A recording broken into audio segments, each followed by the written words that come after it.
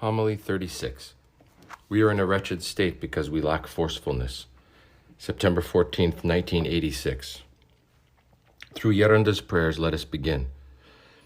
Negligence is the greatest deadly sin because from negligence comes slothfulness, and slothfulness gives birth to forgetfulness and the darkening of the nous. When a person has the grace of God, he does the will of God, and through labor and prayer he flies with new wings and his soul is transformed. Negligence darkens one's nous so much that he no longer knows what he says or how he speaks or what he's doing. The nous remains idle and dead. It cannot comprehend the matter of prayer, and it does not remember God. One does not know how he is living, how he is behaving, and what way of life he is following. All of this is brought on by the darkening of the nous, and thus you see a state of sluggishness prevail. This sluggishness makes a person desire to sleep and lounge and not to be disturbed by anyone. Therefore, forcing oneself is necessary. Force against nature. As soon as we notice this darkness coming on, let us immediately pray. Let us begin saying the Jesus prayer without ceasing, because when one stops saying the prayer even for a moment, then slothfulness and sorrow take hold and one becomes stupefied. A person becomes callous. He lacks the fear of God in his soul. If we do not put into practice what our Geronto or Gerontissa says, and we expel it from our soul, and do not want to hear it or struggle, we will not progress. Afterwards, the evil one has our hands and feet tied, making us his plaything, and he takes away our fear of God. For example, when we take Andidaron, we should receive it with fear of God, with much precision, caution, and great piety. Not even one little crumb should fall. This is why it is written, "Cursed is the man that does the works of the Lord carelessly." Jeremiah 31:10. Negligence, slothfulness, forgetfulness, and insensitivity in our soul bring this irreverence and cause us to disregard these matters. However, attention to these details is essential. Many people who partake of Andidaron are overwhelmed with grace as if they received Holy Communion. The word Andidaron means instead of the gifts. We should receive Andidaron and holy water with great piety. First, we should venerate the icons and then receive Andidaron, not take Andidaron first and then venerate. We will make a bow and venerate the icons whether we are in the church or in the small chapel. We should pay attention when venerating the icons to venerate the feet of Christ and the hands of the Theotokos. It is not permissible to kiss the face of Christ or the Theotokos. Let us be attentive to this. Otherwise, we become bold, which is not proper for a monastic or anyone else. Do not carry on conversations in church. Whether you are at the chanter's stand or you need to ask something, wait until the service is finished unless it is urgent. Once, Gerontissa Theophano's neighbor greeted her during a service, and the priest gave her a penance not to commune for 2 months, even though the other lady was at fault. He did that only so that she would not do it again. We have said that there are more angels in the church than the breaths we take. At that hour, there are holy angels and archangels present, but our eyes, mine first of all, cannot see anything because they are heavy with sleep, blinded by laziness and forgetfulness. However, those who are pious pay attention to the words being said, and their mind is on the prayer. Thus their spirit leaves and is caught up in theoria, and they experience heavenly things. We should not change places while standing in church unless we're sleepy and cannot stay awake. Sometimes a person is battling a thought or not feeling well and unable to stand. If he needs to go and do some prostrations, splash some water on his face, or do some prayer ropes while crossing himself, it is permissible. Otherwise, try not to change your seat in church. When you make an effort to stay in one place and stand still, you will comprehend much more. Abundant grace will overshadow your souls because this is a self-denial and forcing yourself. In that hour, you are striving to do something for God. God wants our undivided attention. He does not want us to go from one place to another, from seat to seat. He does not want us to open the door and go out. Great attention is needed both in church and in our cells. You see that in hospitals, everyone wears quiet shoes so that they do not bother the patients. A patient is very sensitive and is bothered by the noise of doors and high heels tapping on the floor. It is the same way with prayer. It is a delicate matter, like ether. Footnote, a colorless, flammable, volatile liquid. Either is used here to illustrate that prayer is liable to sudden and unpredictable changes. What is ether like? This is exactly how it is with prayer. During prayer, even the rustling of someone's raso can cause the mind to wander. As we said, the mind is a vagabond, and it travels around the whole world. In order to collect our nous, we must make these God-pleasing efforts because otherwise our minds will wander. Strive in prayer to keep your nous on God. At the moment that someone goes out of church or someone else whispers, or our neighbor moves around, or our prayer is disrupted, all of these things greatly hinder the person who is concentrating on prayer. When someone passes by even to light a vigil lamp, how easily our mind slips away. The matter of prayer is so sensitive that it does not tolerate even the slightest movement. When prayer is missing, we lack spiritual theoria. We do not have tears, and we do not concentrate on spiritual things. Then insensitivity, laziness, and negligence enter our souls. Our conversations need to be quieter, with more humility, without raising our voices. Western civilization has surpassed us Orthodox with their good manners. The same goes for lay people who keep the protocol of good manners. They open the door for each other. They sit properly. They chew their food quietly and make little noise with their silverware. Good conduct for us is to sit in trapeza with our feet together and without making noise with our silverware. I don't have a spoon to demonstrate. Hey, bring a spoon. This is how we should eat, without the spoon making noise when we pick it up on our plate. My spiritual father taught me this when I was young, and this is how I want you to eat also, without hitting the spoon against your teeth and distracting your neighbor so that she cannot eat and follow along with what is being read. It is not just me saying this. St. Isaac the Syrian said it. The reason there is reading while we eat is so our souls come to a state of compunction and we pay attention to what is being read rather than to the food. We have mentioned this before, but I will tell you again. During trapeza in earlier years, we felt many spiritual things while listening to the reading because we were not focused on the food, but on what was being read. The saints whose lives we read will intercede for us when we give them our attention. We will be astonished by their lives. We will be moved. We will mourn. We will be filled with devotion. We will honor them and make them our own, and we will say, O Holy Saint of God, intercede for us. When we read the lives of saints, they say to us, if you call on me, you will be freed from your illness, or from hell, or from any other tribulation. The saints intercede for us during the time we are reading their lives. We have to entreat them in order to be given the strength that they received to labor and be martyred for the love of Christ. We say, through the intercessions of the Theotokos and all the saints, O Lord, have mercy on us. If we say this every day, we will have the Theotokos and all the saints as our intercessors in heaven. If here on earth we hire a lawyer or a mediator so that we are not convicted, think how much more we should do to pass the greatest trial, the frightful judgment, in order to gain heaven. Some time ago, we witnessed a great miracle. During trapeza, holy angels were chanting hymns. One sister was caught up in such theoria that she seemed to be eating, but was not taking anything from her plate. Her spoon was moving, but her mouth was empty, and she was not eating anything. Other people have seen the saints appear while they were reading their lives. The time of trapeza is a time of church. You give your attention to the reading and not to the taste of the food. Also, when you are at your diaconima, you should say the Jesus prayer continually so that the grace of God will overshadow you and you can see God. For those sisters who do not have enough time to do their prayer rule because of their daily tasks or because they are ill and suffering, let them watch the clock and say the prayer for an hour or hour and a half so as to make up their rule.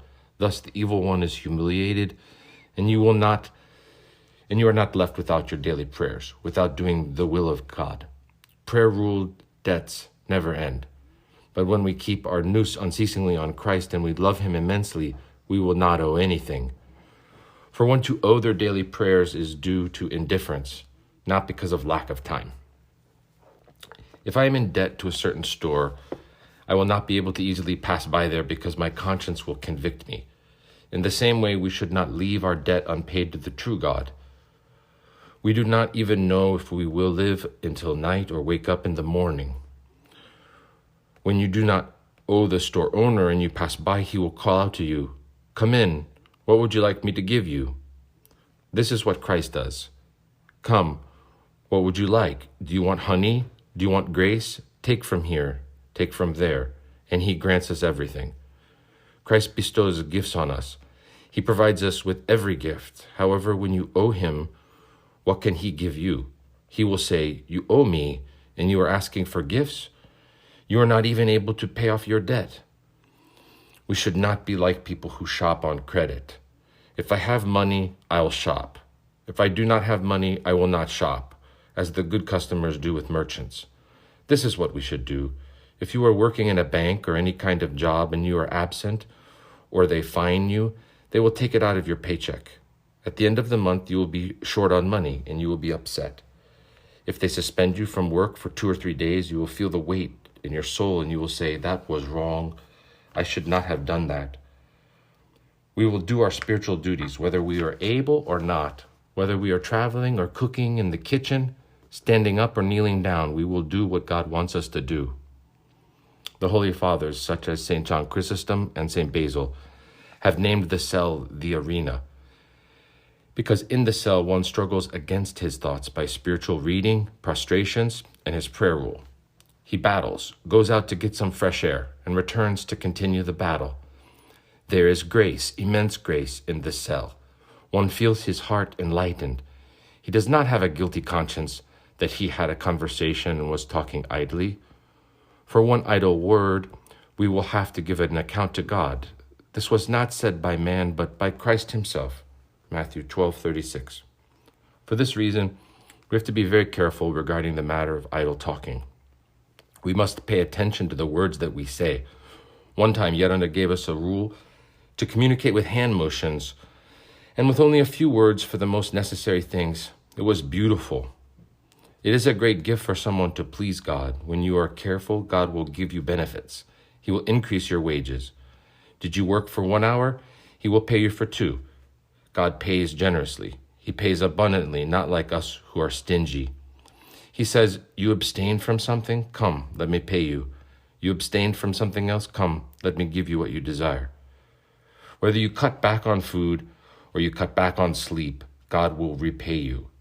Here it is not so necessary to abstain from food, because our food is already moderate, and we should eat it to have strength to serve the house of Christ and the Panagia.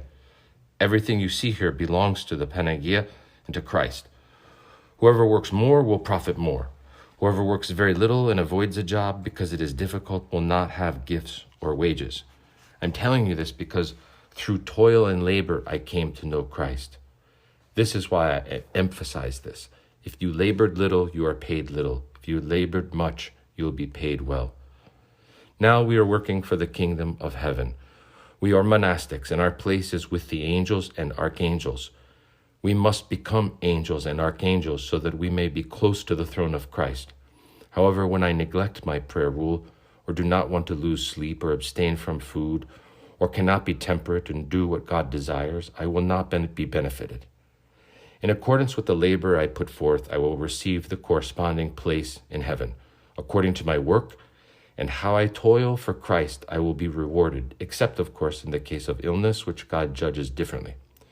If you are negligent, God will not pay you the same as the one who struggles day and night and does not skip even one knot on his prayer rope, so as not to go into debt. He forces himself to do his duties and struggles to do the will of God. It is not that we are unable, but we are unwilling to struggle. We prefer our freedom to do whatever we want, but this is how we stray away from the genuine monastic life. If we converse a little more, tell a joke or two, idle talk, etc., we stray away from the law of God. Christ did not laugh in his earthly life. He only wept because he was thinking about our salvation. He saw that he would carry the cross and suffer an unjust martyrdom.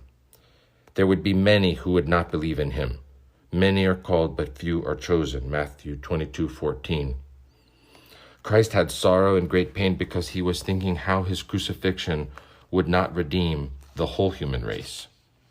Indeed, do we truly believe in Christ? Do we truly love Christ?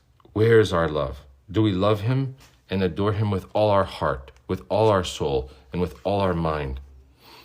See Matthew 22:37 and Mark 12, verse 30, and Luke 10:27. To continue. We do not love Christ. We do not do anything. We are liars. We do whatever our thoughts tell us. We are like flies who go to the fly strip and get stuck, one after the other. Since someone else did it, I'm going to do it too. We do not pay attention to the law of God and how we should act, but to what others tell us and we do whatever they do. They might lose their souls. Should I lose mine too? Instead, I am going to focus on what the gospel of Christ says so I can make progress. As we said, many are called, few are chosen. The church fills up with people, but how many truly worship Christ? How many pray? How many of them are chosen ones? Just as we think about food and say, I'm hungry, I can't endure any longer, we should speak likewise about the love of God. Where is the love of Christ? I hunger and thirst for the love of God. Where can I find it? What can I do? How can I delight in it? We must compel ourselves. Let us sing a paraklesis to the Panagia. Let us say, Most Holy Theotokos, save us. Let us do all that is holy. This is how we can have the first place in heaven like the angels and archangels who surround the throne of God. One time, I saw Sister Theodora in my sleep, and she told me, Since you are not at my tonsuring, come and see where I am now in this brilliance. She opened her raso and showed me her great schema. As if she were flying, she circled around 3 times in the air. She said, Look how wonderful it is here. It is indescribable. Just imagine what it is like. Let us not lose time. Our days and years are passing by, so we should not let the devil steal away our time. Has a day passed? It is gone. It is wrapped up, and the angel does and deposits our good works, while the demons collect our bad works. We are in a wretched state. We are neither living the cenobitic life, nor are we living according to the will of God. We say our prayers according to the church typicon, but even then we do not shed a tear. We should weep in prayer. We should shed tears so that we may delight in prayer, feeling Christ close to us and speaking with him. Put down the prayer rope, say a few words to our Panagia and to our Christ. Communicate with him so he will come into your heart. This is what God wants from us. If we do this, we will experience so much grace in our souls that nothing else will matter to us. Our nous will be captivated by the love of God and the eros of Christ, and we will not be concerned about anything else, even if someone frowned at us or transgressed us in any way. We see how much an engaged couple adore one another and how they reminisce about where they have gone, how they have spent their time together, and their lives pass happily. Where won't our bridegroom take us?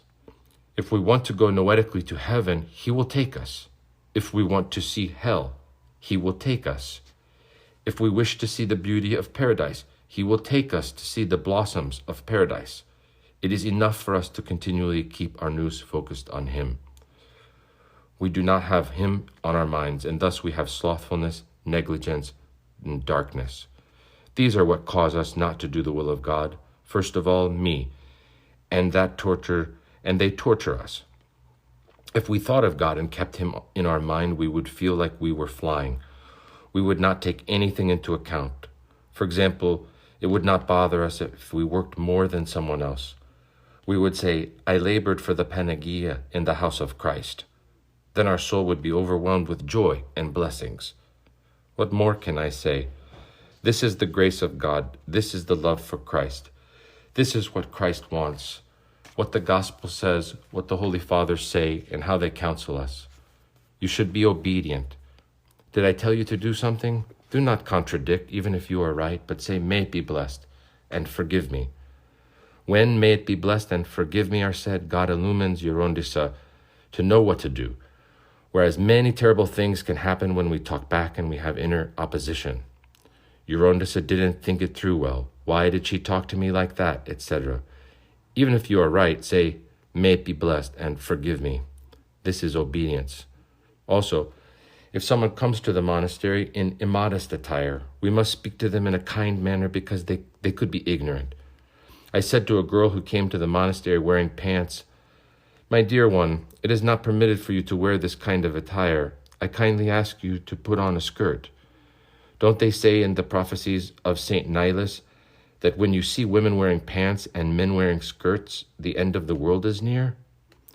"Oh, really? I didn't know that," the girl said. And I continued, "When you go to the monastery, wear a skirt." She answered, "Thank you for telling me." The girl understood, and she left happily. This is how we should speak to people. We should not scold them, because often they are just ignorant. Like the lay woman, Mrs. L., who thought it was more pious to wear pants so her legs would not show. She said to me, "I'm so thankful to the person who told me not to wear pants, because it was detrimental to my soul and I didn't know it." I don't blame the poor thing. She never found someone to enlighten her, to inform her of what is right. She was ignorant. So if there is something we want to correct, we should correct it with love and sympathy in a kind manner. St. Nectario says, "A spoken word should be as sweet as honey, and a sister's touch should be as soft as cotton. Do not speak harshly, because harshness hinders the grace of God." Then we will be like the nuns of old, like the eldresses. What wonderful thing we read in the lives of St. Melania, St. Makrina, St. Irene Christi Velandu. Even then they fought temptations, and there was discord. There is one devil, the same then as now, who fights against the monastics. However, back then people had forcefulness, force against human nature, spiritual forcefulness that enabled them to do the will of God. We are in a wretched state now because we lack this forcefulness.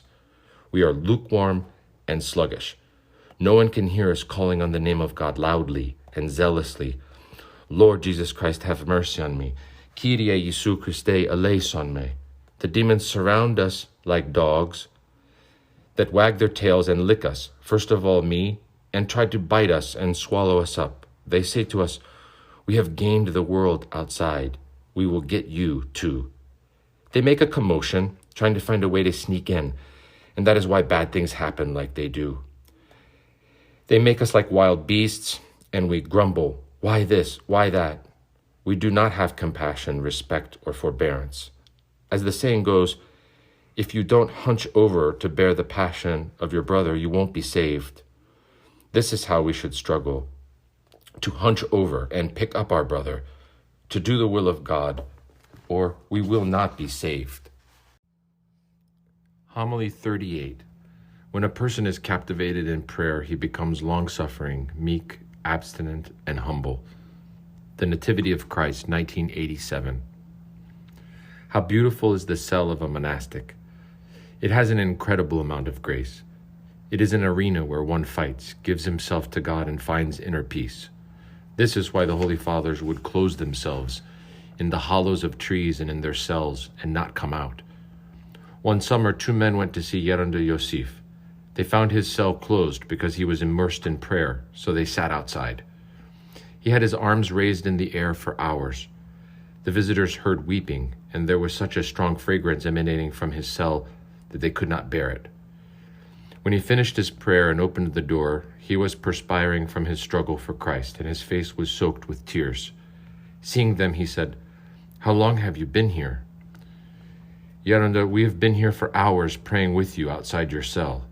What fragrance, what heavenly majesty."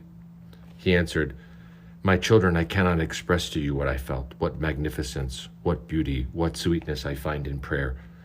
When a person is captivated in prayer, he becomes long-suffering, meek, abstinent, and humble. Extreme humility overshadows him. And you hear him saying, 'May it be blessed,' and 'forgive me,' and nothing else.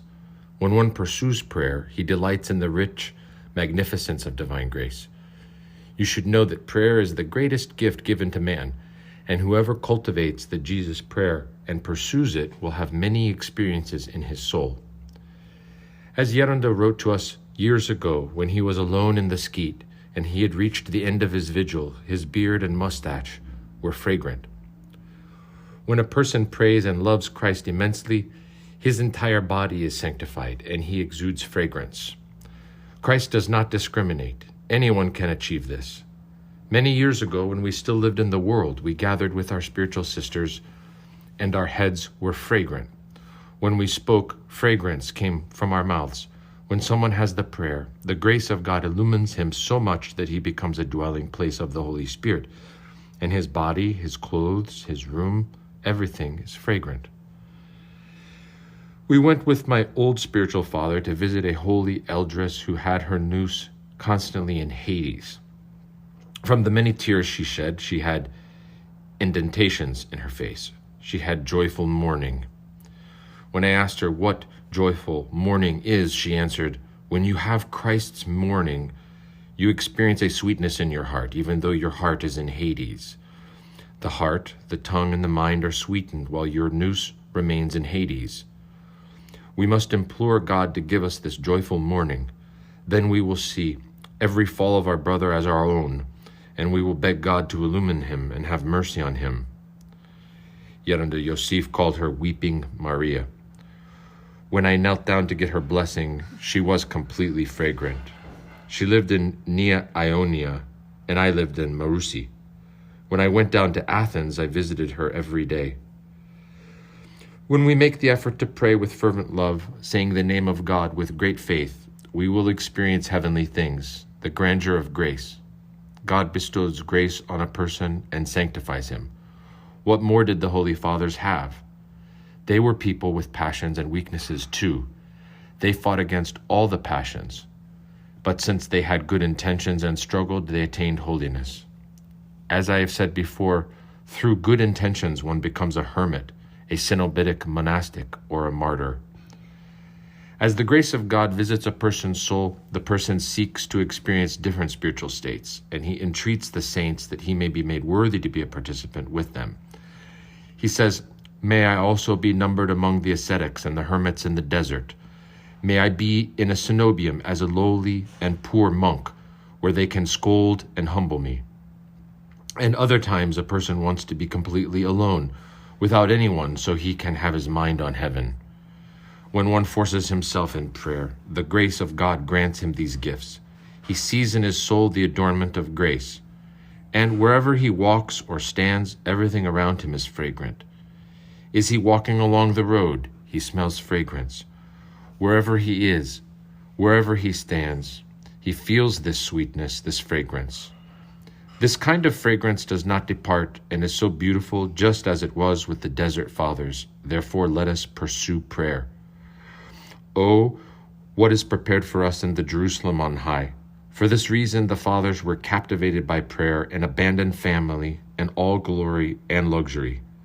They put on poor shepherd's clothing and went to the monastery, pretending to be assigned the lowliest possible tasks.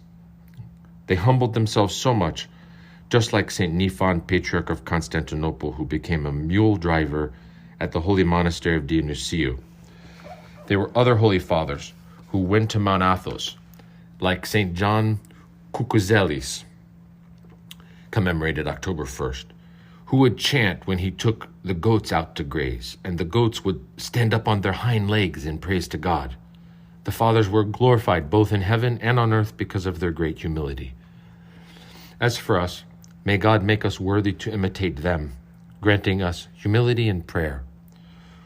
Man works miracles through prayer, not that he is a saint and works miracles, but the grace that overshadows him at that moment sanctifies and perfects him. This is why we have to struggle with our whole being for the love of God, and we will see many, many magnificent things through his grace. The soul will hear angelic voices and will perceive the things of God, his glory and majesty. Earthly things cannot be compared with these heavenly things. These experiences are from noetic and unceasing prayer. Therefore, let us compel ourselves in the Jesus prayer. All day long, let us say, Lord Jesus Christ, have mercy on me.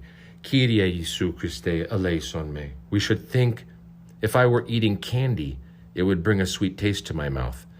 And if I have the name of God in my mouth continually, God will sweeten me in his great love, compassion, and blessedness. Therefore, we need to struggle as much as we are able. May God make us all worthy to be together, hand in hand, to participate and delight in the heavenly beauty of paradise.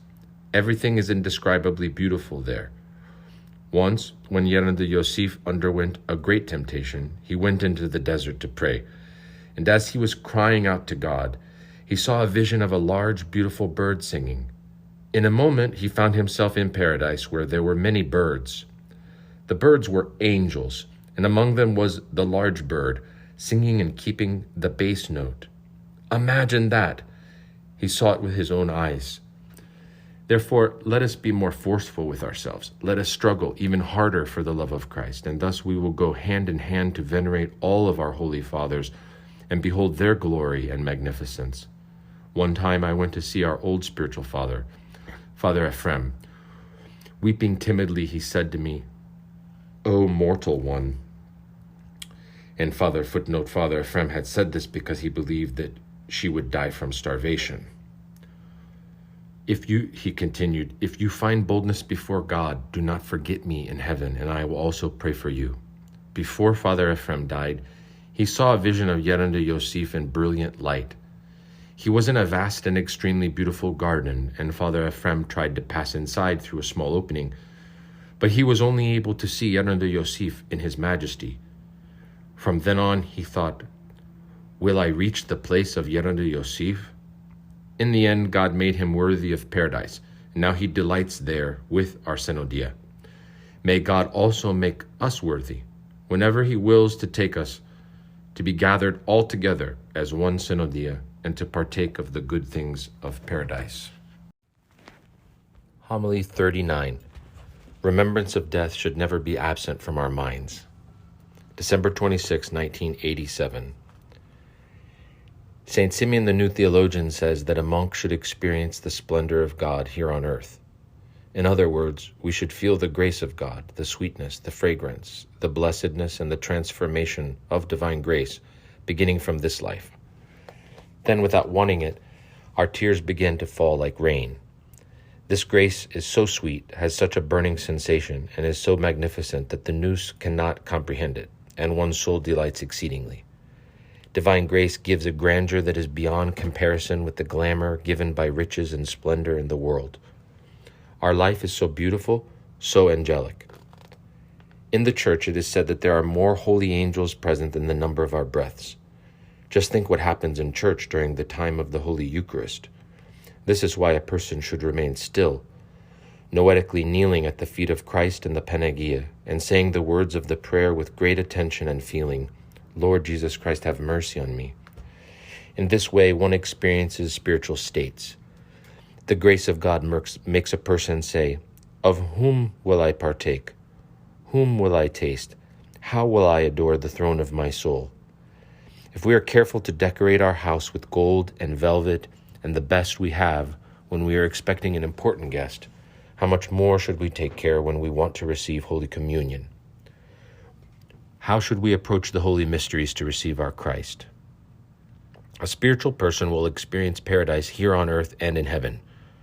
For example, when we have our nous constantly raised to God, we see the leaves of the trees and the flowers as if they were golden.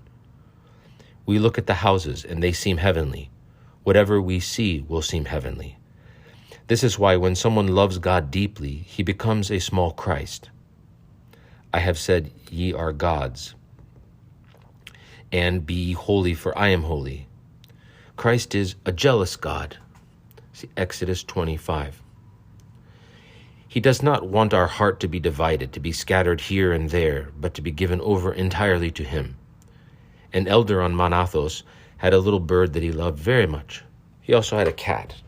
One day he wanted to go away for a while to pray, and he said to the cat, listen, now while I am gone, don't eat the bird. If you do, you will be punished. When he returned from his prayer, he heard the cat meowing. He said, I am sure he is up to something. Going inside, he looked around. The bird was gone, and he heard a strange voice in his mind, saying, I allowed the cat to eat the bird because your love was divided. I want your love exclusively for me. This is an example of why we say that Christ is a jealous God. When you love Christ abundantly, you will see how he will adorn you. You will reach Theoria, and your soul will noetically see an angel holding monastic garments, while Christ himself clothes your soul with the sandals, the belt, and a crown. Christ seeks to find the most beautiful things to clothe and adorn the soul. Think about what an earthly bridegroom gives to his bride: rings, jewels, and other such things. So just imagine what the heavenly bridegroom could give to his bride. Just think what a joyful festival occurs in heaven and how much the bridegroom rejoices over his bride. However, these matters require concentration because our minds are scattered among worldly things. The more often we can gather our mind on the magnificence of God, the more our soul will begin to perceive it little by little. When we feel Christ in our heart, we will no longer desire this earthly life. We will seek a secluded place to withdraw and weep from joy. Christ gives such heavenly gifts, such beauty, such joy, that at times you will say, "Oh, that I had wings as a dove, then would I fly away and be at rest." Psalms 54:7. While other times, from the divine grace, you feel you will want to live for many more years in order to labor for God as much as possible. We wear these black garments so that we may reflect on our burial. Footnote: instead of being buried in a coffin, the bodies of monastics are wrapped and sewn up in their raso, although these were also our tonsure. We do not wear other clothing so that we may have humility in our hearts and concentrate only on ourselves and our thoughts. We have said that there are three things we need to have our nous heaven, our heart a throne of God, and our mouth a church. In order for this heavenly majesty to come, one must have great self-denial and sincere love, not false love, because God will reject false love. Your cell will be your arena. Take advantage of every minute of your life with more prostrations, more prayer ropes, and more spiritual reading. Avoid idle talk, because with idle talk a person becomes spiritually empty and the grandeur is erased from his soul. If we do even one extra knot on our prayer rope, our guardian angel will record it. A few prayers or good thoughts will be stored up for later. Christ saves up all these things, and when the time comes for us to depart for the next life, we will take them and go to Christ. This is how you should prepare your luggage.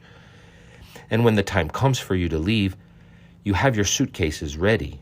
You load them up without pain and labor, and you pass through the toll houses unhindered. Let us not allow our minds to wander away from God, not even for a second. The hour of death is very difficult.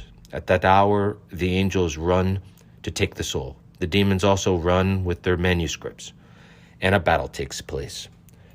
Our guardian angel appears with his manuscript, saying, "This soul has confessed, it has these virtues, it has this, it has that."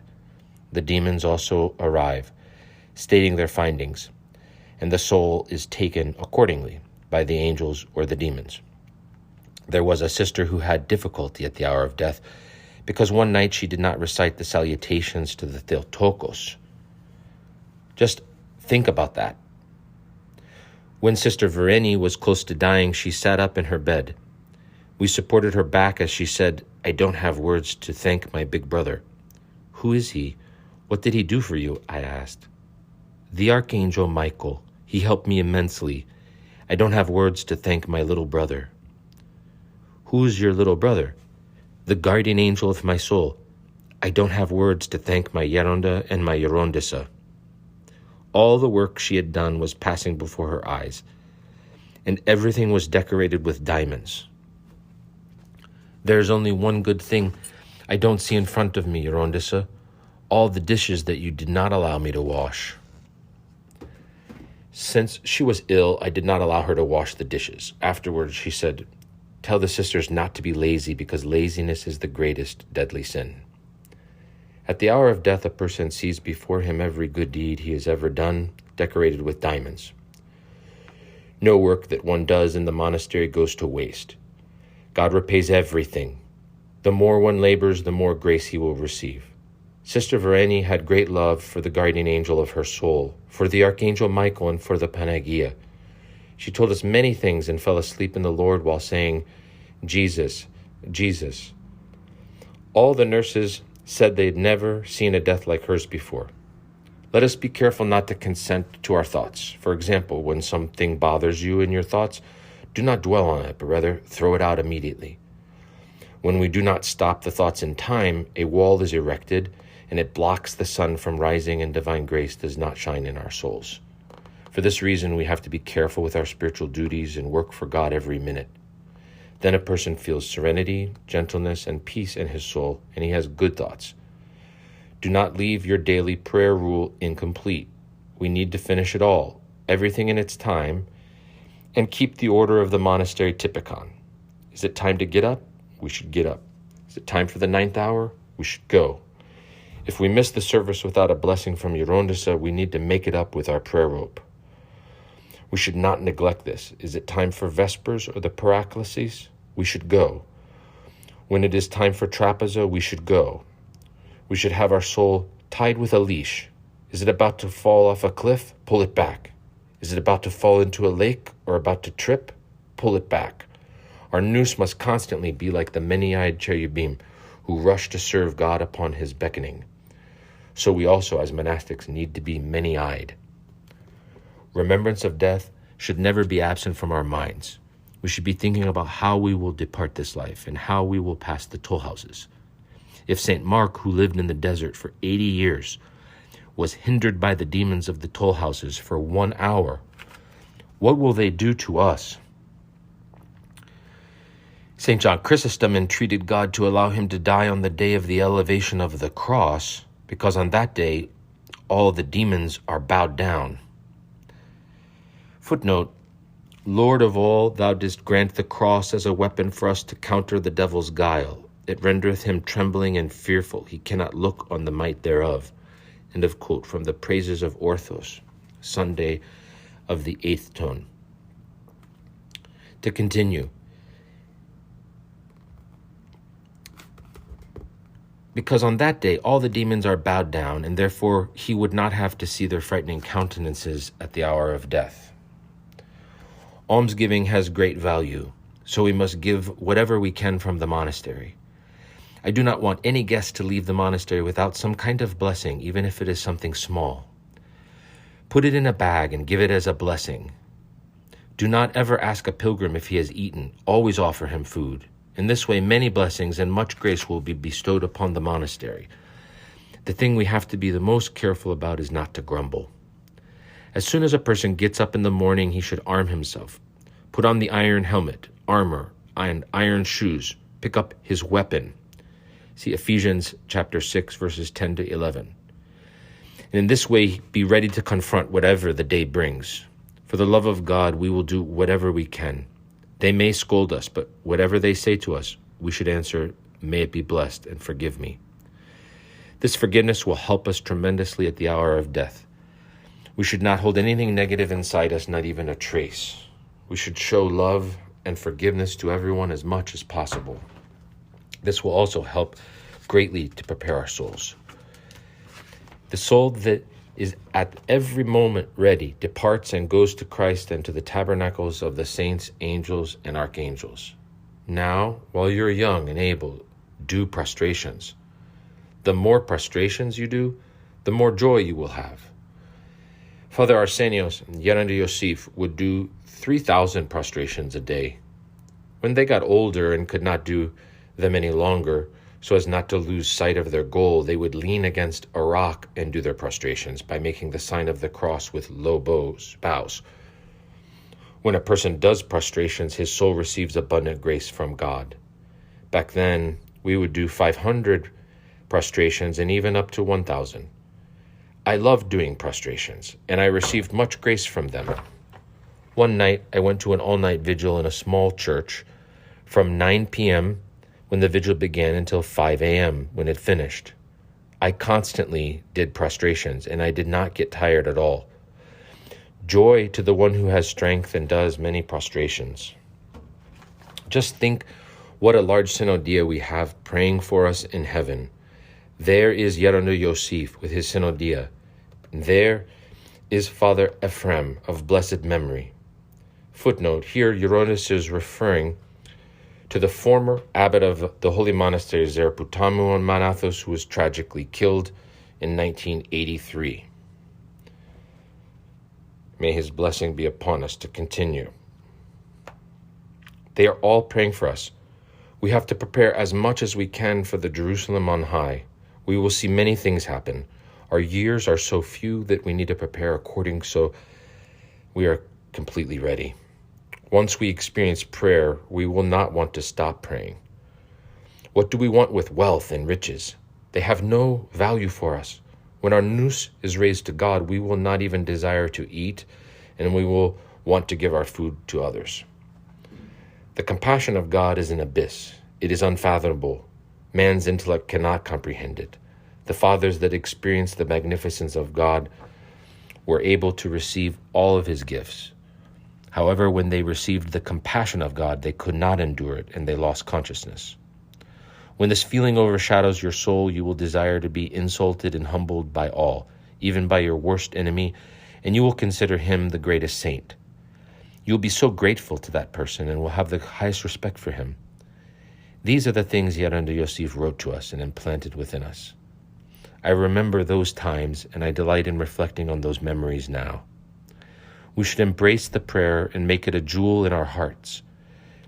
Then we will see how the devil fights against us and how much Christ helps us. Be very careful of idle talk because it makes our soul like an uncultivated vineyard. Even 2 words that come out of our mouth should be well thought out. Wherever a person of prayer walks or stands, he feels sweetness and fragrance. A person can work miracles through prayer, in other words, by the divine grace that overshadows him. Within prayer, the soul hears angelic voices and sees the glory and majesty of God. If we have the name of Christ constantly on our lips, won't he sweeten us with his abundant love?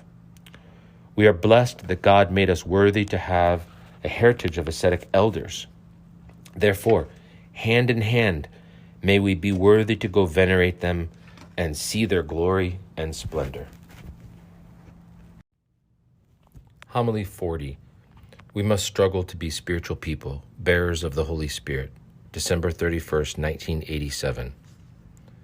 Yet another year has passed. Blessed is the one who made a good beginning and struggled, who stored up spiritual provisions, did the will of God, and walked well-pleasing to God. The days and years roll by. Everything passes by, and what is left to man is his obedience to the will of God.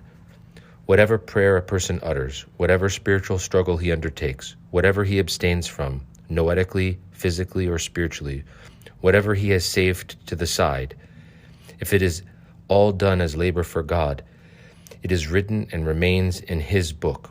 God sees our every struggle, and the guardian angel of our soul records them all, while the devil takes his own notes. As humans, we change easily. We say to ourselves, now I am going to make a new beginning. And this footnote is a common saying in the monastic life, referring to the zealous beginning of the spiritual life that should be continually renewed. To continue. Now I am going to make a new beginning. I am going to repent. I am going to do this and correct that. I am not going to make that mistake again tomorrow. I am not going to say that again. I will do whatever I can for the love of Christ. But our human nature defeats us and we fall.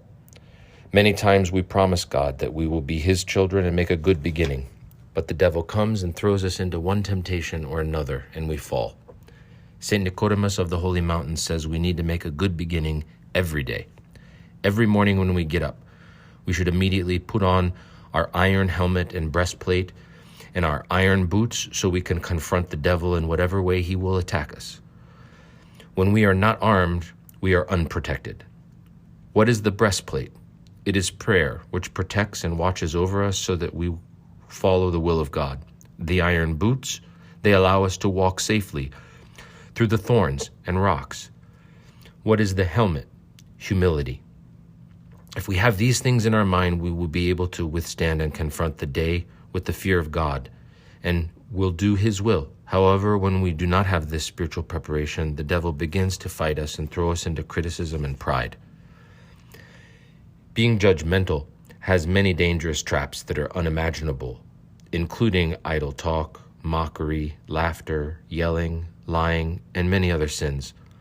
All the great and deadly sins begin from judging. The most difficult toll house we will pass through is the demon of judging. who trips us up and throws us into oblivion. Surely we are not perfect. We are human beings. A judgmental thought will pass through your mind, but do not allow it to remain and take root until it becomes almost impossible to remove. This is why it is written, pray without ceasing, 1 Thessalonians 5:17, so that we continue to pray and have our nous constantly on Christ and the majesty of God. This is how we will be able to defeat the devil, who is a wild beast looking to see how he can devour us and throw us down. We have to be armed. When the alarm clock rings, it should remind us of the judgment of God, the trumpet that will sound, and that will bring to our minds the remembrance of death. We must struggle to be spiritual people, bearers of the Holy Spirit. Prayer reaches the Holy Trinity. This is why people ask for things in prayer. This is why miracles happen. The sick are made well, sinners repent, and those led astray are illumined and return to the right path. A sick person in the hospital is healed, and we wonder how they were made well. They were healed from the prayers of the monastics and faithful. In our prayers, we should entreat God, saying, Lord Jesus Christ, heal your servants who are in the hospitals. Help your servants who are imprisoned. Enlighten the sinners. Thus a prisoner will be illumined. A sinner will be saved. You ask, how did that person come to repentance? How did that happen? It is from the prayers of the faithful. We have to keep our nous attentive and constantly in prayer. Be attentive to yourselves as much as possible. Every night we should take account of our sins. We should say, whom did I sadden? Whom did I speak badly about? What did I disregard? We do not want to have a guilty conscience. We should have love. Thou shalt love the Lord thy God with all thy heart, and with all thy soul, and with all thy mind, and thy neighbor as thyself. Matthew 22:37. These are the words of Christ. How beautiful. We should love God above all and our neighbor as ourselves. The grace of God will strengthen us when we have this great love. Let us make a good beginning so that God may grant us repentance, because the person who has repentance does not have pride or egotism. May God grant us awareness of ourselves so that we may have humility. When we humble ourselves, saying, forgive me, and may it be blessed. Eυλόγησον, να είναι ευλογημένο. The will of God will be done. The last shall be first, and the first shall be last. Whoever goes to the back, God will bring to the front. Therefore, we should love God abundantly because we all depend on Him, and through the prayers of our Holy Fathers and our Geronda, may God make us worthy to have a good end. Those of you who have been made worthy to receive the great and angelic schema, but also those who have not, may God make you worthy to receive it. Know its great beauty, glory, and grandeur. The mind of man cannot fathom it. At the moment of his tonsure, the monastic is able to understand the depth of the great and angelic schema.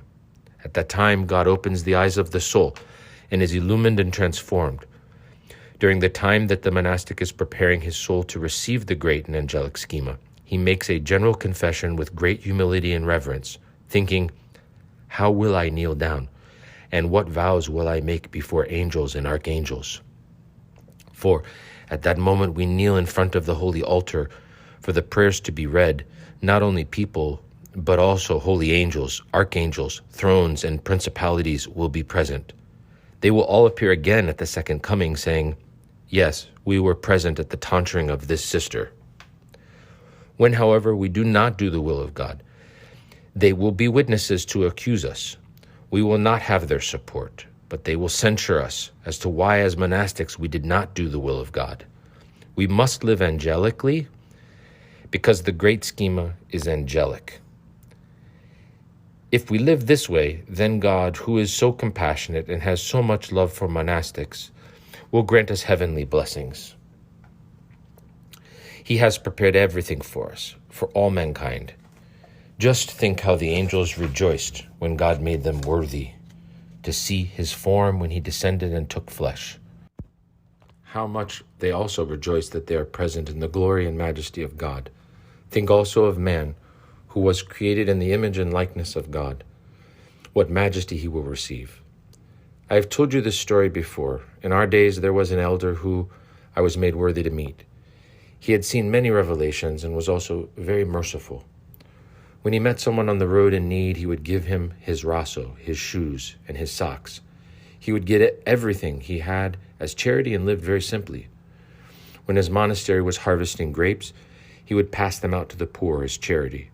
One day an old man came and asked for bread. A sister went to the elder. They did not do anything without asking the elder's blessing and said, "Geronda, a little old man came and he is asking for bread. What should I do? We don't have any. We only have a little bread for tomorrow that we will take with us to the vineyard." "Give him that," responded the elder. "What are we going to eat tomorrow, Geronda? Just plain grapes?" "Yes, just plain grapes. Why not?" The sister left, and she said to herself, "I'm not going to obey. I'm not going to give it to him. What are we going to eat?" However, as she was walking in the yard, she began to think, "Since Geronda wants to give away the bread, I'll give it away. I'll go and make some starter to make more bread." She went to the bakery, and what did she see? On the counter were loaves of steaming golden brown bread. She began to shout and ran to the elder, exclaiming, "Geronda, come quick, the counter is full of fresh bread." There was another priest with the elder, and they took their epitrakilion and went to see what happened. They began reading exorcism prayers, making the sign of the cross over the bread, but the bread remained there on the counter. Footnote: the two priests read exorcism prayers over the bread to discern whether it was from God or from the devil. If it had been from the devil, it would have disappeared with the prayers and the sign of the cross. To continue. Then the sister said to the elder, "Forgive me, Geronda, I became indignant and had disobedient thoughts." God allowed this to happen to reveal the power of Geronda's blessing and to show how important it is to be obedient to him. They cut the loaves and made dry rusks out of them. They gave many away as blessings, and the rest provided them with food for a long time.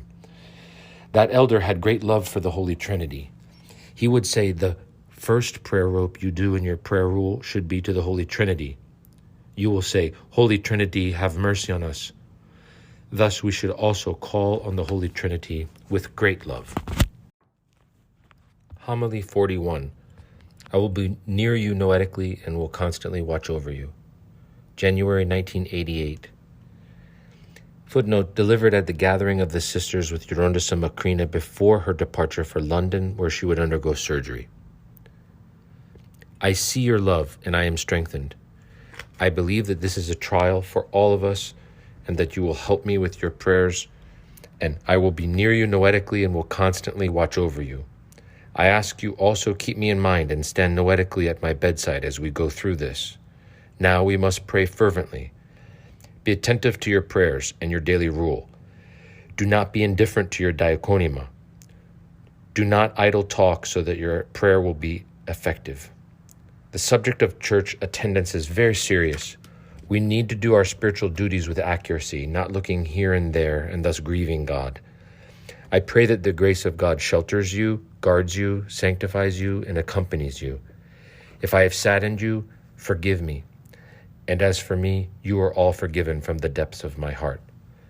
I pray that all together we may reach the Jerusalem on high and rejoice there, where there is beauty, love, delight, the majesty of God, and the fragrant flowers of paradise, which are all equal in height, so beautiful and delightful that it is indescribable. There we will see the uncreated light, the light of Christ, and may be made worthy to be near the throne of the Panagia. There we will rejoice in the majesty of divine grace, along with the ranks of angels, archangels, and monastic saints.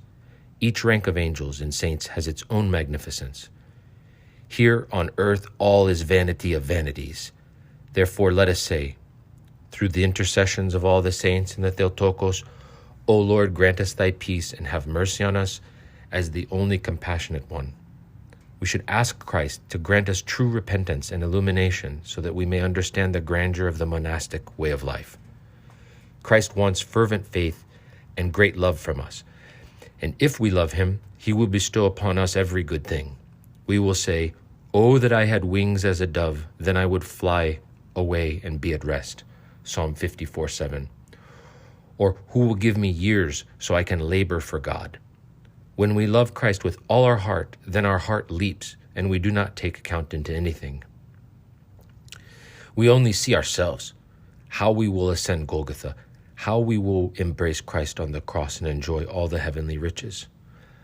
Our life is so beautiful that one desires to climb to the top of a mountain and proclaim it to all the world. Bitterness is from the devil, and the cross that God gives us to bear is lifted by his grace. We must immerse our nous in the Holy Spirit, in the nous of God. Then we will see his majesty. Whatever we eat should be eaten with a blessing, because then it is also blessed by God. A nun who ate a piece of lettuce without a blessing became demon-possessed because the demon was sitting on the lettuce. When we are going through a trial, we should abstain even from water so that we will have more help from God.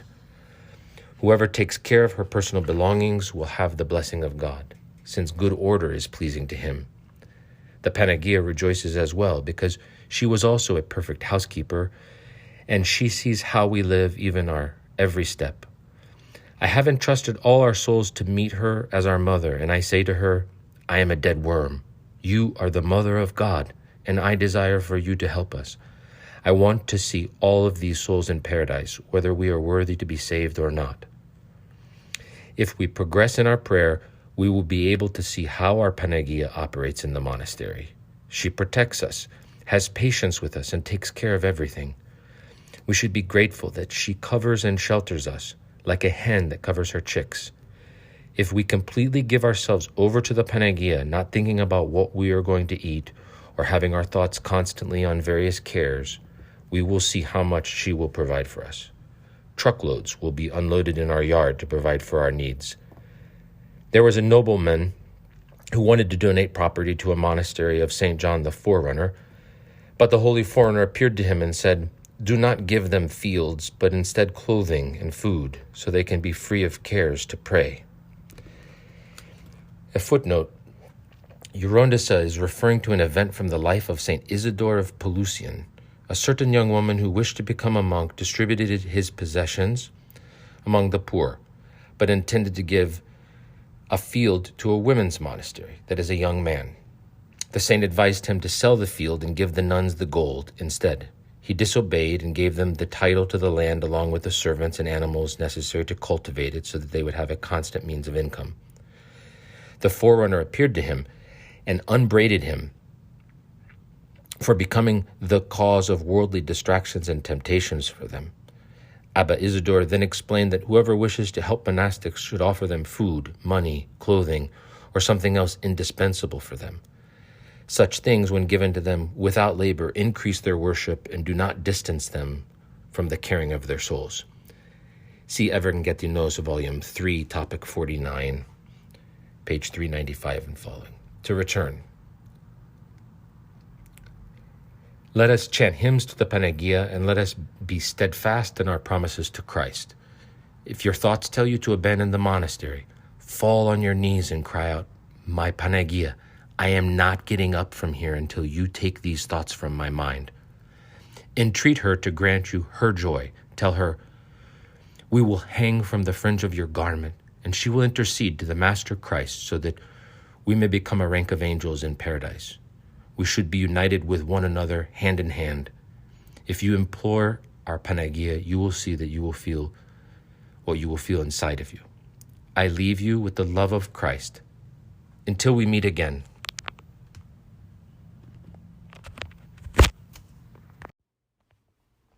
Homily 42, a short speech given to Gerontissa upon her return from London in March 1988. Footnote, this was written by a sister of the monastery on behalf of the sisterhood. Most highly respected and beloved Mother, we are experiencing profound moments, most sacred and emotional. Along with our Holy Father, St. John Chrysostom, we exclaim, Glory to God for all things. Once again, we enjoy a mother delighting in her children, and the children delighting in their mother.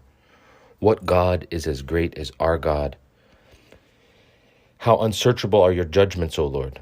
All of our hearts, which earlier were full of sorrow, are now filled with joy and delight, sending up an abundance of gratitude to the Almighty Heavenly Father and the all-hymned Mother of God, to whose holy protection you entrusted us, your children, especially during your absence. Being conquered by such feelings, we welcome your return with great love. Most sweet Mother, and we pray that from now on the Lord grant you health unfailing and continuous grace and blessings. Your absence was deeply felt. Therefore, your return to the harbor of the sisterhood became the cause of serenity which drove far away the waves of sorrow. We owe no small gratitude to our spiritual father, Footnote Geronda Frem of Arizona, who was then the abbot of Philotheu Monastery in Manathos. We owe no small gratitude to our spiritual father, who, like an angel of consolation, stood by your side in the difficult moments of your illness, full of love and affection. At this hour, he is noetically with us, giving us an exceptional radiance and filling all of our hearts with even more joy.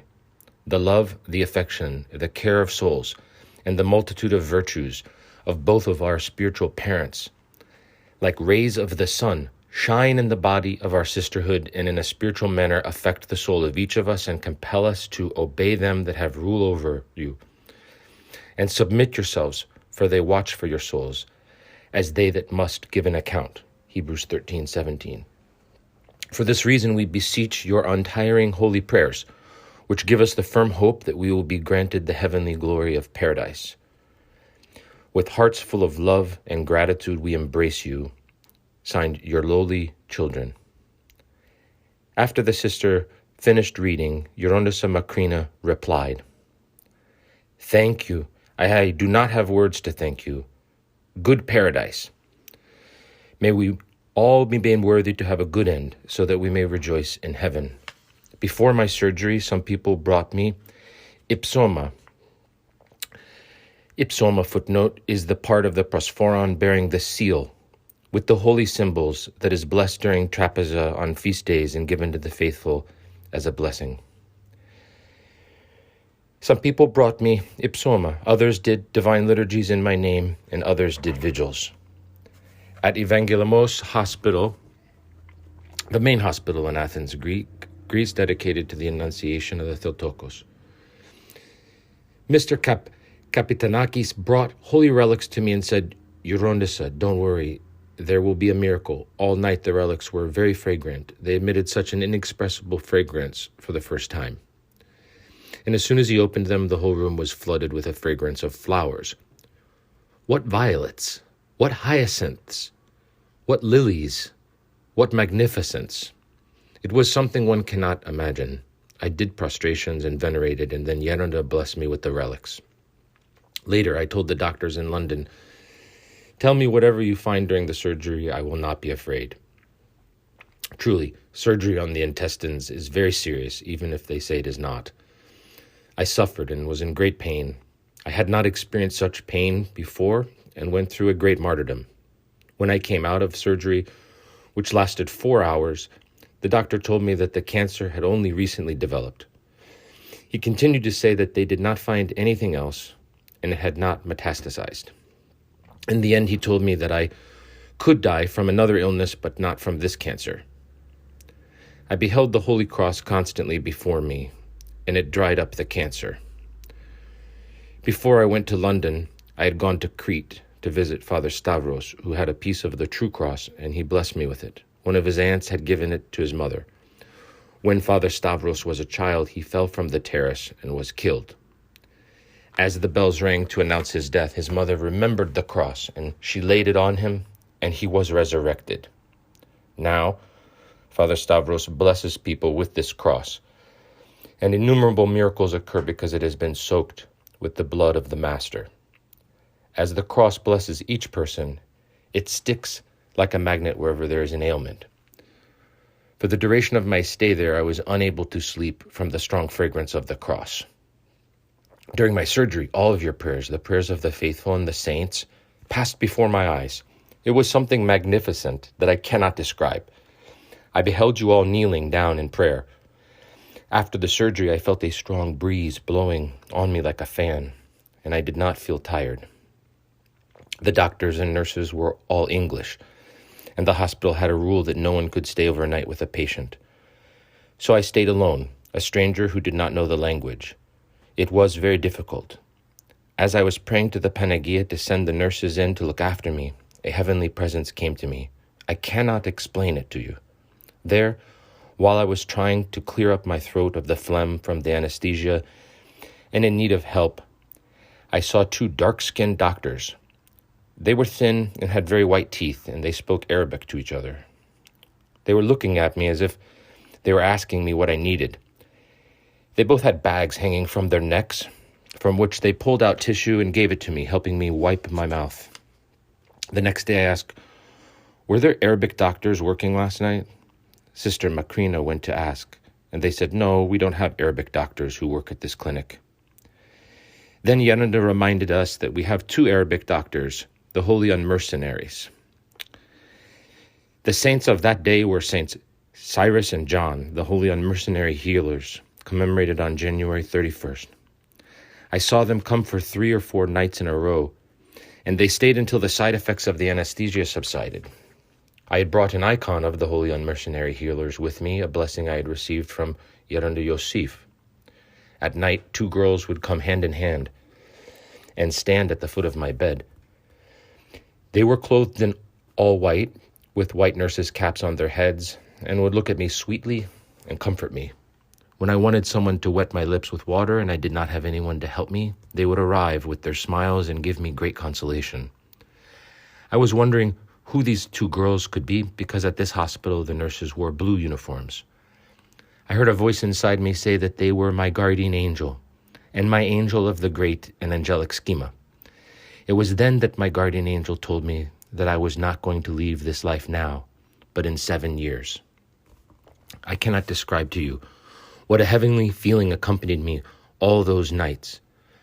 I told Geronda how I felt, the compassion of God inside me, and how majestic the love of God is.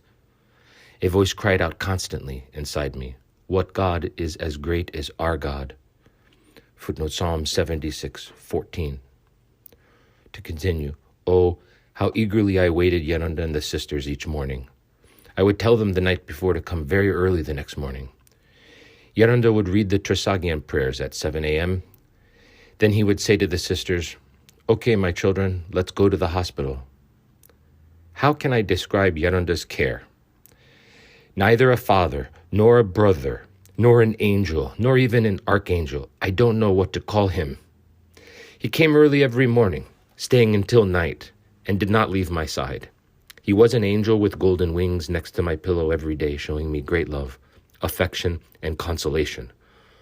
When I was in pain and my eyes began to tear, he would wipe them. He showed me so much attention and gave me so much life, I cannot describe it. Geronda is a jewel. We must have great reverence for him. He prayed fervently and benefited many people. As soon as I closed my eyes, I saw him together with the angels, wearing his epitrachelion. All those who prayed for me passed before me each night like a battalion. I saw monastics and lay people pass before me. You did not leave me alone for a single second.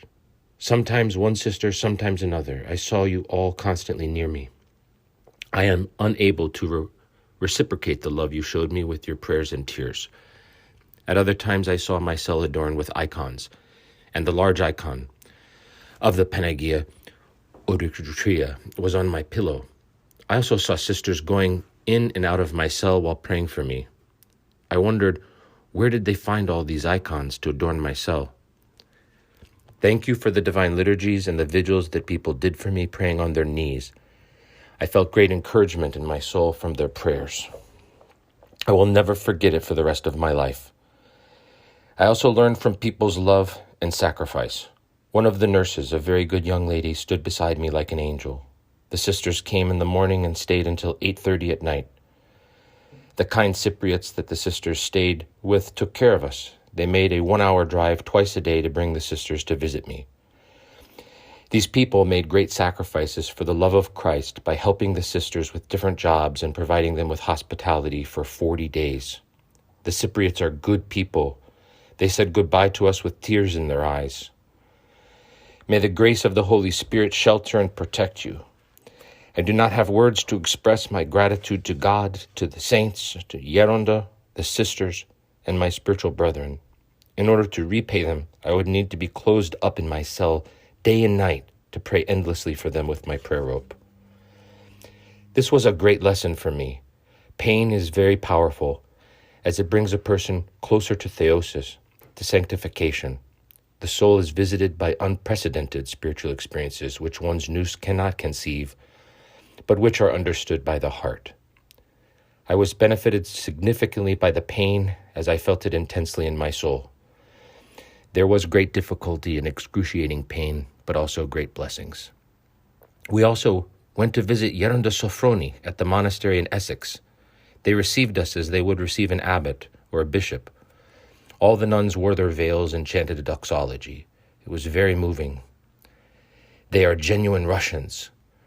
Gerontissa, who usually does not come out, appeared and greeted us with great love. He put Geronda on his one side and took me on his other side. It will all remain unforgettable. Homily 43. The devil occupies us with earthly things and deprives us of heavenly splendor. April 1988. What strength prayer has, and what miracles it can perform. How a spiritual child can unite with his spiritual elders. A little while ago, an elderly man came to talk to me, and he began the conversation saying, "There is nothing, Gerontissa, nothing worthwhile. I have been everywhere, and I haven't tasted anything better than prayer and the Holy Chalice. There is no higher state than to have extreme love for God and be united with Him. I will tell you something that God showed me. A while back, I was wondering how prayer can have so much strength and how it can transform a person so that he sees everything as golden. Everything seems as if it were made of diamonds, even the foliage and the houses, both the earthly things and the heavenly things. A person walks and he perceives the heavens open. He sees everything as being so lovely, so beautiful. For this reason, when someone has the unceasing prayer, "Lord Jesus Christ, have mercy on me," within him a fire comes into his soul, and he cannot bear it. Everything is on fire, and everything is fragrant. However I try to explain it, or however I say it, our minds are not able to grasp it.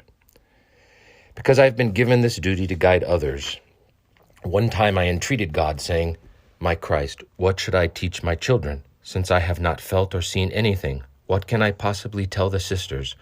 How should we pray? How does one unite with God? I beseech you to show me how to pray so that I can teach the sisters." One night as I lay down to sleep after praying, I saw an angel clothed all in white approach me and say, "Do you want me to teach you how to pray?" "Yes, I desire very much to learn how to pray," I answered. "I want what I teach the sisters to be from my own experience and not from something I've read." The angel replied, "You will have your hands crossed and your feet together. Otherwise, the evil one breaks his way in." I noticed that he had his feet together, not even a millimeter apart, standing with a beautiful poise and without moving at all. Then I saw the angel put his hands behind his back, and I asked, "Why do you have your hands behind you?" The angel replied, "This is how we should pray as one convicted. When the soul reaches spiritual heights, a person humbles himself, deplores himself, crushes himself, and so holds his hands behind his back as one convicted." Then the angel changed his stance and crossed his arms over his chest, saying, "This is extreme humility. When someone humbles himself, having in mind the passion of Christ, he will feel extreme humility." I watched the angel then raise his hands high, saying, "I do this when I am not afraid of God any longer, but I love Him." When people have great and powerful love for God, they raise their hands to heaven. They do not fear God anymore because they love Him. Then I saw an enormous ladder suspended in air. And the angel said to me, "Now we are going to ascend this ladder." "Oh," I said, "how are we going to ascend? How will I manage? I cannot climb it." "Come, I will go first and you will follow." There were large, high steps, and the angel leapt and climbed quietly without any labor or difficulty. He held me by the hand, and we went up and up and up that terrifying ladder. At one point I began to sense a black darkness around me, as black as tar, and the air smelled like sulfur.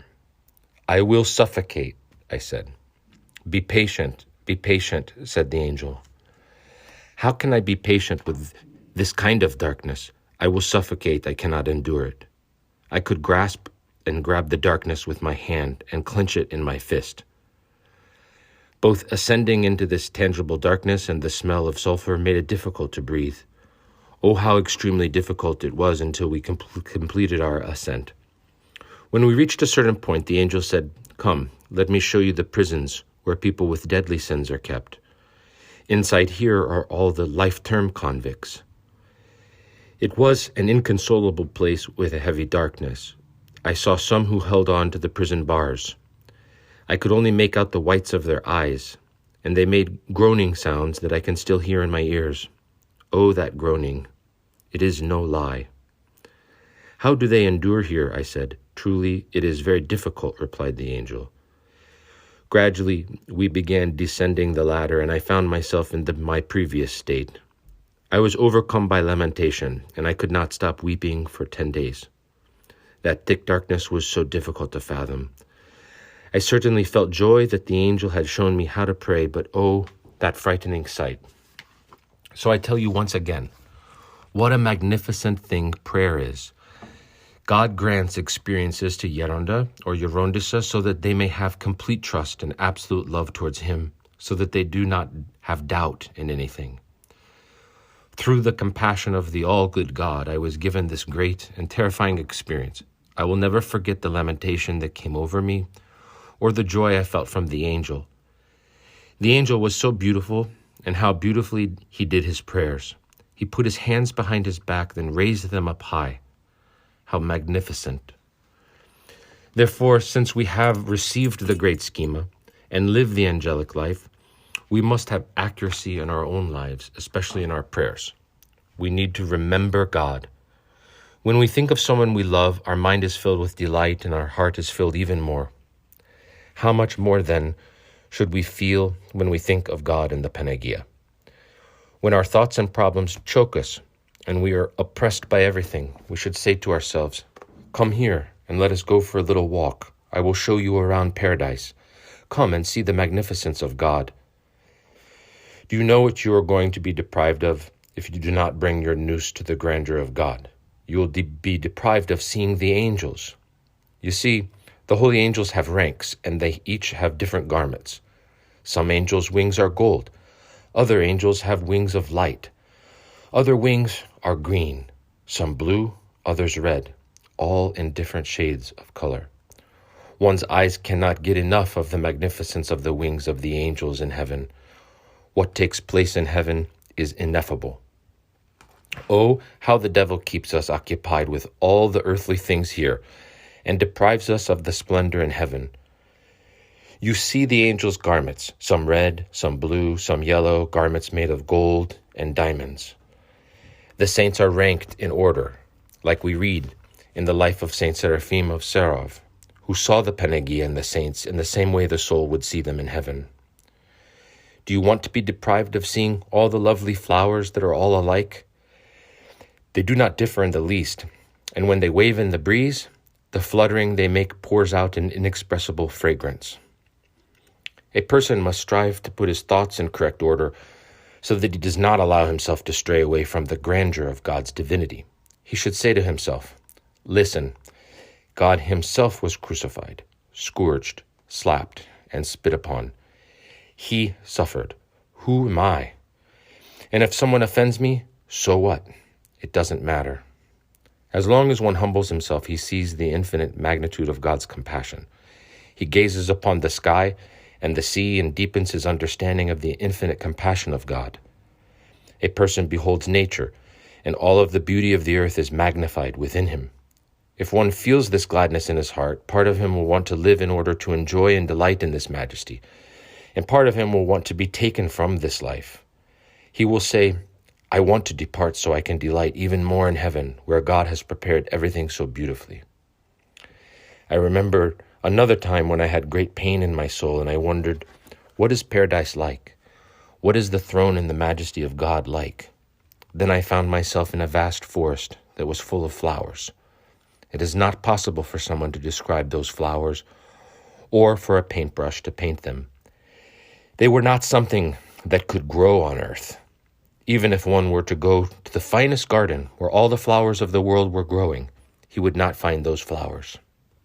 Then I heard a voice that said, "Here is the new Jerusalem." Was it a saint? Was it an angel? God knows. "What a beautiful place New Jerusalem is," I said. Farther away, the throne of God and the saints and the angels could be seen. Then there was an enormous river before me, and I thought, how am I going to cross this river?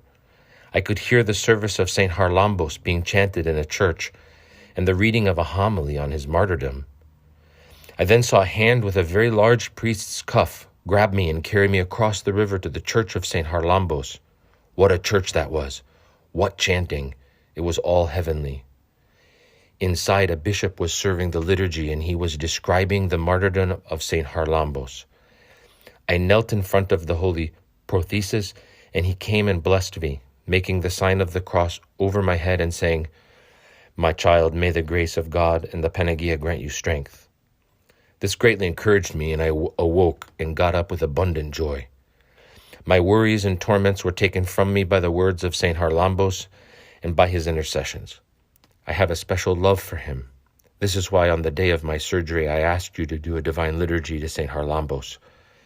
God grants us these consolations in our pain, bitterness, and afflictions. The monastic life is a cross that one bears, and it includes pain, labor, and spiritual struggle. We are not going to enter paradise by chance. It requires struggle, hardships, and enduring mockery, insults, and slaps. It takes everything. We should never ask, why? We should say, this is what God allowed. Not one hair of my head falls without the will of God. See Matthew 10:29-30. It is very important that we keep this in mind. It is something heavenly. Let us not leave ourselves unprotected. Do not allow an evil thought to take root, nor even a spot to remain in our nous, so that we can be pure, especially from criticism. Be very careful when someone approaches you to tell you something about someone else. You should say, "Please, I don't want you to tell me about someone else. Do me this favor." One can say whatever he feels to Geronda or Gerontissa. However, among yourselves, be very careful about judging others. If we are careful about not judging others, we will experience wonderful things. Homily 44. God's magnificence in heaven is indescribable. Pascha, 1988. One cannot get enough of the words from the services of Holy Week. Even God's suffering did not smooth out the coarse passions from man's heart. They insulted him and blasphemed him. Did you hear what he said? "I thirst," John 19:28. And my God, why hast thou forsaken me?"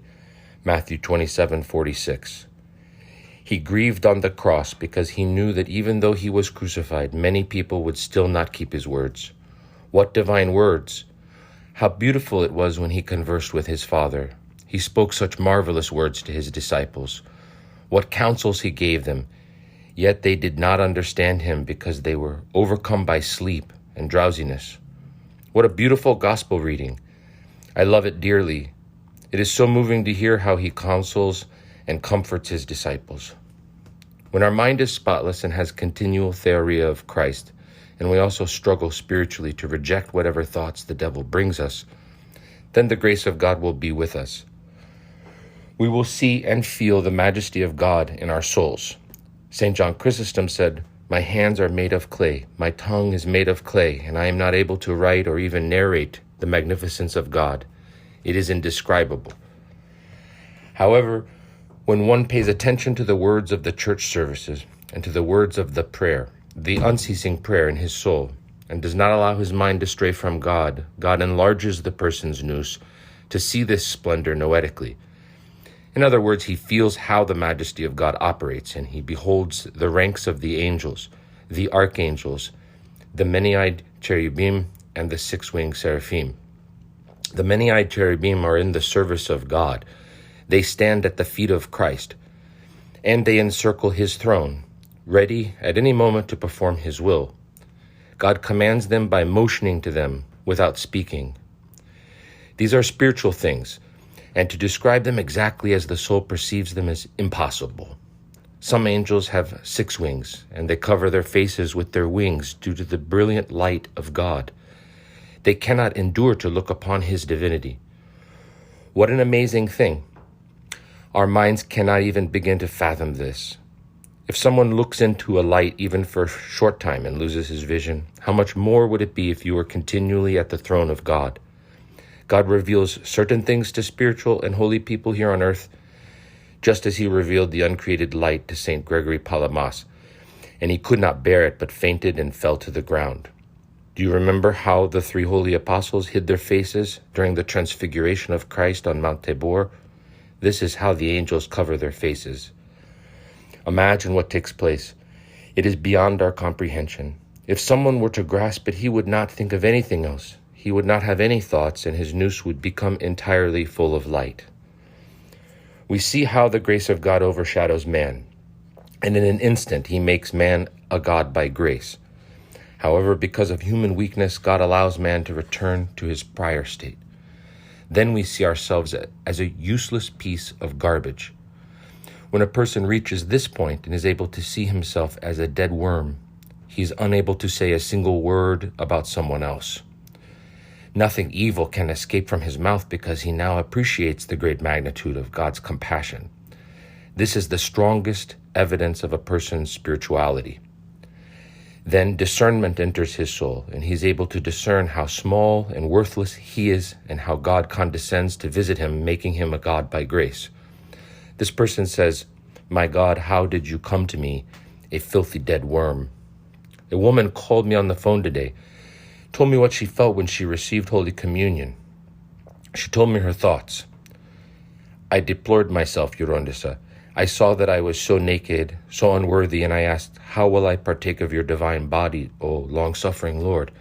How will you enter into my heart?" She approached like the prodigal son. At the moment the priest put the holy spoon into her mouth, her great humility made her worthy to feel as if the Holy Communion went straight to her heart. She did not feel that she swallowed the body and blood as usual, but that Christ found a place in her heart and took up his dwelling there. So much sweetness, joy, and tears overcame her that she did not desire to eat anything. She has been in this state since Holy Thursday. She continued, "I can't forget how I felt, as if a small well opened in my heart, and Christ entered it." She made an impression on me, and I told her, God allowed that to happen so that you could see his splendor and how he condescended to come and place himself in your heart. He allowed it so you could love him even more and struggle for his love. Oh, how necessary it is for man to struggle with all his might and be extremely watchful. At the time of Holy Communion, one should collect his thoughts. Of whom are you partaking? Whom are you tasting? A person should be thinking at that moment, how will I approach the mercy of God and his infinite compassion? I will tell you something to the glory of God. I remember one year on Palm Sunday, I was in church kneeling down. While saying the Jesus prayer, I saw a fiery red material like velvet on the holy prothesis. I cannot describe it to you. There was also a holy chalice, which had designs around the base with images from the Passion of Christ until the resurrection. I raised my head to see inside the holy chalice, and I saw so much brightness and light that for a moment I lost my sight and said, Oh, I can't see. When I came to, and my sight had returned, I was spiritually informed and illumined in my mind that I had seen the uncreated light. I then experienced such joy, grandeur, and exaltation that this day of the Lord's feast remained unforgettable in my soul. What majesty God bestows on man's soul. I was not worthy to see God's majesty. God gives us these experiences, however, out of his great compassion and immeasurable love. With this experience, I understood what precision we need to have as we approach to receive the body and blood of Christ. However, we each have our own character, and we cannot collect, concentrate, and restrain our nous. We let it wander wherever it takes us, and thus we lose the gifts of God. Prayer is one of the greatest gifts that God has given man. And if man experiences a taste of it, he will not want anything else except to have solitude and silence in order to soar spiritually and hymn God. Even if one idle word slips out of his mouth, he will think about it and ask himself, why did that idle word escape me? Oh, what God grants us, what joy we receive when we have our nous on God. What God is as great as our God? God's magnificence in heaven is indescribable. What can I say about the flowers of paradise? As I have mentioned before, they are all one size. They do not differ even by a millimeter, but appear as if they were a carpet. What is a field of wheat like as it waves in the wind? That is how the flowers of paradise wave in the wind and give off an inexpressible fragrance. Everything is the same there, and whoever sees it is amazed at the majesty of God's divinity. In the world, I had a friend named Sophia who was a teacher. Her parents were spiritual people, and she had many gifts, but she did not believe in the Holy Trinity. Even though she was a teacher, she did not believe that the Holy Trinity is of one essence. I asked her, "What will you teach the children?" I was worried, and I prayed for her fervently with my prayer rope that God would enlighten her. Early one morning before dawn, around 4 a.m., I heard someone knock on my door. "Who is it?" I asked. "It's me, Sophia. Let me in." Teary-eyed, she came in and said, "Sit down and listen to what I saw. Let me tell you about the Holy Trinity." 3 angels appeared and told me, "Look, examine us from head to toe to see if we differ from each other." I touched their eyes, their bodies, and their hands. Everything was the same. "Is there a difference?" they asked me. "No, there isn't," I answered. "Now are you convinced of the one essence of the Holy Trinity? From now on, believe in this." Sophia began to weep, and she said to me, "You prayed for me." "Your mother, who is a holy woman, is praying," I told her. After that, she became very faithful. "Now I am going to teach it at my school," she said. See what God does? Just think about what faith is and how great God's love for man is. No matter how anyone tries, he cannot describe God's majesty. God revealed directly to her everything that was incomprehensible to her mind. I remember another time when I entered the holy sanctuary, and as I approached the altar table from the side, I saw a bright light coming out of the holy artrophion. It's known as the tabernacle, the vessel on the altar table used to reserve the Holy Eucharist. To continue, from its great brilliance and light, I was not able to look at it. Fear, trembling, and lamentation then overcame me, and I could not bear it. Oh, what a treasure we have! What a merciful God we worship! For this reason, we must be careful not to allow the vigil lamp on the altar table to burn out. The sacristan needs to use great caution and fear of God while cleaning the holy sanctuary. I remember one sister who had great piety and was the sacristan of the church of St. Lawrence. She had 3 pairs of slippers, one for the yard, which she kept outside, 1 pair for inside the church, and 1 pair for the holy sanctuary. During that divine hour of the great mystery, let us not forget that the holy angels are present, standing with us, the unworthy ones. Those of us with the great schema have 2 angels, the guardian angel of our soul and the angel of the schema. They observe us all day, how we speak, how we eat, how we sleep, and how we behave. They see everything, so we need to be very attentive in our lives. When we notice that we are having an inappropriate thought that persists, we have to be alert and confront the situation. This is why Gerontissa says that we have to be many-eyed, like the many-eyed cherubim. As soon as a bad thought comes into your mind, you should change it immediately to a good thought. Not even one blemish should be left in our mind. Do we have judgmental thoughts? Let us take our thoughts to hell, do some prostrations, and make the sign of the cross, and we will see how all of our thoughts will disappear. As monastics, our nous should be many-eyed. Do the many-eyed cherubim forget what God commands them? How is it that we continually forget?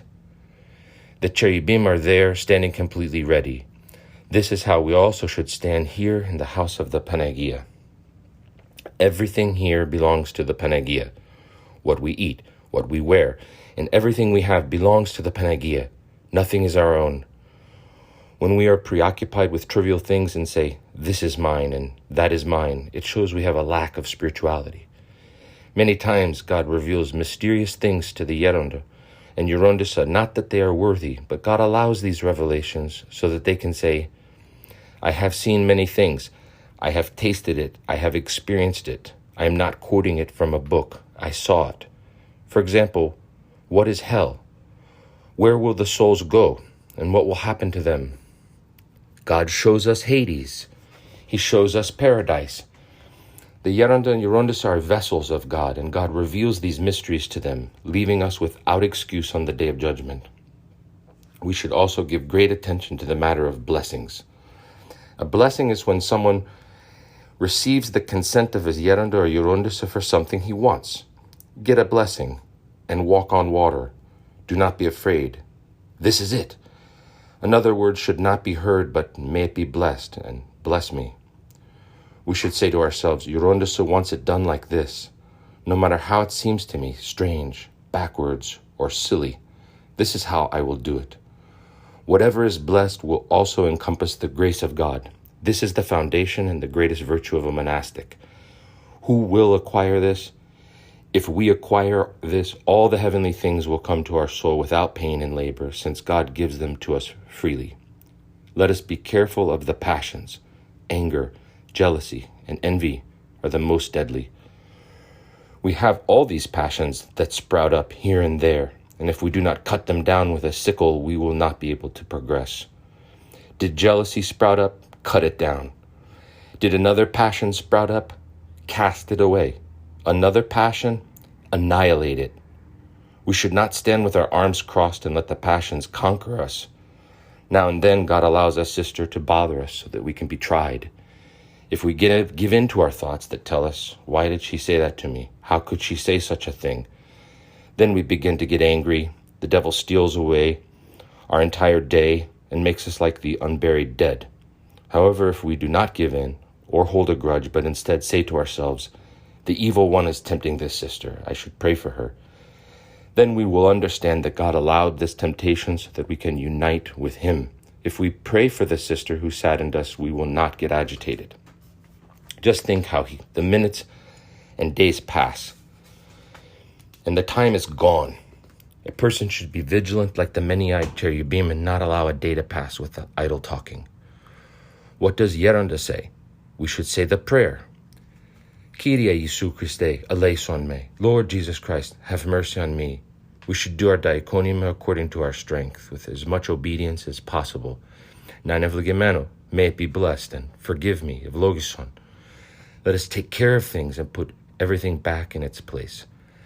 Let us not slam doors, so that silence prevails and everything runs beautifully. If we can keep all these things written in our hearts, we will not need anything else. This is the grace of God. When it is time to go to your diaconima, for example, to cook, make the sign of the cross and say, Lord Jesus Christ, through Geronda's prayers, have mercy on me. And begin your work. Put on your apron, wash your hands, and pray. My Lord, illumine me. My Christ, grant me strength to serve your angels today. The sisters are angels. Am I worthy to serve them? Guide me in preparing their food. There should be willingness and zeal. If one sister gets injured, another will take her place. How beautiful! However, our slothfulness deprives us of so much. Just imagine being all together in a garden in heaven, hearing the angels and archangels chanting while carrying the Panagia's endless veil. Just think what it would be like for you also to carry the veil from behind and hear the angels. We hear a sister chanting and we say how beautiful it is. Just imagine what is going on in paradise. St. John Chrysostom, St. Basil, St. Catherine, St. Barbara, all of the martyrs, the hierarchs, the monastics, all in order of rank. This is how it will be in heaven, with rank after rank, close to Christ. Oh, how magnificent!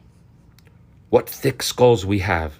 Since we are captivated by all the foolish and insignificant things, we lose all this majesty. And afterwards, what do? We blame everything on others. If we have the prayer, we will say that everyone else is holy, we are the sinners, and we will feel great sympathy towards everyone. Homily 45.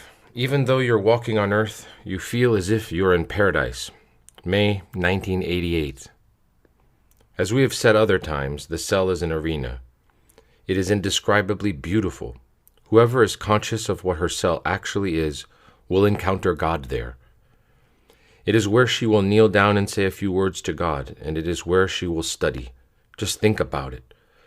This is where you will communicate with God, speak to the Panagia and the saints, and call upon them, and see them in front of you, surrounding you, protecting you, embracing you, loving you so immensely, and helping you. You see them hastening to give messages to God, such as, "Behold the sister's prayers. I love her dearly. Please help her. Forgive her and make her soul worthy to receive what it desires." This is the strength that the saints give us. The saints and angels love us very much, and they run here and there in order to save us. We must strive to save our souls. We should not pay attention to anything else or look behind us like Lot's wife. See Genesis 19:26. Let us look forward, focusing on our path, our worship, and our God, and we will see what joy our soul will experience. This is why the monastic is an angel. Does an angel become angry? Does an angel quarrel? Is he disobedient? Not at all. This is the angelic life. Once we went to a monastery in Crete called Christophagi, where they had the relic of the right hand of St. John, one of the 99 fathers of Crete. The priest blessed me with this holy relic, and I felt a fragrance great and consolation. The hand of the saint was full of life. In the same way that these fathers were sanctified and united, may God make us worthy to become true monastics and to become one spirit, one body, and one soul. We must be careful that our conscience does not condemn us. Let us be vigilant not to become angry. Let us say, "May God forgive you," and keep this in our soul. Then God comes and dwells in our hearts, and we will even rejoice in the black clothing that we wear. Let me tell you about Sister Theodora. She would say, "May I be worthy to receive the schema at the end of my life. If there is no transformation within me, then I will not accept the great and angelic schema."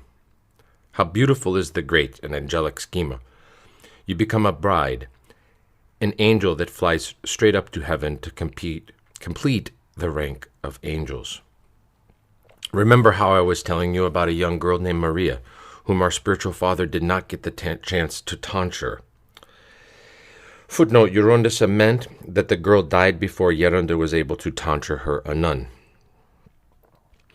Someone saw her in a dream running, and she asked her, "Why are you running, Maria?" "I am running to reach the rank of angels," she answered. "I came so close, but I was not able to reach it." This is why you need to be attentive to yourself so as to receive the great and angelic schema, because it has tremendous grace. God grants this majesty, and whoever receives it and truly labors for it will delight in the magnificence of God. God fills the person of prayer with grace, making him conscious of his manners and the way he lives his life. If we pursue prayer through Geronda's prayers, we will receive spiritual states within our soul, and our Christ will lead us by the hand. We say, "I feel exhausted. I can't do it. I'm tired. I'm sick." Who knows how the grace of God will work when you are obedient? If your Geronda or Gerontissa blesses you, go, and you will fly. You will even walk on the sea. The grace of God is given to Geronda and Gerontissa, even if they are unworthy, sinful, and filthy. Whatever they ask for, God grants to them. God grants them grace for the sole purpose of shepherding souls. We need to strive to do the will of God. Our hands and our feet must labor, as well as our noose and our mouth. Beware of negligence. It is a frightful passion. Sometimes we think that God has abandoned us, does not love us, and does not think of us. However, our God has boundless love for us, and he will never abandon us. He thinks about us and watches how we labor for the love of Christ. He writes down every little step we take, every one of our good thoughts, and each of our discussions. The guardian angel of the soul writes all these down and presents them to Christ. How wonderful! The grace of God makes one fly. When I was in the hospital for my surgery, I saw my guardian angel and the angel of my schema guarding me. They came hand in hand and were looking at me. They gave me joy, life, and gladness. They enriched my soul with their glance, as if they were telling me, "We are here, don't worry. We won't abandon you." Oh, how much joy I had when they were close to me, how I felt their presence. This is why we should not embitter our guardian angel and the angel of our schema, but we should respect them. They are always close to us, next to us. What a joyous truth. We must bite our tongue and not get carried away when someone comes upon us suddenly. For example, when anger overcomes us, we need to change our thoughts and bring our noose to heaven, saying to ourselves, "Come, let me take you for a walk to paradise." Even if you haven't seen paradise, you will see what serenity you will feel. God has created us in his image and likeness, Genesis 1:26. What a great miracle this is. He makes us gods by grace. How much we should thank him, think about him, and labor for him. Even if all these difficulties are like mountains and valleys, a person will be able to surpass them all. I remember one time when I was hoping to follow the monastic life, I met a Gerontissa named Akakia. She told me that the monastic life can seem as large and overwhelming as a mountain, but if one can comprehend it, it can seem as small and simple as a pebble. I remember standing for 10 minutes wondering, how can the mountain become a pebble? Then I said, is it impossible for God to make a mountain a pebble? No. After that, I decided to follow this life. Once I saw a dream that was more like theoria. I found myself in a garden and looked like the vineyard across from our monastery. It was a very beautiful place full of lush greenery. A woman wearing black was there, and she had with her a 3-year-old child. She put the child down, and he ran through the grass from one small hill to another. At one moment, she called to me and said, "Maria, come here." I approached her, and she said to me, "Can you catch the child?" "I can," I replied. "If you can," she said, "you will see what I will give you." I began to run and was soaked with sweat when I finally caught the child. I hugged him tightly and asked him, "How sweet is Christ?" The child cupped his small round hands around his mouth and blew into my mouth, and a distinctive sweetness entered me, as if I had eaten a large amount of sugary leukemia. And the honey of grace came into my mouth. Then the woman, who had 2 rings, placed one on my finger and the other on the child's, and I immediately awoke. I woke up without the ring, but I felt as if I was missing a ring that I had worn on my hand for years. After that dream, I did not want to eat anything. My aunt called me saying, "Come, I made you a steak to eat," but I did not respond. I did not want to eat, nor did I want to drink, so as to lose that sweet taste. This taste remained with me for a long time, for nearly 2 years. During that time, I ate no dessert or leukemia. I neither put sugar in my tea nor ate anything sweet at all, so I would not lose that heavenly taste. I was very young, but I decided to become a nun. Later, when I told my spiritual father about that vision, Father Ephraim answered, "This is a calling from God, my child. You need to become a nun." I made my decision. The matter was over. From that time on, I began to wear a blue dress and a scarf on my head, and I lived as a nun. I want to show you how the grace of God works and how this was the will of God. Since I was an orphan and had no one, who knows what hands or mire I might have fallen into, or what might have happened to me. However, the prayers of my parents protected me. 8 days before my father died, he told my mother, "I am going to die now, and next year you are going to die. A mighty hand, a truly great hand, will be found to protect our children." On Clean Monday at 4 o'clock, my father died. And a year later, on Clean Monday at 4 o'clock, my mother died. People were illumined by God to protect us. A grocer who lived nearby brought us a basket every day with a note inside that said, "Empty the basket and leave it outside the house." With this basket, which contained every kind of food, my brother and I were able to survive. I remember how my father's eyes welled up with tears as he told my mother, "A great hand will protect our children," and that is exactly what happened. My brother settled at the palace, and we were acquainted with good people who looked after us, counseled us, and showed us abundant love, even more than some parents would. Oh, what the grace of God can do. Another time, I saw in theoria all the parts of hell. I saw caves, dens, and frightening things. I wondered, what is all this? A voice informed me, these are the different tortures of hell. Oh, you should see the caves, full of shriveled faces there. What can I say? The wrinkles were as deep as a finger's width. Their hair stood up like thorns, and their clothing was ripped up in shreds.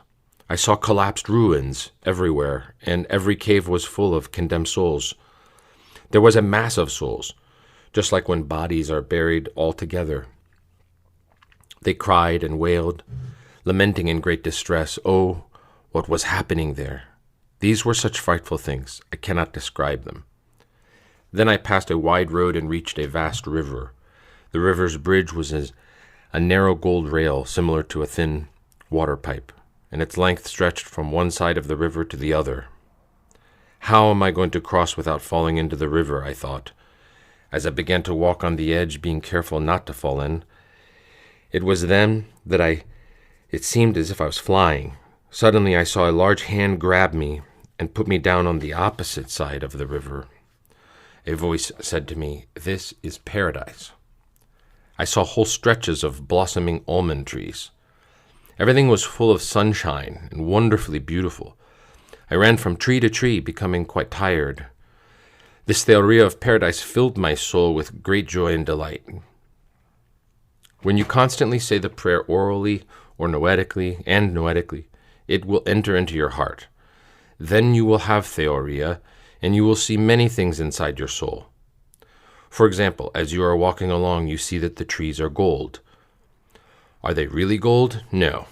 However, when you have the prayer within your soul and your nous is pure and united to God, you will perceive everything as gold and diamonds. You do not see anything as earthly, but heavenly. This comes through prayer and is called spiritual theoria. A sister asked, in other words, you feel these things in reality. They are not just thoughts in your mind. Is it true that the intellect sees these things? The mind is incredibly small, but if one labors for all of this, the intellect becomes enlarged to the extent that one sees these things in a spiritual manner. How else can I say it to you so you can understand? Here you cannot use logic. You don't use your imagination, yet all these things happen. They happen through unceasing prayer, through noetic prayer, prayer of the heart. All these things come through theoria. You walk and see the heavens open. You see the houses, and everything appears to you as gold and diamonds. Even though you are walking on earth, you feel as if you are in paradise. The sister asked, is this achieved through our effort? We do put in our effort, but it is also at the grace of God. When we devote ourselves to God, He will grant us these things. However, we do not concern ourselves with these matters because we are occupied with earthly cares, and we are unable to understand and feel these things. They are gifts from God, and God wants us to have them. This is the effort He asks from us, but we pay no attention and get caught up with insignificant matters, wasting our precious time with worldly cares. And thus we lose this majesty that will bring us so much delight and make our soul leap with joy. We should call upon and entreat the saints of our church to help us, asking for their intercessions to see God in our hearts. Look at St. Nectarios. He was meek, humble, and tolerant man who accepted many insults and slanders. He endured everything, and now he is glorified. Father N. told us about one of his spiritual children who painted an icon of St. Nectarios. When he was with the nun Magdalene, who to this day continues to slander St. Nectarios, she told him to destroy the icon. He thought, how can I destroy the icon? I will change the head and paint the face of St. Niphon of Constantinople in its place. He did it. When Father N. heard about this, he told him, you'd better be careful about taking out the head of the saint because maybe he will take your own head. The next day when he was going to church, a truck drove up onto the sidewalk where he was walking and killed him. The poor soul lay convulsing on the sidewalk outside the church. He was a monk, and the same person who had counseled him told us about this. Oh, how great is Christ's condescension! Oh, how he continuously tolerates the foul stench of sin.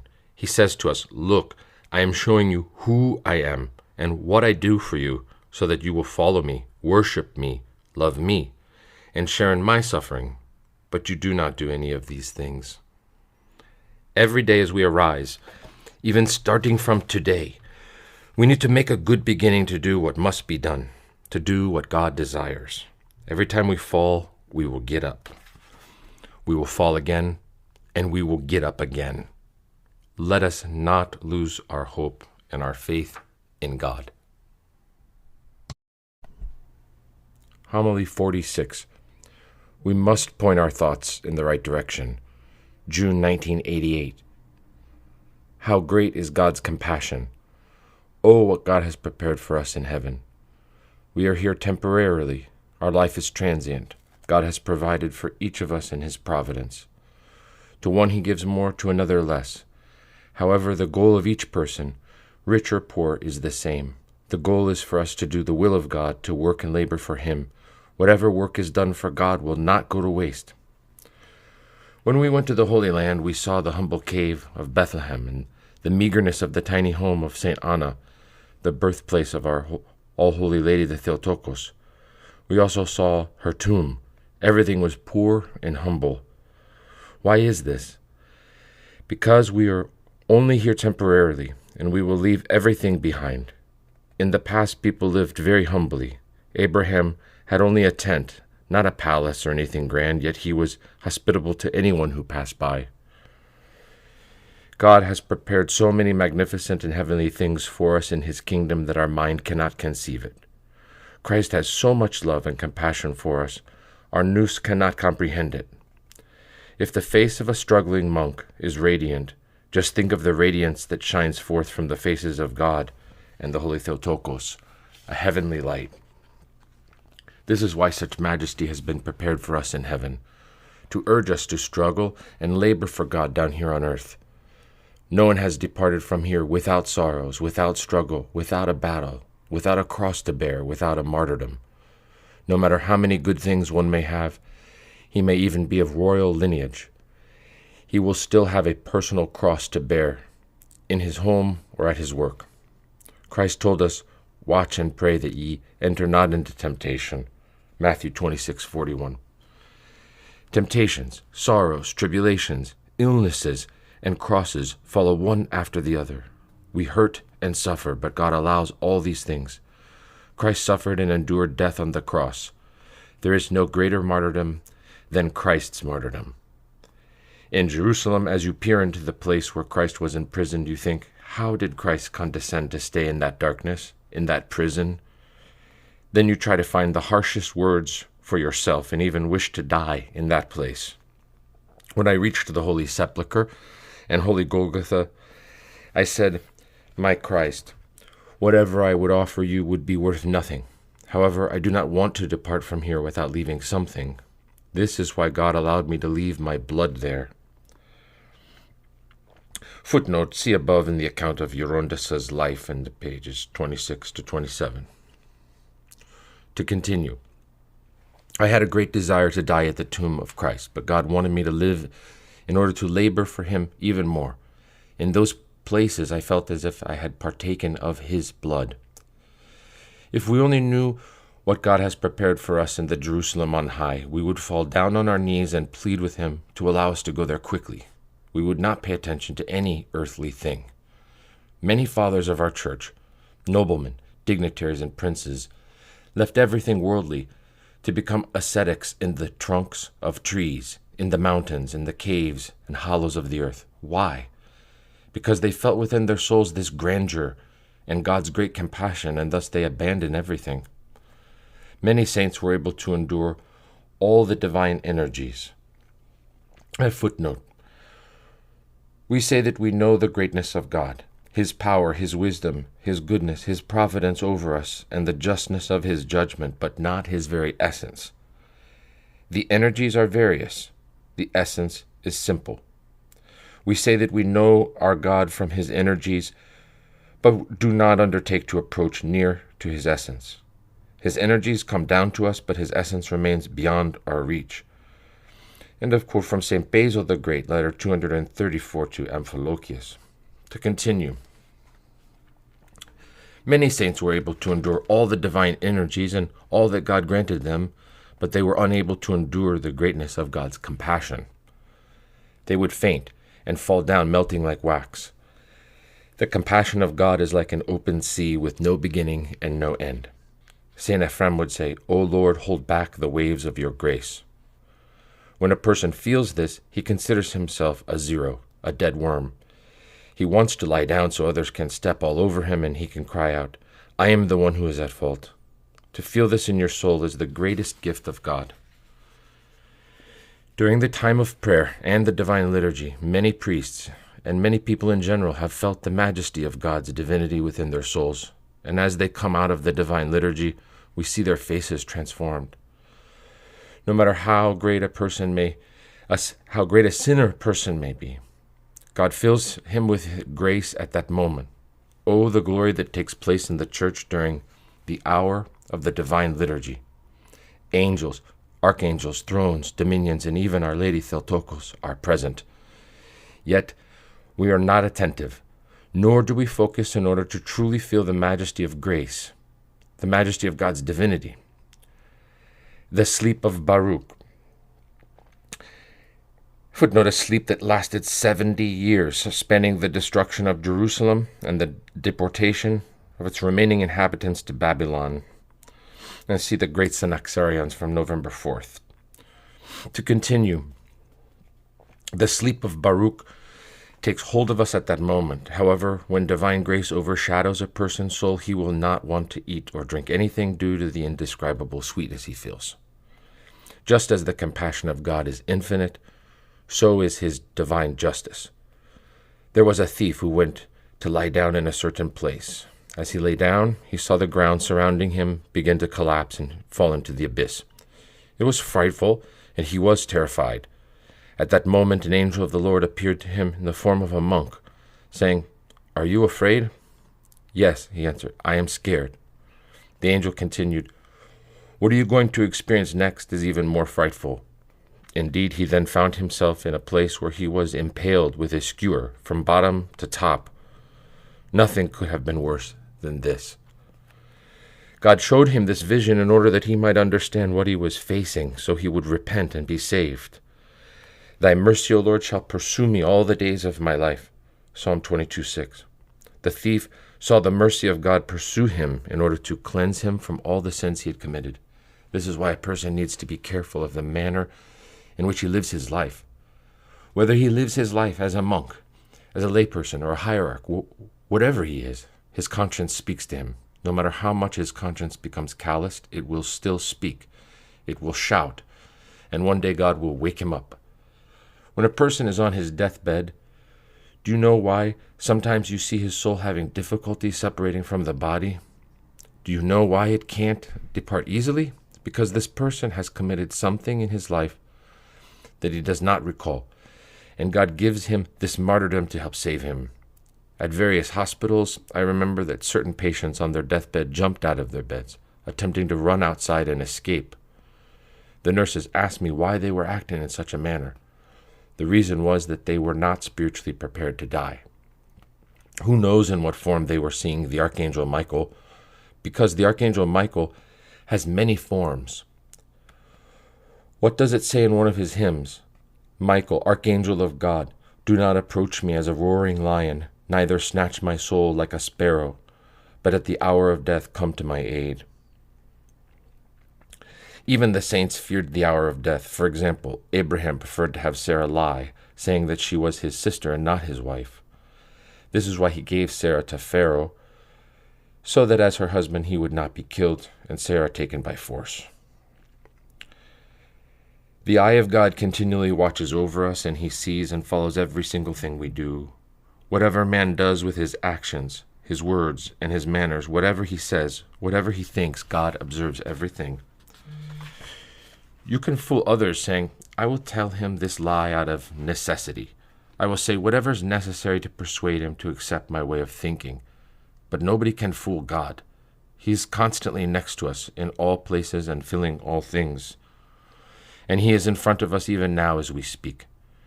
God expects us to fulfill our vows and promises. He gives us time, but eventually each person will receive his due recompense. It is impossible for one's virtue or faults, and in general his way of life, not to be revealed. No one can escape divine justice. The compassion of God is so subtle and delightful that it truly transforms a person. No matter what is done to him, however he is treated, he will say to himself, "Oh, how infinite is the compassion of God. Oh, what an abyss of compassion this is." He does not find fault with anyone. Souls who have experienced this recognize that it only comes when one is in a state of grace. God gives this grace to the soul of a person who loves him. However, when the grace of God leaves a person, a maze of doubting thoughts and questions grows in him, such as why and how. St. Nectario says, "Keep the why and all contradiction far from your lips." When someone is attentive to himself, he does not criticize his neighbor, but says, "Let me pray for this person who has a serious spiritual illness so that God will help him." In this way, the soul softens and is filled with patience and meekness, giving it the ability to endure everything. A layperson can have a holy spiritual father and say, "I am going to be saved through my holy spiritual father." A monastic can be at a monastery and say, "I have a holy Geronda and a holy Gerontissa. I will be saved."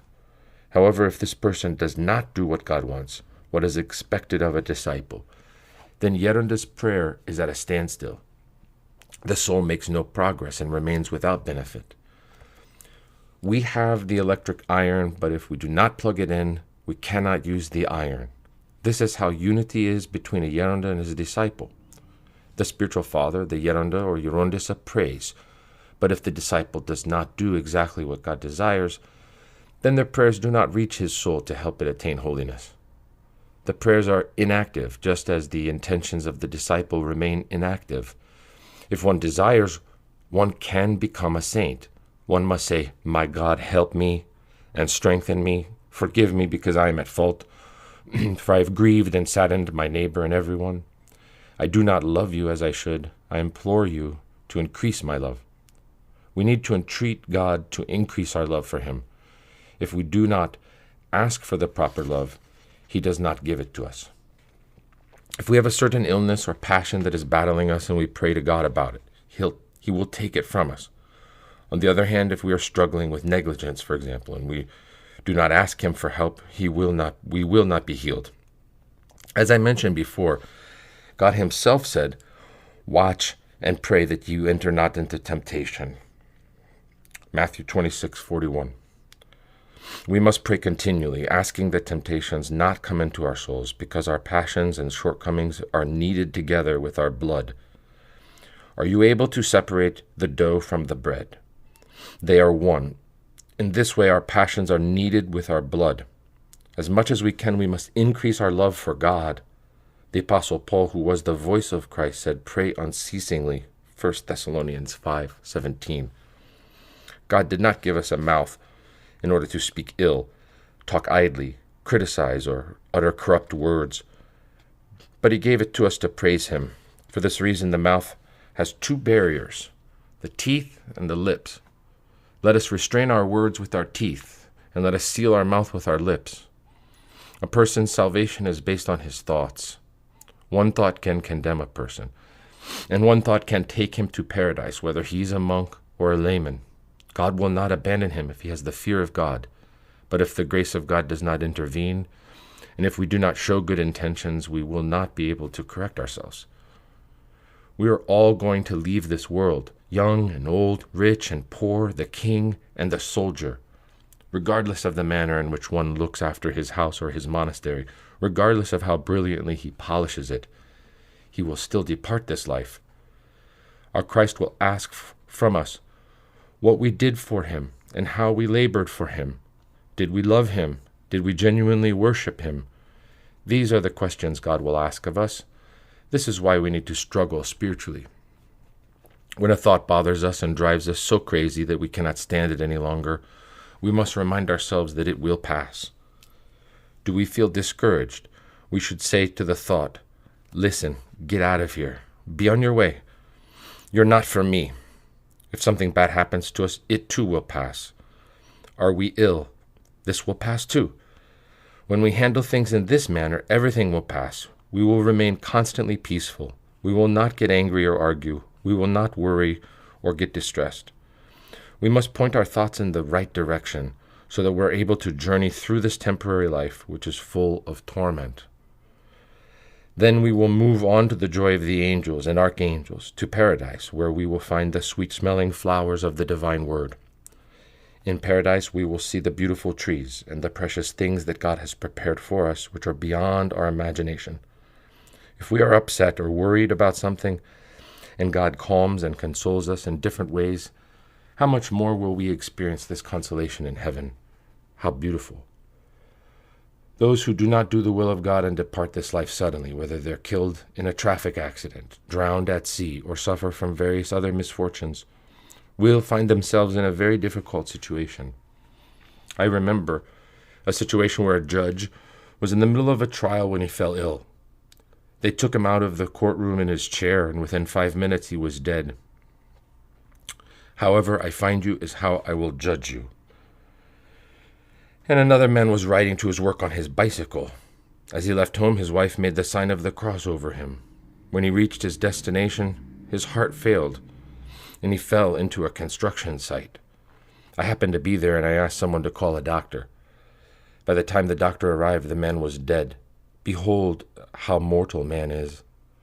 We have not considered this seriously. We do not think spiritually so as to put ourselves in order and think to ourselves, we are all humans bearing flesh. Every one of us will depart from this life. As much as we can, we must prepare ourselves for eternal life. Did we prepare for heaven? If we did, then we will see grandeur in our soul. We will constantly feel as if we are in paradise, even here on earth. When one lives humbly, peacefully, beautifully, and does not desire anything earthly, he lives as if he is in paradise.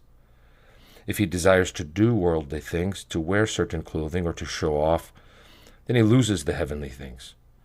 All of that will remain here, honors, dignity, everything. Each person will receive 2 yards of earth for his grave, 2.5 at most. Everything else ends here. When someone dies, he is only remembered for 4 or 5 months. Even if he was the most beloved person, he is forgotten. This is how it is with mortal man. We must labor to do what God desires. When we do the will of God, then God is in our hearts, and we become a throne of God. During the war, when there was no altar table available, a soldier would lie down, and the priest would place the holy antimens on his chest, and then celebrate the liturgy there. The body of man is the temple of God, 1 Corinthians 3:16. He becomes the holy sanctuary and the altar table where the mystery is celebrated for the people to commune. Let us become gods by grace, each one of us a small Christ. Let us worship God and love him with all our being. When we love him, the intercessions of our Geronda and Gerontissa will help us to communicate with God. When one is spiritually united with his Geronda or Gerontissa, he will be able to see God. We should not be shaken by any thought. Did a thought provoke you? Immediately get rid of it, saying, go away, get out of here. Where is the first place the devil will wage war on us? He will fight us in our thoughts and attempt to capture us so that we will consent to them. Then the fall comes. We must not hide our thoughts. Whoever hides his thoughts suffocates, has no rest, finds no relief, and does not progress. Whether you are a layperson or a monastic, you must have a spiritual father to whom you confess your thoughts, and you must perform your spiritual duties. We monastics have certain duties, and the lay people have their duties. Why does so much negligence come during prayer? Why do we forget God? We forget God for even the slightest reason. If we have in our mind, pray without ceasing and watch and pray, then the grace of God will strengthen and help us. God's love is so great, and he is so sympathetic, that if he were to send even a small ray of his love upon us, we would not be able to endure it, and we would say, how great is our God. That is why we must implore him to send his grace upon us. Silence. will help us immensely with our prayer. When we pray noetically, we know that God hears the prayer even though we do not say words with our mouth. Likewise, God sees whatever sins we commit noetically. When we are critical and judgmental in our thoughts, we may not say anything, but we are still criticizing. We are thinking, why does it have to be done like this? Why can't it be done otherwise? This is called secret, hidden criticism. Just as grace is secret, so is criticism within our mind. One time Geronda explained to me, "Look, my child, the worst criticism is of the mind, internal criticism. You don't speak, but inside you're criticizing. It is certainly a great sin to criticize outwardly with your mouth, but it is worse to judge inwardly. It is like a wound that is difficult to cure, and if you are not careful to cure it as soon as possible, it will take much longer to heal. A great deal of watchfulness is needed here. Let us not forget that watchfulness is superior to prayer. Oh, our Panagia! It is enough just to fall into her arms and embrace her. Nothing else is needed but to have our arms wrapped around her and to be seated at her feet day and night. Just like Christ has his arm around the Panagia and the Glycophilusa, sweet kissing icon, likewise we should have her noetically and unceasingly in our nous. We should embrace the Panagia and speak to her just as we would speak to each other. She will speak in our hearts and give us spiritual joy and prudence. What else do we want? If we have this kind of theoria in our nous every day, it will save us. This is what is needed to take us to paradise. We must entreat her to give us prudence, because when a person is prudent, he will have awareness and discernment. We should not just let words escape out of our mouth into the air, but first think, why should I say that? We should think before we speak. Unfortunately, the passions do not allow us to think. We are people bearing flesh and dwelling in the world. We fall constantly, and we are ragged and covered with dust and mud. Did we fall? We need to shake off the dust. Did we get muddy? We should scrub off the mud. Do we find ourselves in rags? We must mend whatever is ripped. We constantly fall, and we should constantly get up. What can we say? The sins are so many that only the mercy of God will fortify us, giving us spiritual strength and prudence. Forgive me, but I say these things so that I too can hear them, for I am the worst of all. We should try to help ourselves as best as we can in order to preserve the grace of God within us. If the grace of God comes to a person, it will even replace the desire to eat, and he will say, "Let me give away even my last bit of food." This is how grace operates. Yet how quickly we forget God. Just as food is expelled from the body, in the same manner the remembrance of God is quickly expelled from within our soul. If we keep in mind to pray unceasingly and to watch and pray, we will not fall. However, we are lacking in this, myself above all, and we forget God. Then thoughts, temptations, and sorrows come one after the other. That is how it is. We have such a beautiful life that we should take wing and fly. It is joyful, heavenly, and angelic life. We must become angels. Every schema monk has 2 angels. Imagine what happens inside the church. It is a marvelous sight, a multitude of angels. But what can we, the wretched ones, do? May the Panagia's compassion pour out mercy on us. May she who loves us abundantly be merciful and compassionate to us, forgiving our weaknesses, passions, and shortcomings. The devil tempts us with gluttony, voracity, and a multitude of other things. The spiritual person is satisfied with just a little bread and water and is generally thankful for everything. His eye does not stray to look at another's plate because he feels that he is not worthy of anything at all. We need to be careful so that God does not deprive us of these blessings. We must be thankful for every little thing that the Panagia offers us. Each day she grants us our food, our warmth, her house, the clean air, even the ground we walk on here. She deigns to allow us to walk in her courtyard. We also must show her that we care. We must be zealous because the Panagia records our every step. The more one labors, the greater delight he will have in heaven. One person has more light and another less, according to the intention of each. God is just, and the more determination one has to labor for God, the greater reward he will receive in heaven. To those without good intentions, God will say, "You didn't have the will, so this is your share. There's nothing more for you." The more one labors, struggles, keeps vigil, and battles against himself in everything, the more he will delight in paradise. When a person has the fear of God in his soul, he will not be jealous or angry, but he will restrain himself in all things. Earthly things will not matter to him. He will say, "Come, let me prepare my luggage," placing within it my prayer rule, prostrations, church services, etc., keeping my mind in heaven. May the grace of God come also to me and have mercy on me, because I am in a miserable state. I do not do what God desires. Teacher, you taught and didn't keep your words. Homily 47. The grace of God makes a person heroic in temptations. August 1988. When the grace of God fills a person's soul, audacity is driven out, thoughts leave, and all the passions subside.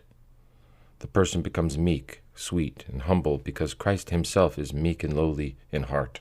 Matthew 11:29. You will then see the person joyful, tolerant, and extremely patient, for the life that we have chosen requires not just patience, but patiences. The passions and faults are mingled into our blood, and if we do not struggle to fight against each passion, it is impossible by nature for us to find peace in our souls. You see, many times when someone converses, he gets angry, he argues, and he does not tolerate even one comment. Each passion that sprouts up will spread and seize our soul if we do not uproot it. That is why each person needs to have a savannah in their pocket. Do you know what a savannah is? It's a rounded knife used to uproot the weeds.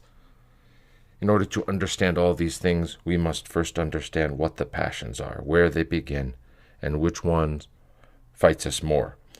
We need to hold on to this knife, and as soon as a certain passion springs up, we need to cut it out, not allowing it to take root. When it takes root, it becomes like a tufted grass. If a tuft of grass takes root, even small roots, it will spread deep into the earth and will not be easily uprooted. This type of weed cannot be pulled out by the root. So it is with the passions. When we are negligent and do not fight them, they become like tufted grass in our soul and do not allow us to see the light of grace. This divine light within our soul illumines us to see how our heart is affected, what moves us, and what battles us. Are we battled by anger? Uproot it. Are we battled by impure thoughts? Uproot them.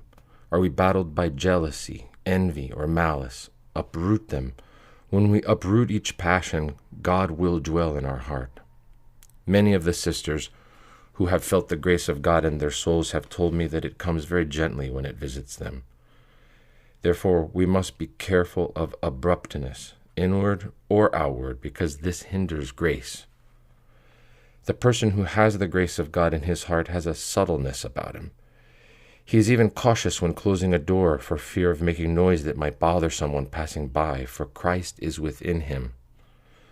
The soul does not want commotion, laughter, idle talking, or debates. The soul desires to communicate unceasingly with God and say the prayer. It yearns to find a quiet, secluded place to go and weep, to embrace Christ, to sweetly kiss him, to say a few words to him, to speak to him with words that cannot be expressed by the soul that is visited by grace. Oh, how grace comes and how it operates in the soul. Such words are inconceivable to the mind, and you wonder, did I utter these words? Those are not my words. They are the words of God that come into the soul of man. The grace of God is very delicate, like a spider's silky web. When it comes into a person's soul, it makes him heroic in temptations and passions, strong in order to fight his shortcomings, valiant in prayer, courageous in all his monastic obligations, and receptive to the subtleness of grace, taking advantage of every second to pray. He is careful not to slam the door or walk vigorously from here to there or run down the stairs, disturbing others, because he feels this grandeur of grace within his soul. His speech will be quiet so as not to bother anyone, and he will be careful that he is courteous in his manners. However, when the mind grows callous from all the unnecessary words, conversations, and improper behavior, It is unable to sense this subtleness and courtesy. What a beautiful thing it is to say, "Let me examine myself to see whom I have saddened with my behavior, my manner, my words, my movements, and the expressions of my face or my gestures." God observes all of these things. He sees how you move your hand or your head and the expressions you make. Many times, facial expressions are criticism. Even a single expression that you make toward another person becomes criticism, which is not beneficial for the soul, and you feel a disturbance in your heart. The soul of a spiritual person becomes like a gentle breeze that is inconceivable to our minds. Just as trickling water runs gently, smoothly, and beautifully, that is how it is with a person's soul. You can also see the opposite, with forceful, violent, rushing waters, which make you fear and tremble. By the way, I would like to mention that the Fathers liken the three holy hierarchs to the waters. St. Basil is the forceful, rushing river, and St. Gregory the Theologian is the river that runs regularly, neither fast nor slow. They liken St. John Chrysostom to the small river that runs calmly, softly, and sweetly. When you sit by it, you are refreshed. And if it were possible, you would caress it. Of course, this likeness refers to their theology and their manner of teaching. For instance, St. John Chrysostom is the guarantor for sinners, as it states in his hymns. He strongly emphasizes repentance, encouraging those who fall to rise up each time they fall. The saint does not want souls to despair. Paradise remains open. Such condescension, such tolerance, patience, love, and compassion. Overall, God gave us the appropriate fathers according to the times. He gave us St. Basil with his very strict rules. Later, he gave us the more lenient St. Gregory the Theologian, followed by St. John Chrysostom, who was even more lenient. St. John Chrysostom had great compassion, therefore we should especially pray to him. Gerontissa Yosef was extremely strict, as we knew him by experience through his letters. There was a sister who needed an operation, and he would not allow it. "No," he said, "she will not have the operation." He himself did not wear shoes, nor did he cut his nails. He did not accept medication, even though his body was full of sores, and for asceticism he constantly wore the same undershirt without ever taking it off. Later on, he changed his mindset after reading about the life of St. Nectarios and seeing the sympathy and love of the saint. I wrote to him to let him know that this sister was dying and that he needed to give his final opinion. He then told us to have the operation done. Oh, what great gifts God granted to Gerontissa Yosef. Oh, what he encountered and what he saw. He even received an didaron from Abraham. On another occasion, while he was praying noetically, he heard the sweet voice of a bird, and he entered a beautiful pasture. He became completely enraptured in the theoria of paradise, and as he proceeded, he saw Panagia holding Jesus as a sweet infant in her arms, and he approached and venerated her. He once wrote to us that in order to fight a certain passion, he ate 50 drams of shredded iron, yet he suffered no harm because the grace of God protected him. Gerontissa Yosef went into the desert and struggled against his passions. He fought and tormented himself, while we today are pampering ourselves. How much our Gerontissa suffers now because of us. Seeing our downfalls, he struggles on our behalf. He takes his sack and goes into the desert, returning without having eaten, being nourished only with the wild weeds, etc., just as Gerontissa Yosef did back then. The fathers battled. They battled against the passions and were sanctified. We came here to fight our passions and weaknesses, and if God sees our struggle, he will find our soul with grace. The soul will then feel so much joy, delight, and happiness that we will beg Gerontissa or Gerontissa, saying, "Find a way to free me from my passions." One passion can make us a wreck and not allow us to work for God, and the devil brings us to such a bad state that we cannot move from our position, where we lie ailing and suffering. The minutes, hours, and days pass, and all our nights go to waste. because we do not have the eagerness to work for Christ. Christ gives us all his grace freely. He grants us everything and says, "It is all yours, take it." But our darkened nous does not allow us to see ourselves as we are and how we need to live as nuns. We forget God, and our thoughts tell us, "Oh well, let the night go to waste." Thus we do not make sacrifices for God as we should. God does not want many things from us, but he does want our good intentions. For example, when the grace of God is in the soul, a sister bows her head and says, "May it be blessed. This is what God has allowed me to eat today."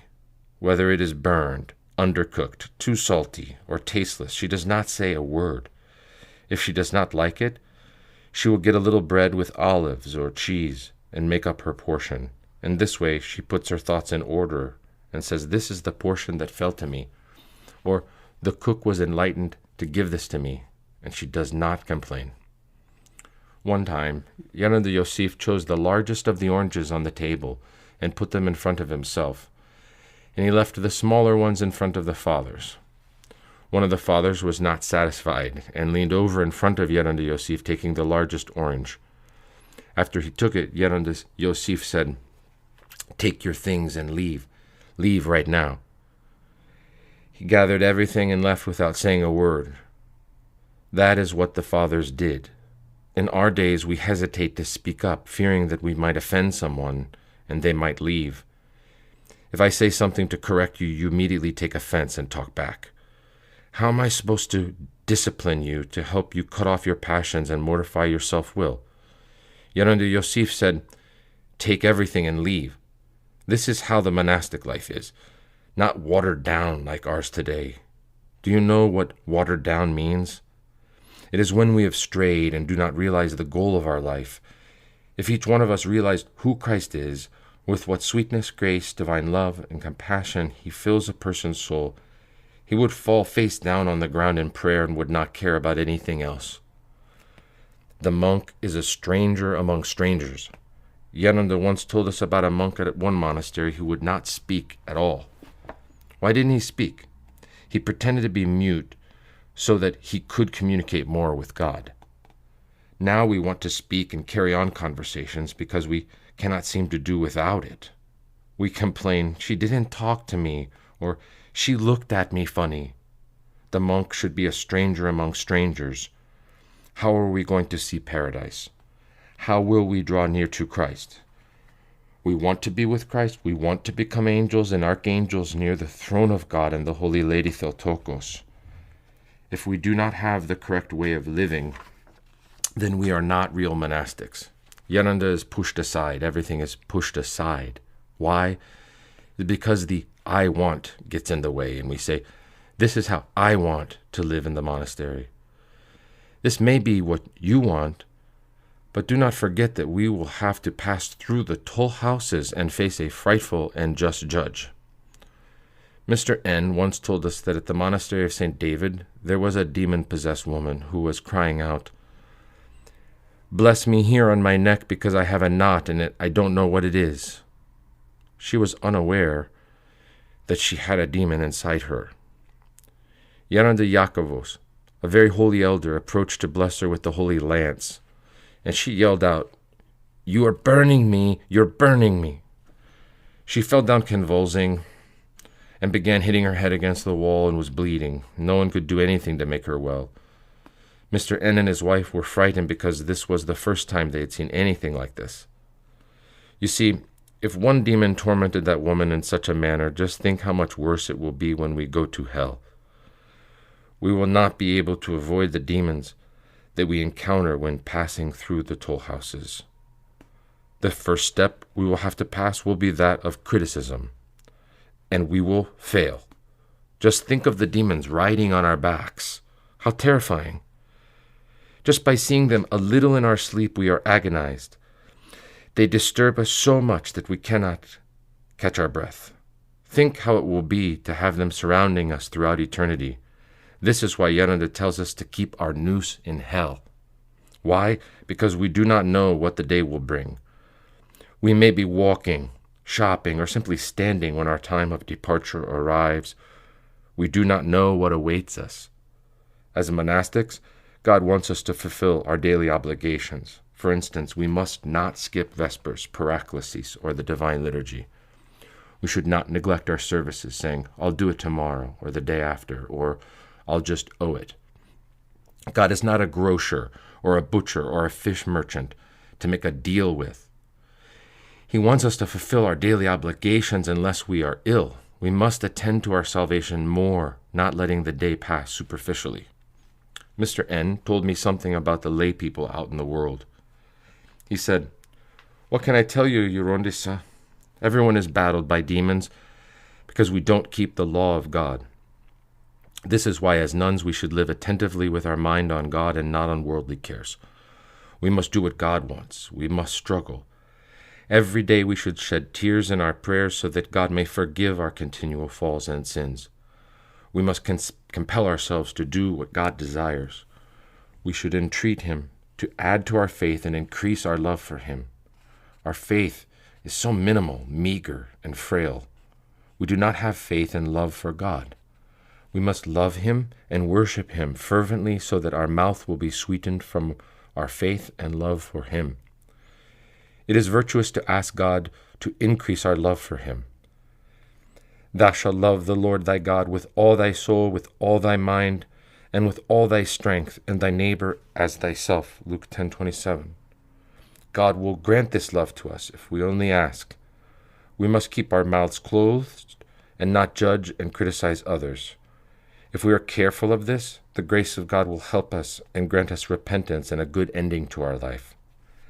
I remember when we were at our little monastery in the beginning, how we ate off clay plates with wooden spoons from the holy mountain.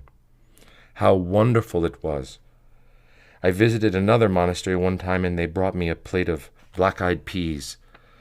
I was so moved by their simplicity that I began to cry.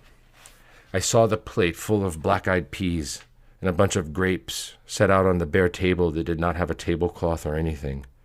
They did not wash the spoons, but only wiped them with their napkins. What lovely simplicity! Their faces were radiant and their appearance transformed. Careless conversations with lay people about worldly affairs infect the soul of a monk and make his mind wander from one thing to another.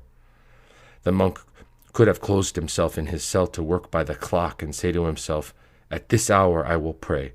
At this hour I will read. At this hour I will keep silent and practice noetic prayer. I will say the Jesus prayer and attend to my salvation. How wonderful that would be. What a beautiful life.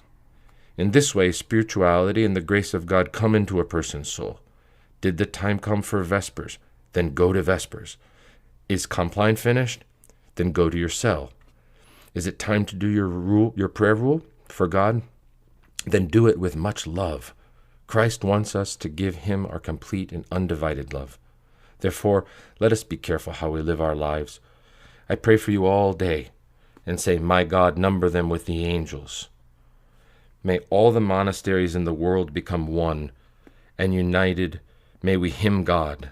But if someone does not do the will of God, then let him answer to the Panagia. I say, My Lady Theotokos, you are my mother, you are my guide, you are my consolation, you are my Gerontissa. Take the staff that is in the corner, and you settle things from here on out. This is as far as I can go. I do not have any more strength. I've exhausted whatever I had. Now you take care of things. We must please her, entreat her, and honor her. I am a dead worm. Whatever you do to me, or however you grieve me, I am still just a worm. But let us not grieve Our Lady Theotokos. I have entrusted my entire existence to her, whom I implore day and night, entreating her to forgive our faults and to make up for whatever we have failed to do throughout the day.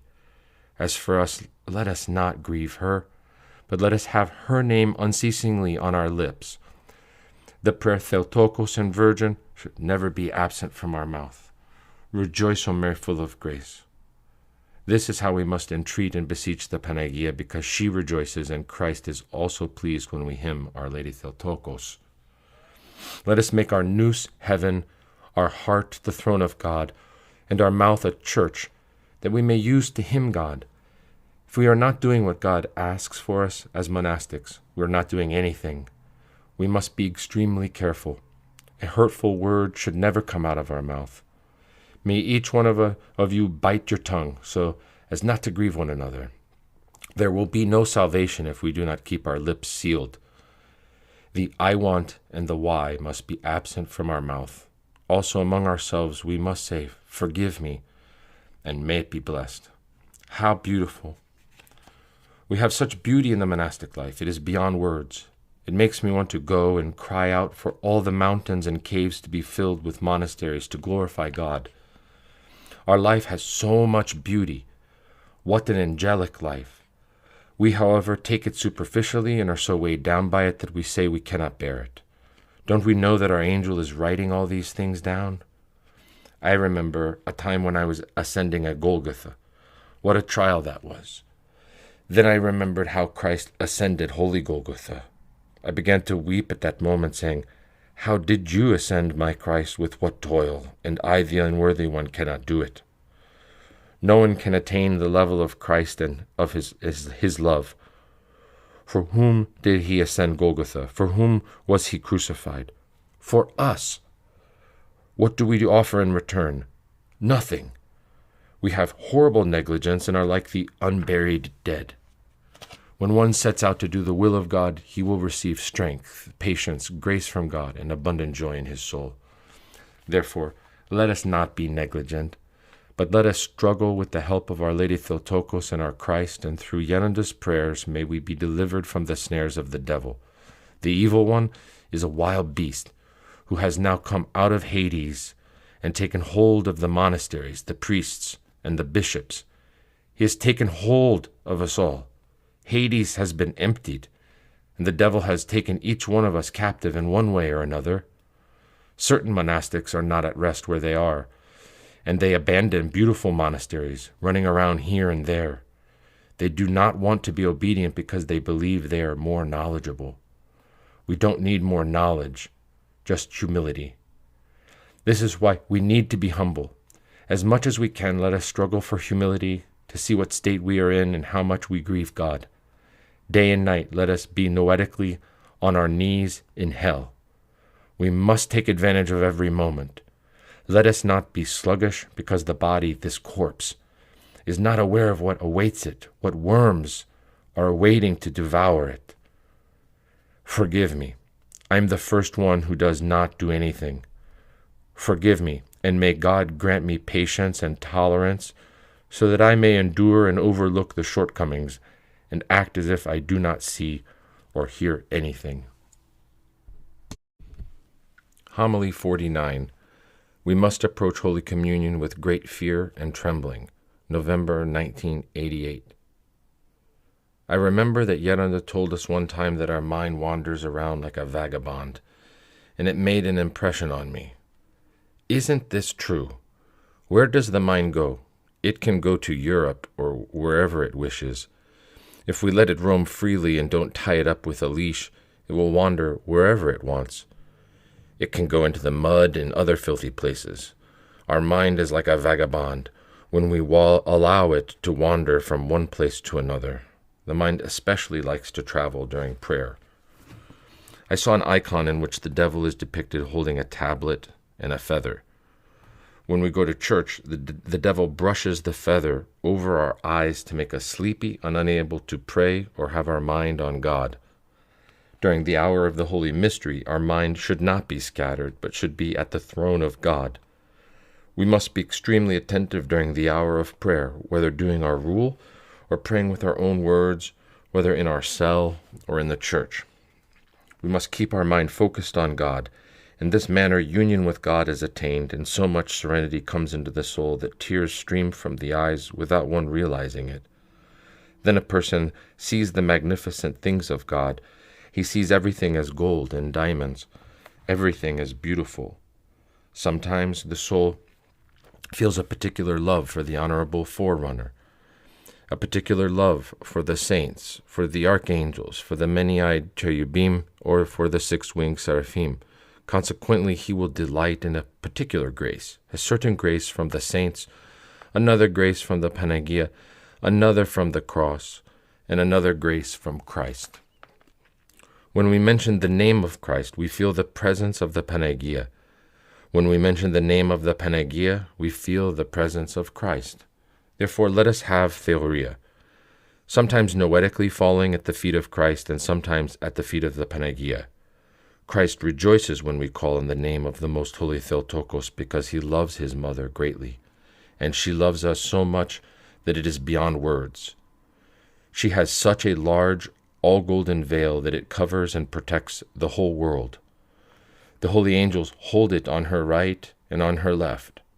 Just think what a spectacle, the angels, the many-eyed cherubim, and the seraphim. If we did not have the Panagia's protection, where would each soul be?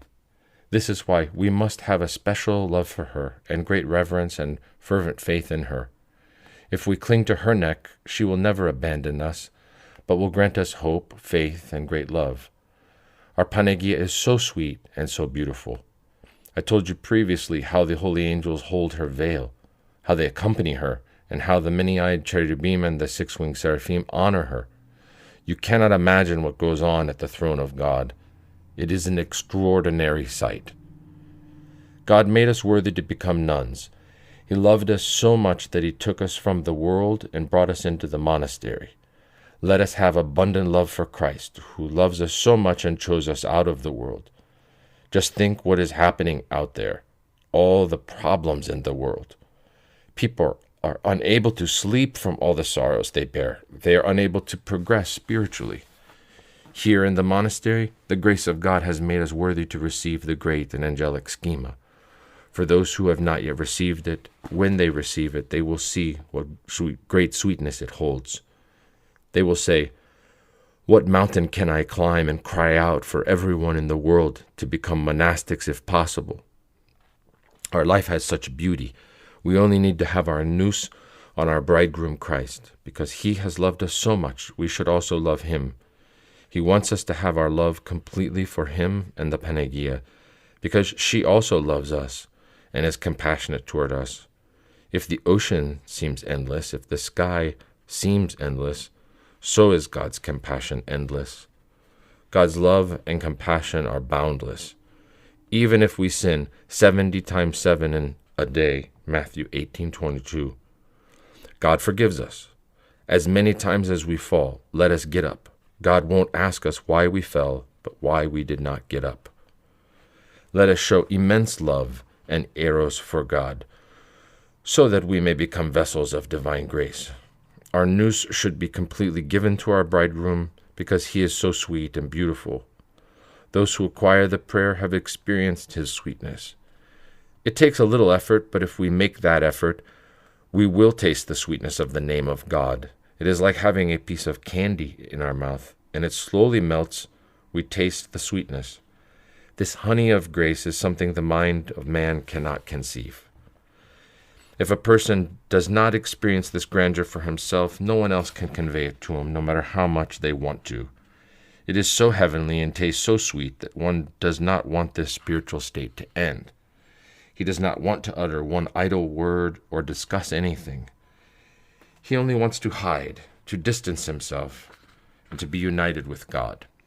Therefore, let us not embitter or grieve Christ. We must be very close to him because his love is infinite. God's love cannot be compared to any type of worldly love, even that of parents. Nothing. Even if one were to argue that his mother or father loves him and is affectionate, etc., he says this because he has not felt the magnificence of God. It has so much sweetness and beauty. Therefore, we must labor for God according to this gift that he bestows upon us, and this is a gift from God, because everything he has, he grants to us freely. The other day, Geronda Gabriel came from Makrinitsa. It's a village neighboring the Portaera where the monastery of St. Gerasimos the New is located. Geronda Gabriel of blessed memory was the spiritual father there. The other day, Geronda Gabriel came, and I said to him, "Tell us a few words. At the moment of the Holy Mystery, what does God grant you?" Slowly, he responded, How can we speak of these things, Gerontissa? We cannot comprehend it, and our tongue cannot express it. These are heavenly experiences which we are incapable of describing. What is happening during the time of the divine mystery? There are more angels and archangels that fill the church than the number of breaths we take. This is why we need to pay great attention while in church. We must approach with great fear and trembling during Holy Communion. We must have the fear of God in our soul. At that moment, we should realize our unworthiness and consider how we will approach the divine mystery. With what garment will we appear before God? Let us examine ourselves noetically to see how our garments are in rags, dirty, muddy, and dusty. Let us ponder how we will approach God. With what garments will we approach our bridegroom? If we have this theoria during the time of Holy Communion, we will see what God bestows upon our souls. Later, one will think, where can I go that I may shed tears and lament? What is this magnificence I feel in my heart? We must be careful to guard our thoughts from judging and criticizing, because the worst demon is criticism. The first toll house we will encounter is that of criticism. Therefore, extreme humility is necessary. We must cast out whatever thoughts are impure and evil. Let us not allow anything filthy to remain within us, but cast out whatever is rotten, dusty, or covered with cobwebs. Let us have humility so that we may see the infinite compassion of God. We should humble ourselves, saying that we are the least of all. Let us be attentive. Homily 50. God will not let anything happen to his child who is struggling for his love. February 1989. We have seen how Gerondis desires to struggle for God. Seeing him drink plain broth, we are taught self-control, remembrance of death, and self-denial. He is a great example showing us how we should live. Yet, we do not have the precision that Gerondis asks for. I say this first for myself, because to this day I have not pleased God, whom I have loved from the time I was a small child, and for whom I wear this raso. Neither have I pleased my spiritual father, nor any of you. Altogether we must make a new beginning, to struggle as Gerondis desires and as God requires. We must have precision in our life, because we have become too relaxed with idle talking, complaining, raising our voices, and irreverence. As the Gospel says, Thou shalt love the Lord thy God with all thy heart and with all thy soul, and thy neighbor as thyself. Luke 10:27. We do not have this kind of love and sympathy. We have not yet loved our monastic life enough to realize the obedience it requires toward God and toward the schema we wear. In other words, we have not grasped how we must live and how we should love God. Watchfulness is the greatest lesson for man, because through watchfulness we will be taught prayer. If we do not have watchfulness, we will not have prayer. If we do not have humility, we will not have reverence, but instead we will have contradiction and disorder. Contradiction brings about disorder, grumbling, quarrels, and criticism. Various discussions take place, and one cannot feel the grace of God within his soul. When we lack abstinence and do not practice self-control with our mouth and stomach, then we anger God. As I mentioned before, watchfulness is superior to prayer. When one achieves watchfulness, he will find prayer and will be able to feel and understand with whom he is speaking. When we are able to comprehend the prayer within our heart, we will perceive the grace of God guiding us, taking us by the hand like a small child and telling us, this is how you will walk. This is how you will speak.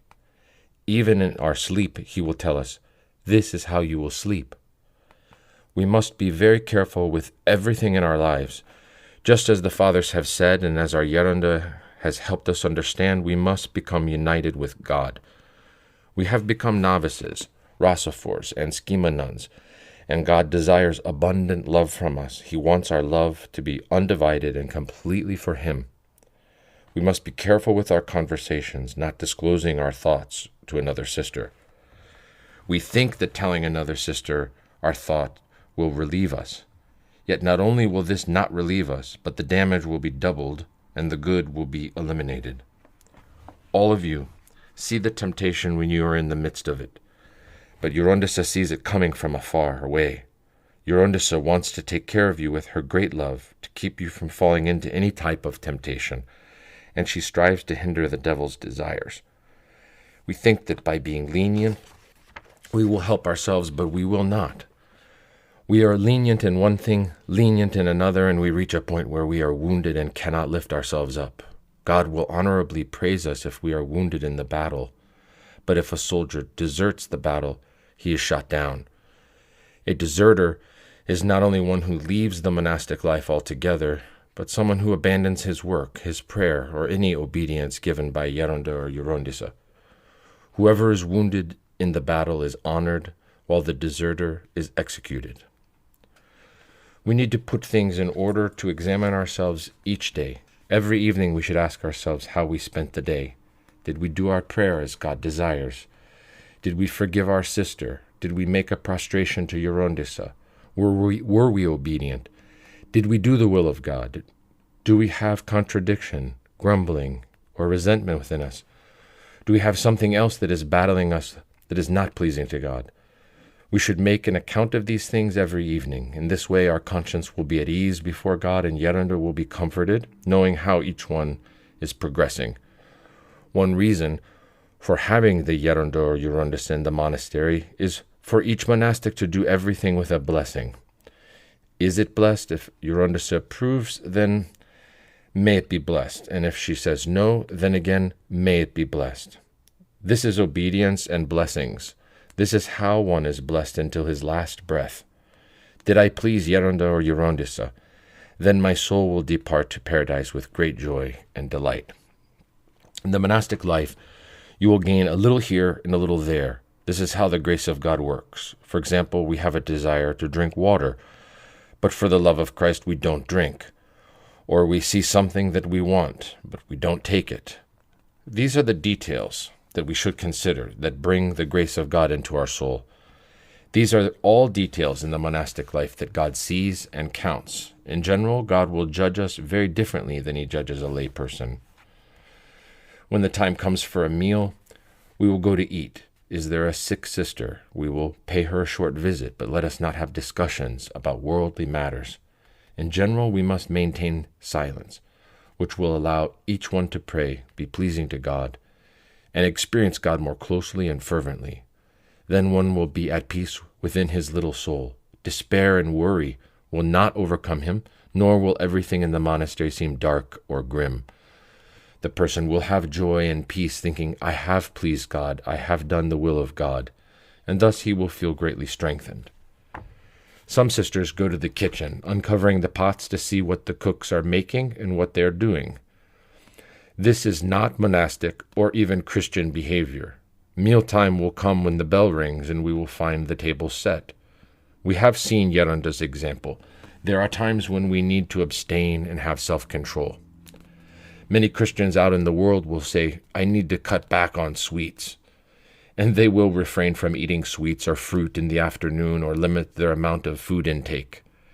If we as monastics fail to do this, it will be a hindrance to our salvation. When there is food in the middle of the table and we try to select the best piece of fruit or take more salad or cheese than our share, this is wrong. We will take what belongs to us, nothing more. Everything should be done correctly and with a blessing. Let us put our conscience at ease towards Christ because we are wearing the raso.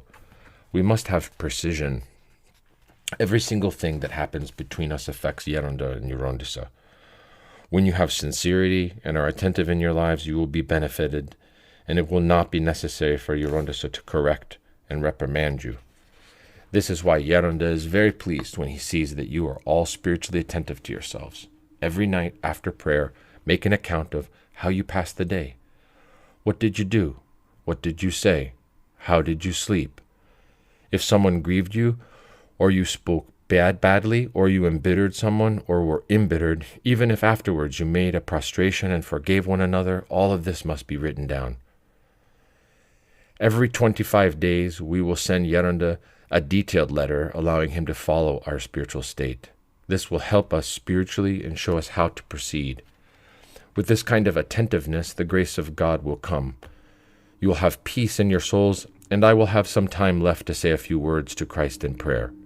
I am not saying that I am going to abandon you. I will still fulfill my obligations. However, when we send the letters to Geronda and he reads them, we will maintain order and frequent communication so that we can progress according to the will of God. We did this for the first 7 years with Geronda Yosef, the Hesychist, and it was a great help. We progressed amazingly using this method. We sent him letters, and he answered us. We are living in very difficult times. I will tell you an example of something a priest told me that he experienced himself. There were 10 monks at a monastery, and there was also a wealthy young man who had gone there to become a monk.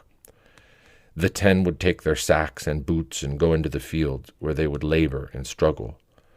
The rich young man could not go with them because he had been spoiled. So the elder made him ecclesiarch. His parents would bring him bags of food that he would put in his cell and eat whenever he wanted. The elder was not pleased with the life of this monk, seeing that he did not live correctly. He prayed, pleading that something be shown to the young monk that would encourage him to follow this same rule as the other fathers. One night, when they were doing an all-night vigil, this disciple saw the Panagia with a towel resting on her shoulder, wiping the sweat from the fathers who worked in the fields. Then an angel who held the holy chalice communed them. Last of all, when the disciple went to have her wipe off his sweat, the Panagia told him, "What sweat should I wipe off? You did not sweat or become tired." Then as he went to commune, the angel told him, "You did not labor for anything. Holy Communion is for those who struggle for their salvation." Both the young monk and the elder saw this vision. The disciple ran to the elder, saying, "Geronda, whatever the brothers are doing, I will do too. Tomorrow, please give me boots and a sack to go to the field." He realized why he was deprived of the blessing from the Panagia and Holy Communion from the angel. Whatever one does, he does for God. He does not do it for Gerontissa or Geronda. When someone tries to avoid labor so as not to become tired or cold, this is called self-love. The more one struggles for the love of Christ, the more he will feel his grace. How will grace come? Without effort, without prayer, without vigil, without fasting and self-control, without the fear of God in our soul. How will the grace of God enter our heart? As long as we struggle, a spiritual drought will never overcome our soul, and the grace of God will strengthen and help us. For example, a load of flour arrives, and one sister says, "I can't lift it." Then another says, "I can't do it." Who is going to unload it? However, when we have faith, God will help us, and he will not let anything happen to his child who is struggling for his love, even when the person has a serious illness. The more we struggle, the more God will help us. The more we love God, the more God loves us and strengthens us. The grace of God will overshadow us when we have self-control. Just try saying, "Today I won't drink water for the love of Christ," or "Today I won't eat my portion of food, I'll eat less," or "I'll sleep less than needed tonight." You will see what your soul will feel. These are the gifts of God. The more one labors, the more God will bestow his grace upon him. For example, we must be very respectful and careful not to waste bread. We should eat the old bread ourselves and not give it to the chickens. We should also promptly pick up any leftover food from the guests and put it away, because allowing it to spoil is a sin. Be attentive to obedience. Immediately say, "Bless," and "May it be blessed," or "Forgive me, Gerontissa. I am sorry I talked back." This is respect. Be careful not to go into another sister's cell without a blessing. Geronda wants us to have precision. We must do whatever he says in his homilies with blind obedience. He wants us to keep an account of ourselves. Is it time to get up? We will get up. Is there a sister who cannot do vigil? Then she will get up at 4 o'clock, or she will do her prayer rule the night before. In this way, the monastery will be keeping vigil at every hour for the love of Christ. We will be ready for whatever comes.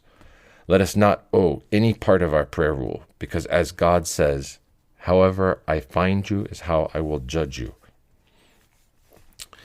We should not waste time, but take advantage of every moment, saying to ourselves, "When I finish this, I will go do that."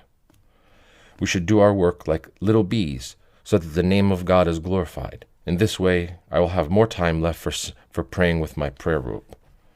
As the Gerontissa, I'm obligated to pray. It is my responsibility. Otherwise, we will not have God's blessing. There are also guests who need spiritual guidance, and it is my obligation to pray for them as well and for all those who help us. When we have some spare time, we can do a paraclesis or the salutations and keep silent to communicate with God instead of talking idly. When we speak with God, we must obtain much grace in our souls and experience joy and great blessings.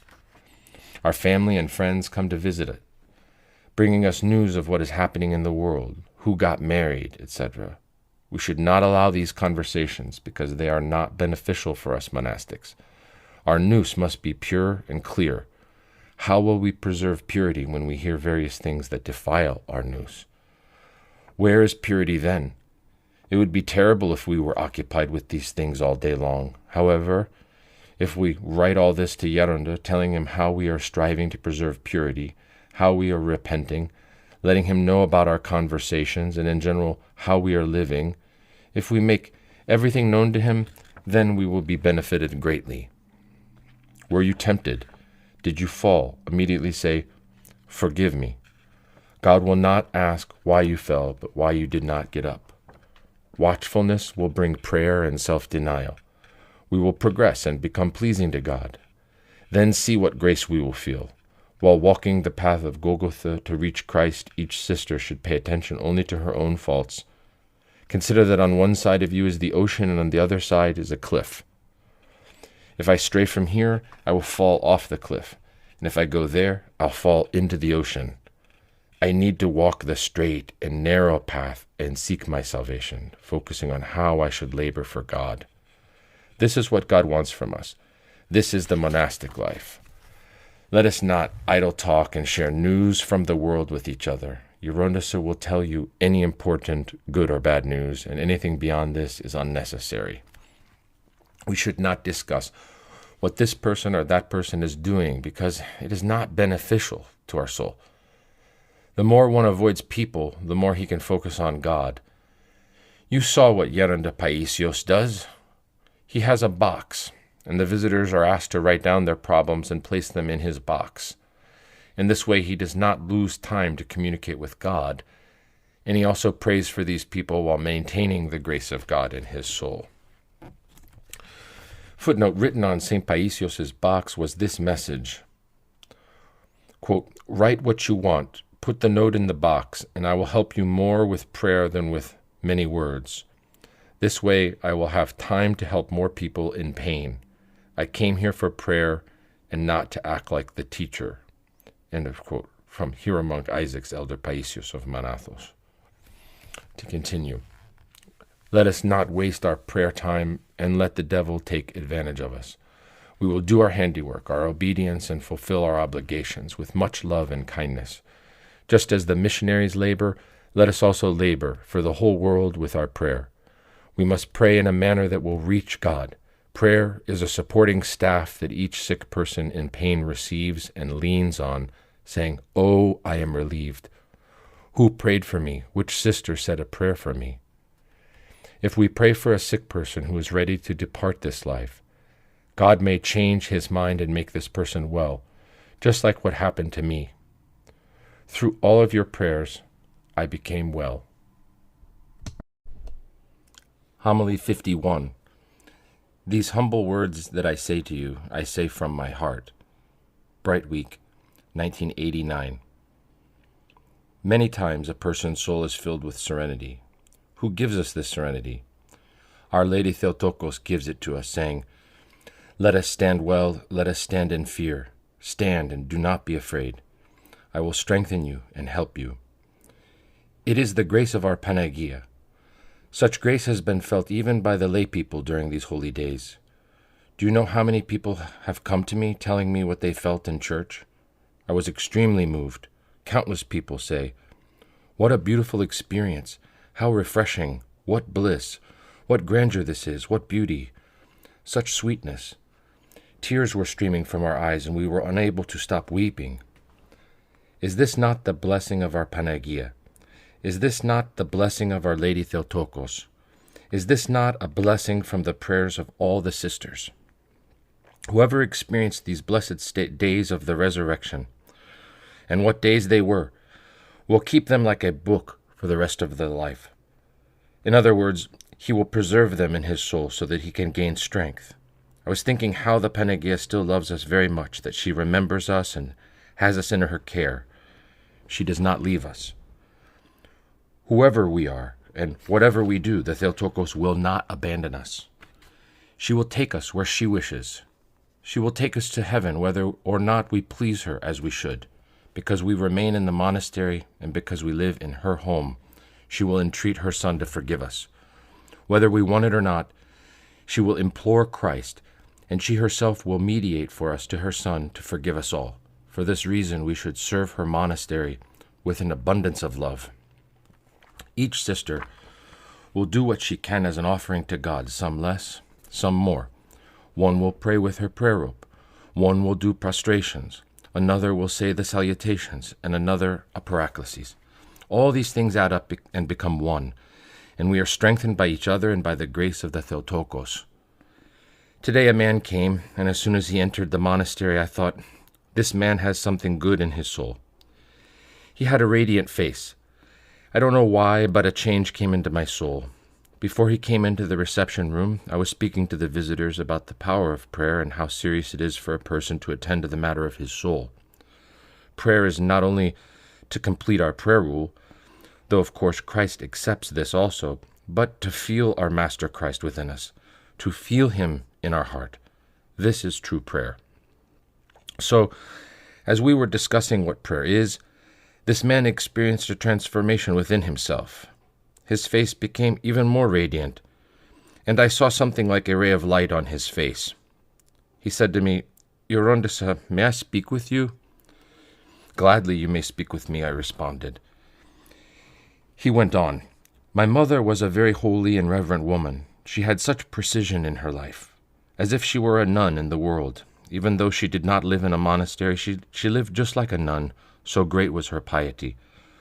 One day when I was 10 years old, she said to me, my child, should we go to Vespers? Should we go to church to light a candle? Let's go, Mommy, I responded. As soon as we entered the church, a certain power pulled me toward the candle stand. There I saw a very tall nun with a veil that had a red cross on it. I looked at her, and she looked at me, while my mother went to venerate the icons. Something indescribable drew me to look at her more intently. I am overwhelmed just thinking about it. Such splendor, such a beautiful countenance. Her face was shining. I was staring at her, and she was looking at me and smiled at me. I couldn't take my eyes off of her, and continued to stare at her. Her face shone, and this radiance that was shining on her face came into my heart. Mommy, Mommy, I shouted. What is it, my child? What happened to you? A woman who looks like the Panagia is standing here at the candle stand. Then she asked me, where is she, my child? Where is she, my little one? My mother did not see her. Here, my dear Mommy, here at the candle stand. Don't you see her? Look how tall, look how beautiful she is. Very beautiful. She's glowing, Mommy, she's glowing.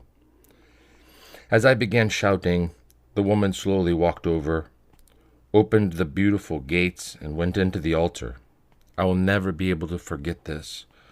Wherever I go, wherever I stand, I see her face in front of me. From that time on, I began to do the paraclesis to the Panagia. I love her very much, Gerontissa, and there are not words to describe the love I have for our Panagia. At that moment I said to the man, since you love her so much, please pray to her also for me. It is true, I love her so much that I cannot express it to you.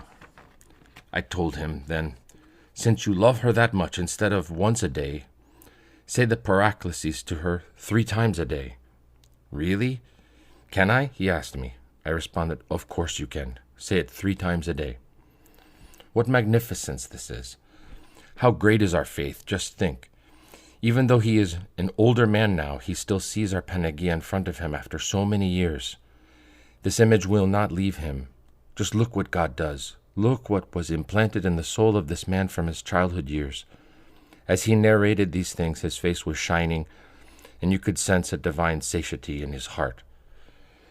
I remained there, thinking to myself, what unexpected things can we learn from a lay person? His eyes welled up with tears, and something exceptional came over me. The grace of the Panagia reflected so abundantly into my soul. I felt so much reverence, such a transformation, that in a way my soul wanted to embrace him. I want to conclude by saying what a wonderful thing it is for Our Lady Theotokos to appear to certain people, revealing to us the magnificent things that God has prepared for us in heaven, and the love he has towards us. How significant this is. This is why I tell you that our Panagia is very much alive. There was another time when a woman came to tell me about something she felt here in the church during Vespers. Gerontissa, I went to venerate the icon of the Panagia, and her hand was very warm. I put my face on her hand and then on her face, and my cheek also became warm. What incredible grace you all have. How beautiful it is here. The Panagia loves you all very much, and Our Lady Theotokos is very much alive here.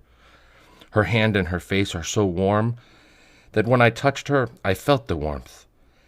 That is how alive our Panagia is and how much she helps us. Just as in the earlier years, the Panagia walks throughout the monastery. Sister Theodora saw her many times. Many other sisters saw her in the church saying the Jesus prayer while making the sign of the cross in front of the icon of Christ. Then she would open the beautiful gates and go in. They thought it was me, Gerontissa. Come now, is it possible that I can go through the beautiful gates? If it were me, I would not have gone through the beautiful gates. It was the Panagia. Many times sisters have heard the Panagia's footsteps as she was walking around. Many times they have seen her with a gray garment, or raso, and she was very tall. We should have great reverence for her. In this way our Panagia will help us and grant us our salvation for free. She will record every step taken by those who are reverent toward her and who serve her without complaining. Do you see a piece of paper on the ground? And pick it up. Did you sweep somewhere? She will write that down for you. She will write down everything that you do in the monastery. For the sake of her love, even the smallest thing, and nothing will remain that is not recorded. I will tell you again what Sister Vereni told me. Tell the sisters not to be slothful. Everything they do here becomes diamonds in heaven. There was a woman named Christi Velandu who labored spiritually in the world. Geronda had her as a spiritual mother, and he loved her very much. She was very merciful and a person of great virtue. Whatever she had, she gave it all to charity. She gave something to everyone she met. At the end of her life, Geronda said, "Only the Holy Fathers, the ascetics, and the hermits see the things that she sees. No one else sees these things." She saw everything that she ever gave pass before her eyes. There were mattresses, blankets, quilts, everything she ever gave. And she gave away everything. She was saying, "Oh my goodness, what diamonds, what gold, but I didn't give away a gold blanket. What is this?" She was talking to herself, and we were listening. She was saying, "What gold mattresses, what gold blankets these are. I never gave away a gold comforter. What is all this? What beautiful things these are." She saw everything she gave away pass before her eyes at the hour of her death. She was quietly whispering, "Come now, Geronda, hurry, Geronda, my time has come, and the angel has arrived. Come now, Geronda." Right at 10 o'clock, Geronda arrived and caught her just in time. He communed her, and she departed at that moment. This woman loved St. John the Forerunner very much. She did all-night vigils on every one of his feast days and fasted, not even drinking water. When she fell ill from cancer and had unbearable pain, she would say, "Holy Forerunner, I have loved you, honored you, and fasted, so why aren't you coming now to help me?" Then the Honorable Forerunner appeared as a monk, together with her daughter, who had previously passed away. He held her daughter by the hand and held a lantern in the other hand. He asked her, "What is wrong with you?" "Don't you see what is wrong with me? I cannot endure the pain. I am fading." "Don't worry. Don't you have one injection left? Isn't there one injection left for you to do? Take that one and you will no longer be in pain." Then the forerunner disappeared. The pain stopped, and the hour of her repose came. She departed this life without any pain at all. Back then, when we heard something spiritual, we put it into practice. People had greater eagerness to struggle and compel themselves. Now we hear so many of Geronda's homilies, yet we do not apply what he says, and my words are not sufficient for you. I do not have eloquent speech to enlighten your minds or to move your hearts, but these humble words that I say to you, I say from my heart. If you only knew how much spiritual nourishment I desire to give you. People show great respect just hearing that we are of the lineage of Geronda Yosif. The fathers, as well as spiritual people who pass by, say, "You are descendants of Geronda Yosif." When reading his book, they say, "We are going to the monastery that was founded by Geronda Yosif." It is very significant that we are his spiritual grandchildren. It is enough to have his prayers for us in heaven, along with those of all our brethren who have fallen asleep, our spiritual relatives. We have such a magnificent synodia in heaven, a rank of angels. Just think of this large synodia. We should have this as our boast, that we knew these fathers, and that God made us worthy to know Geronda Yosif and his disciples. Though so unworthy, God made me, the sinner, worthy of knowing these holy souls. When we would sit with Gerontissa Efraxia, one of Geronda Yosif's nuns, many times fragrance would come out of her mouth. I remember another time when a doctor passed by here and said, "I am a doctor from Thessaloniki, and I have come here to light a candle." "Come in," I said. "Let me offer you some water and a little bread." I cut half a loaf of bread and gave it to him, saying, "This is a blessing from the Panagia. I have nothing else to offer you but a little bread." Some time later, when we went to a doctor, we asked, "How much do we owe you?" He answered, "Do you remember when I passed by your monastery and you gave me half a loaf of bread? I do not want any money." How could I have known that this was the same doctor who passed by years before? So you see how when we show respect for something as simple as bread and don't waste it, God helps us. When we went to Jerusalem, one sister had taken bread with her, and because it had dried out, she threw it in the garbage. The filth there is unspeakable. Despite this, when Geronda saw the bread, he took it, washed it off, and began to eat it. The sister who threw it away saw this and said, "Oh my goodness, Geronda, what are you doing? You took it from the garbage." Geronda responded, "I took it from the garbage, and I am going to eat it. Do we throw away bread? It is a blessing. It is the grace of God. I will eat it. Otherwise, God will deprive us of this blessing." "No, Geronda, don't eat it. Leave it. I'll eat it." "No, you're not going to eat it. I am going to eat it. I am going to pay the penance. You will learn not to do that again." He had a little piece of garlic that he cut and ate with the bread. So I ask you, are we careful with bread? Or are we careless and throw it into the chickens? This should not be. The chickens will eat their own food. If we are careful, we will have enough to give some to a person who's hungry. Many people who come here ask for bread. They say, "Gerontissa, is there a little bread for us to eat?" This is why many times I send you to bring bread for the visitors. This is almsgiving. Though we don't realize it, all these loaves will become gold in heaven. There was an unmerciful man who threw a loaf of bread at a beggar out of anger, and this saved the man. A footnote from the life of St. John the Merciful. The man was St. Peter, the tax collector, commemorated on January 20th. Peter was a very wealthy man who never gave alms. One poor man was determined to make Peter give him something, and going to Peter's house persisted in asking for alms until Peter threw a loaf of bread at him in fury.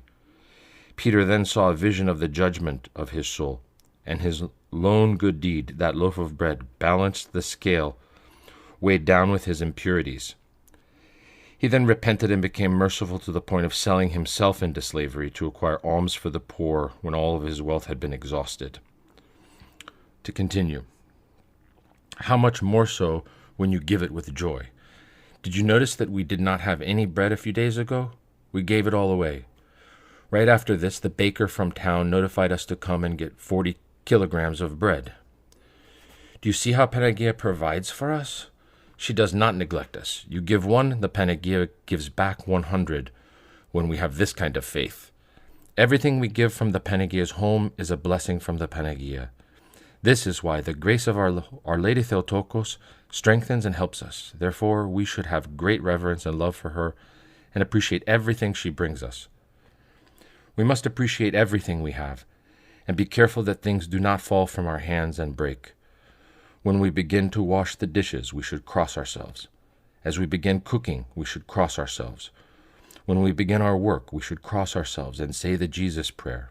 Lord Jesus Christ, have mercy on me. Kyrie Jesu Christe eleison me. This is why some people say, "Oh my, what tasty food that was," or "How was that watery soup so delicious?" This is because it is prepared with prayer. It is all from Panagia. It comes from Our Lady Theotokos. Everything comes from her, and everything is blessed. So we must be careful with all these things. An abundance of grace will overshadow each soul who is careful with food and every little thing. One time I was sorting lentils, and I left out some pieces that were half-eaten. Yananda caught me and said, "Come here. Why did you take out these lentils?" "They were half-eaten by bugs," I responded. He then instructed me, "Gather them and put them back in." Now, here we are so picky about what we eat, saying, "Are we going to eat this food that has bugs?" We cannot even imagine doing what the fathers did. Therefore, we must have much faith in Christ and the Panagia, knowing that they will not neglect us. The more we love and labor for our Panagia, and the more careful we are in attending to her house, the more she will reward us and pay us back 100-fold. Homily 52. A monastery is like a hospital where one will bear the weakness of the other. July 1990. As we have said before, the Word of God is quickly eliminated from our souls.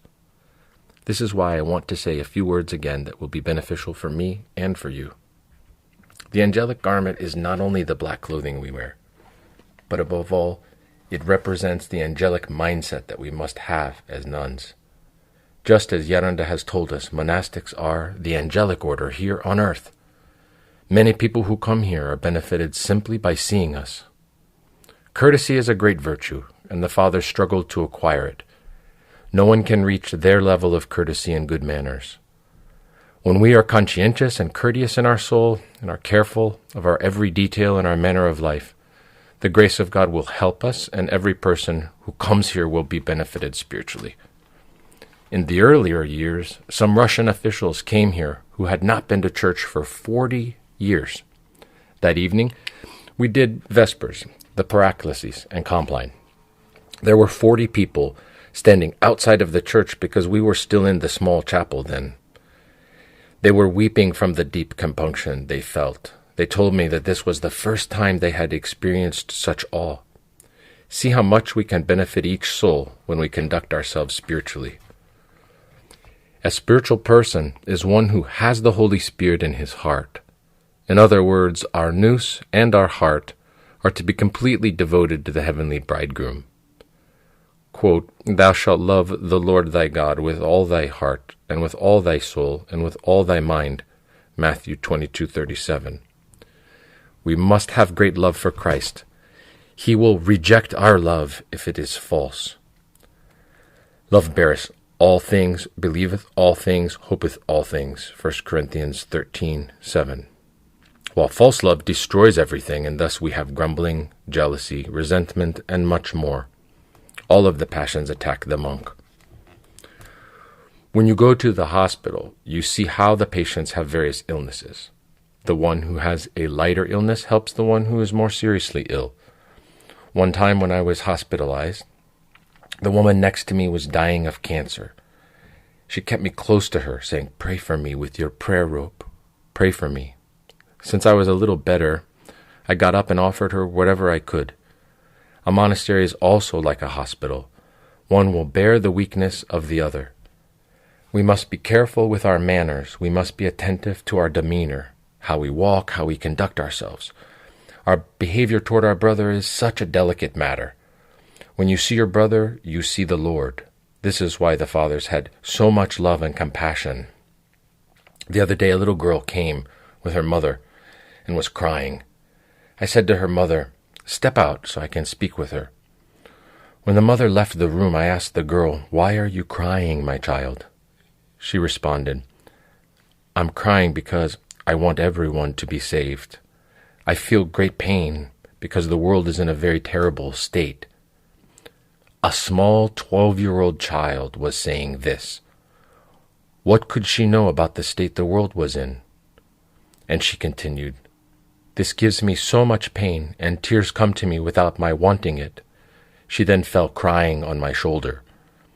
I asked, "What do you feel when this overcomes you?"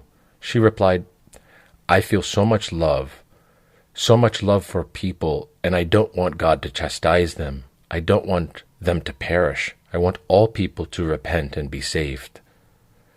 This is what we should feel in our souls, since we are monastics and we wear the angelic schema. Unfortunately, the devil robs us of this. God loves us so much and gives us so many opportunities to acquire this if only we would ask for it. Sometimes we make excuses, saying the devil tempts us, but in this way we cast out the grace of God. A person must struggle. It is not possible for someone to be saved without temptations. In earlier times, people attracted the grace of God. In those days, if one person broke something, someone else would run to the spiritual father to confess that he broke it, even when he really did not, so that the one who broke it would not receive the penance. Whoever had compassion would do the penance. We do not have this kind of compassion. We see our brother and turn our face away. We turn away and make gestures that are not pleasing to God. God does not want these gestures. He wants our spirit to be in heaven and to think about who we really are. When we remember God at every moment, we will see how agile our bodies will be for labor and how responsive our spirit will be towards virtue. We will not want to cease saying the name of God. We receive a blessing from Gerontissa to eat a candy or a dessert because we like it, and it tastes sweet. How much more so with the name of God, which is exceedingly sweeter and more fragrant. This is where the victory is. It just takes a little force and a little effort. However, the devil comes and captures our thoughts and scatters them, taking away the heavenly grandeur.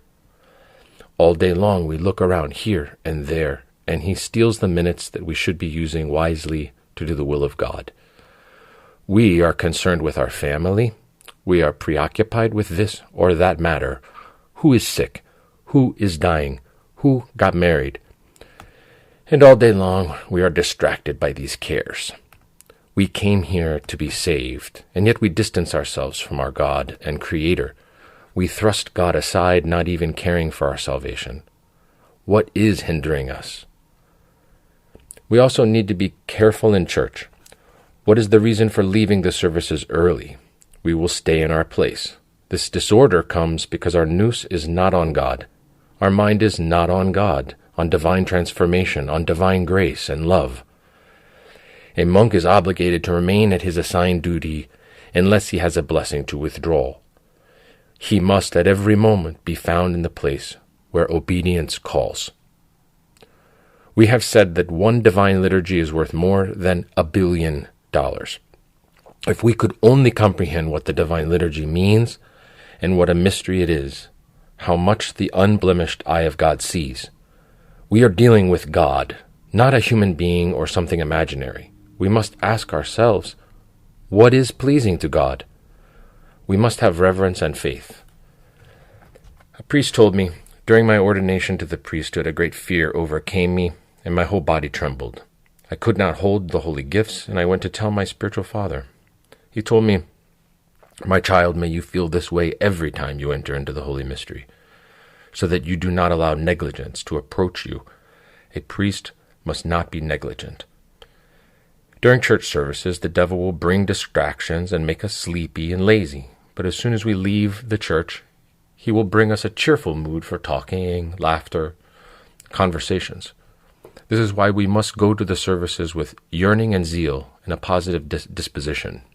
Otherwise, we will be overcome by sloth, exhaustion, and fatigue. We will twist and turn, go in and out, go from one place to another.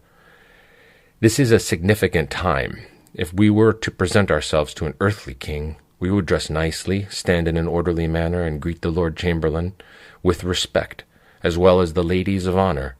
How much more when we go before our Christ, the King of Kings. Let us be watchful when we approach the body and blood of Christ, and whenever we go to pray. We should not have a blemish on our soul, otherwise we will not be acceptable before God. God wants love, peace, long-suffering, kindness, and goodness. I'm telling you this so you will know, and I will not be held accountable for not telling you. If we do not seal our mouth, there is no salvation. Did we seal it? We will be saved. If we do not seal it, we will not be saved. Even if we move mountains with our faith and give our body to be burned, if we don't guard our mouth, keeping it pure from idle talk and criticism, we will not be able to stand on our own 2 feet. Instead, we will be crippled and will drag ourselves along with our ragged, dirty, muddy clothes. We must scrub them with a brush, clean them, and patch them up. Otherwise, we will have a fall, a spiritual fall, and we will not be able to get up. We should have kindness and love. Let us not forget that we are guests of the Lady Theotokos. We are not staying in our own house. We are offered hospitality by Our Lady Theotokos, and we must be grateful to her. The eyes of our soul, mine foremost, are blind. We do not see her. The Panagia is very much alive here. Many people who come here tell me that what they felt, and that they visited the monastery, how they could not stop the flow of tears. The Panagia's grace overshadows the people and us. Ever since I was a small child, because I experienced deprivation, I wanted to give alms. For this reason, whether it is a bag of rice, spaghetti, or a few fish, let us give to a poor person. Whatever we give away, the Panagia will bring back to us fourfold. The Panagia enlightens people, and they bring us what we need. Do you remember once, back when we were going through a difficult time, and I gave away our last loaf of bread? You all made a fuss about it. I told you, don't worry, tonight the Panagia will provide. Then someone came with a truckload of food, and it lasted for 3 months. Has the Panagia ever neglected us? Homily 53. When we don't have humility, we don't have Christ. July 19th, 1990. Let us be careful of resentment, because this separates us from the grace of God. Thou shalt love the Lord thy God with all thy soul, and with all thy mind, and thy neighbor as thyself. Luke 10:27. When the grace of God departs from our soul, and passions approach, such as hate or resentment, we must immediately uproot them. We should immediately make a prostration, and say, bless me, forgive me, I have sinned. I have this passion. Please help me and pray for me, so that this passion which is still lurking in my soul will leave me. And you will see how God will operate in your heart. However, when we do not recognize each passion and do not fight them, they'll take root in our souls to such a degree that we will reach the point of being separated from the love of God. What a shame to be deprived of Christ because we do not have humility and cannot humble ourselves. Why did she do that to me? Why did she say that to me? The why and the how will never end. I am telling you this again so you will understand. When we don't have humility, we don't have Christ.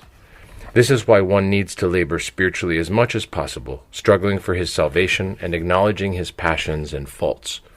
One must realize how he saddens God. We are dealing with God, not with Gerontissa or another person. Obedience is the foundation of the monastic life. If a monk is without obedience, then his soul is barren. We must be careful because we create one wall here and another wall there, blocking off the light to our soul. Thus the soul remains in darkness, without even the slightest opening for the sun or divine illumination to enter. Let us advance in kindness, love, compassion, and all that God desires. May we have kindness in our souls and avoid self-love. We should not ignore our brother and care only for ourselves. The love of God is full of compassion, forgiveness, and sympathy. When we have love, we will conduct ourselves accordingly. We will not want to say something bad about another person, but rather we will feel pain and sympathy for others, not wishing to offend them.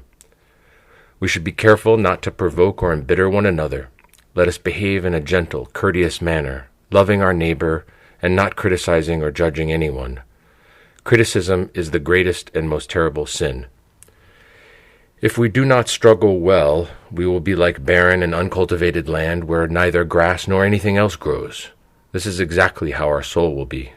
The grace of God will not take root, and we will constantly be in a state of blindness. This blindness, like fog inside our soul, will not allow the waterfall of tears to flow, to cleanse us and allow us to see things in a spiritual manner. When our prayer is lacking, we will feel discontent. We will be overcome by sloth and despondency so that we cannot lift our hand, our foot, or even our noose. We will be unable to do anything. By contrast, everything good is accomplished through prayer. When a person has prayer, he receives physical strength. However, when he does not have prayer, he becomes sluggish, the body cannot move, and he does not have a good disposition or a desire for anything. He becomes despondent, bored, and unable to move his hands and feet. He is tired of doing one job, he is depressed with the other, and so on. When one has prayer, all of these things leave. On the other hand, when he does not have prayer, he will want to sit, lie down, and avoid the effort. When a person labors, in his toil he will find God. Did you labor? You will find delight. If you do not work, the boss will not pay you, especially if you have a contract.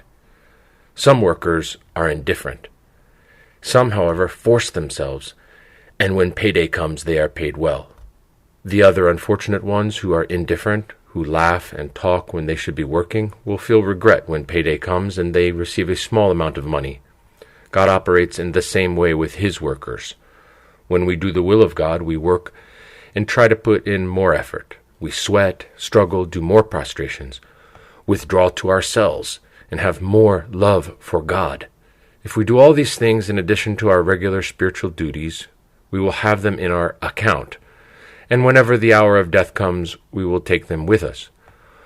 We'll take our ticket and go on our way, rejoicing. Whoever labors will delight in the reward. Whoever does not labor will have no reward. Therefore let us labor, let us struggle, fearing nothing, neither the evil one, nor the toil of work. I remember a time when we were still at Stagiatis, and I was climbing a hill with a load of 30 kilograms on my back. It was right in the heat of the day, and I was carrying this weight on my shoulders and in my hands. As I ascended, I had in my mind how Christ ascended with the cross. How did Christ ascend Golgotha? This is how I will ascend. Then, as I continued with great effort and toil, I was finally unable to go on. Suddenly, I felt two hands lifting the weight from behind, just as sometimes you push me so I can go up a hill. This is how it was. I went up very easily, without effort or breaking a sweat. I felt so light, and afterwards I set down my load and went and did 400 prostrations. I was flooded with joy. I knew in my heart that this relief was a reward from God. This remained in my soul, and I will never be able to forget it. So, do whatever you can now while you have the strength. God writes everything down and nothing goes to waste, not even the slightest effort. This was revealed to Sister Ephraxia's godmother in a vision. She found in heaven even the small spool of thread that she had given for mending the socks of a young child. She said, "What a surprise that even this is here." Her angel told her, "Do you see how nothing goes to waste?" She saw it all, even the matches and everything else she gave away as charity. Did anything go to waste? Christ kept everything stored up. Every step we take for Christ is recorded, everything. What a wonderful blessing it is to have strength. One can stand on his feet, clean, sweep, and put his things in order. The grace of God will give so much strength and joy to the soul who works for Christ. The grace of God strengthens this person, and a spiritual joy and exaltation come over his soul. The more one toils in labor, the more God will reward him. Everything will be recorded. The prostrations we do, our prayer rule, and standing in the church services. God is everywhere present and fills all things. He is constantly present in front of us, whether we are idle talking or calling on his name. He sees everything and records the good and the bad. Do you remember the story of the bishop and the monk who went to live in the desert as ascetics? One day the bishop said, "I'm going to serve in the city. You stay here and do your prayers, and I will return." During that period of time, a serious illness came upon the disciple, and he was in danger of dying. Wherever the bishop went and wherever he stood, he had his prayer rope, and he kept hearing, "Geronda, come quickly, I am seriously ill, I am at my end." He said to himself, "Strange, what voice is this? I will return." When he arrived, he asked his disciple, "How did you notify me? I heard your voice." "I used my prayer rope like a telephone and was begging you to come. Now I will depart this life." After that, the bishop tonsured him and he passed away. Do you see how God enlightens the Geronda or Gerontissa? Our Geronda sees whatever we do. He sees everything. The other day I saw him very vividly in my sleep. I was worried about something, and I saw myself sitting on a huge rock and praying with my prayer rope. At that moment I saw Geronda approaching. He said to me, "What are you doing here, Gerontissa?" "I'm just sitting here praying and thinking about what is going to happen. How are we going to be saved? What is going to become of us? I am ill and weak. I cannot speak. I cannot delight in my prayers as I did in earlier years. Now I feel tired and I do not have physical strength. I need reinforcement. I need someone to help me." "Give me your hands," he told me. He took me by my hands and lifted me up. As soon as I awoke, I felt so rested. Usually I wake up often during sleep without getting enough sleep for my body to rest, and I feel very tired. He lifted the entire burden I was feeling. He must have been thinking about us and praying for us.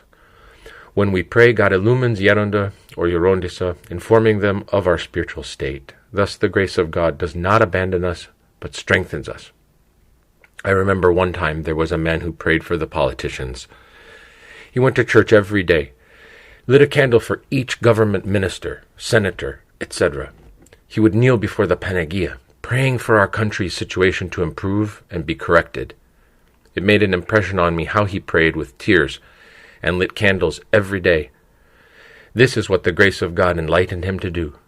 Again, others are enlightened in different ways. Father Markelos of Caracallu tells us about the ascetics he finds in the wilderness who pray continually for the world. Homily 54. The Holy Spirit comes into a person's soul like a gentle breeze. October 5th, 1990. Today we commemorate the memory of Saint Methodia. I went to the island of Kimolo and saw the chapel where she lived in asceticism. We wonder how a person becomes a saint. She was also a human being just like us. The saints were also made of flesh and had the same weak body as ours. They also wanted to enjoy things, their sleep, their food, their comfort, and all the good things. They left family and homes as well.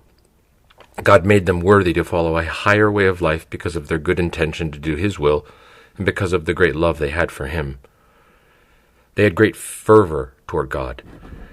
Now in our days we say that we cannot do it, that one thing or another hinders us. We have changed. God has not changed. He was God then, and He is God now. If we had perfect obedience to God, we would be able to follow the higher path, but our weaknesses and passions control us. We cannot go without talking or laughing, and we cannot abstain from certain things. We say that we are living in the end times, and that we cannot achieve what they achieved in older times, but we can. We lack good intention.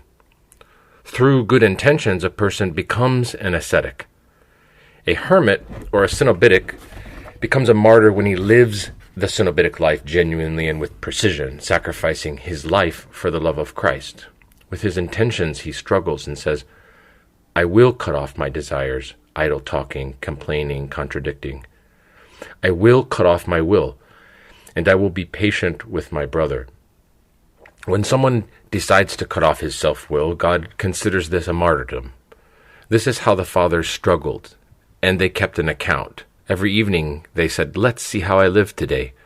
Whom did I sadden? Whom did I embitter? Did I please God? What did I do? Was my prayer done well? Did I hymn God genuinely? Did I fast?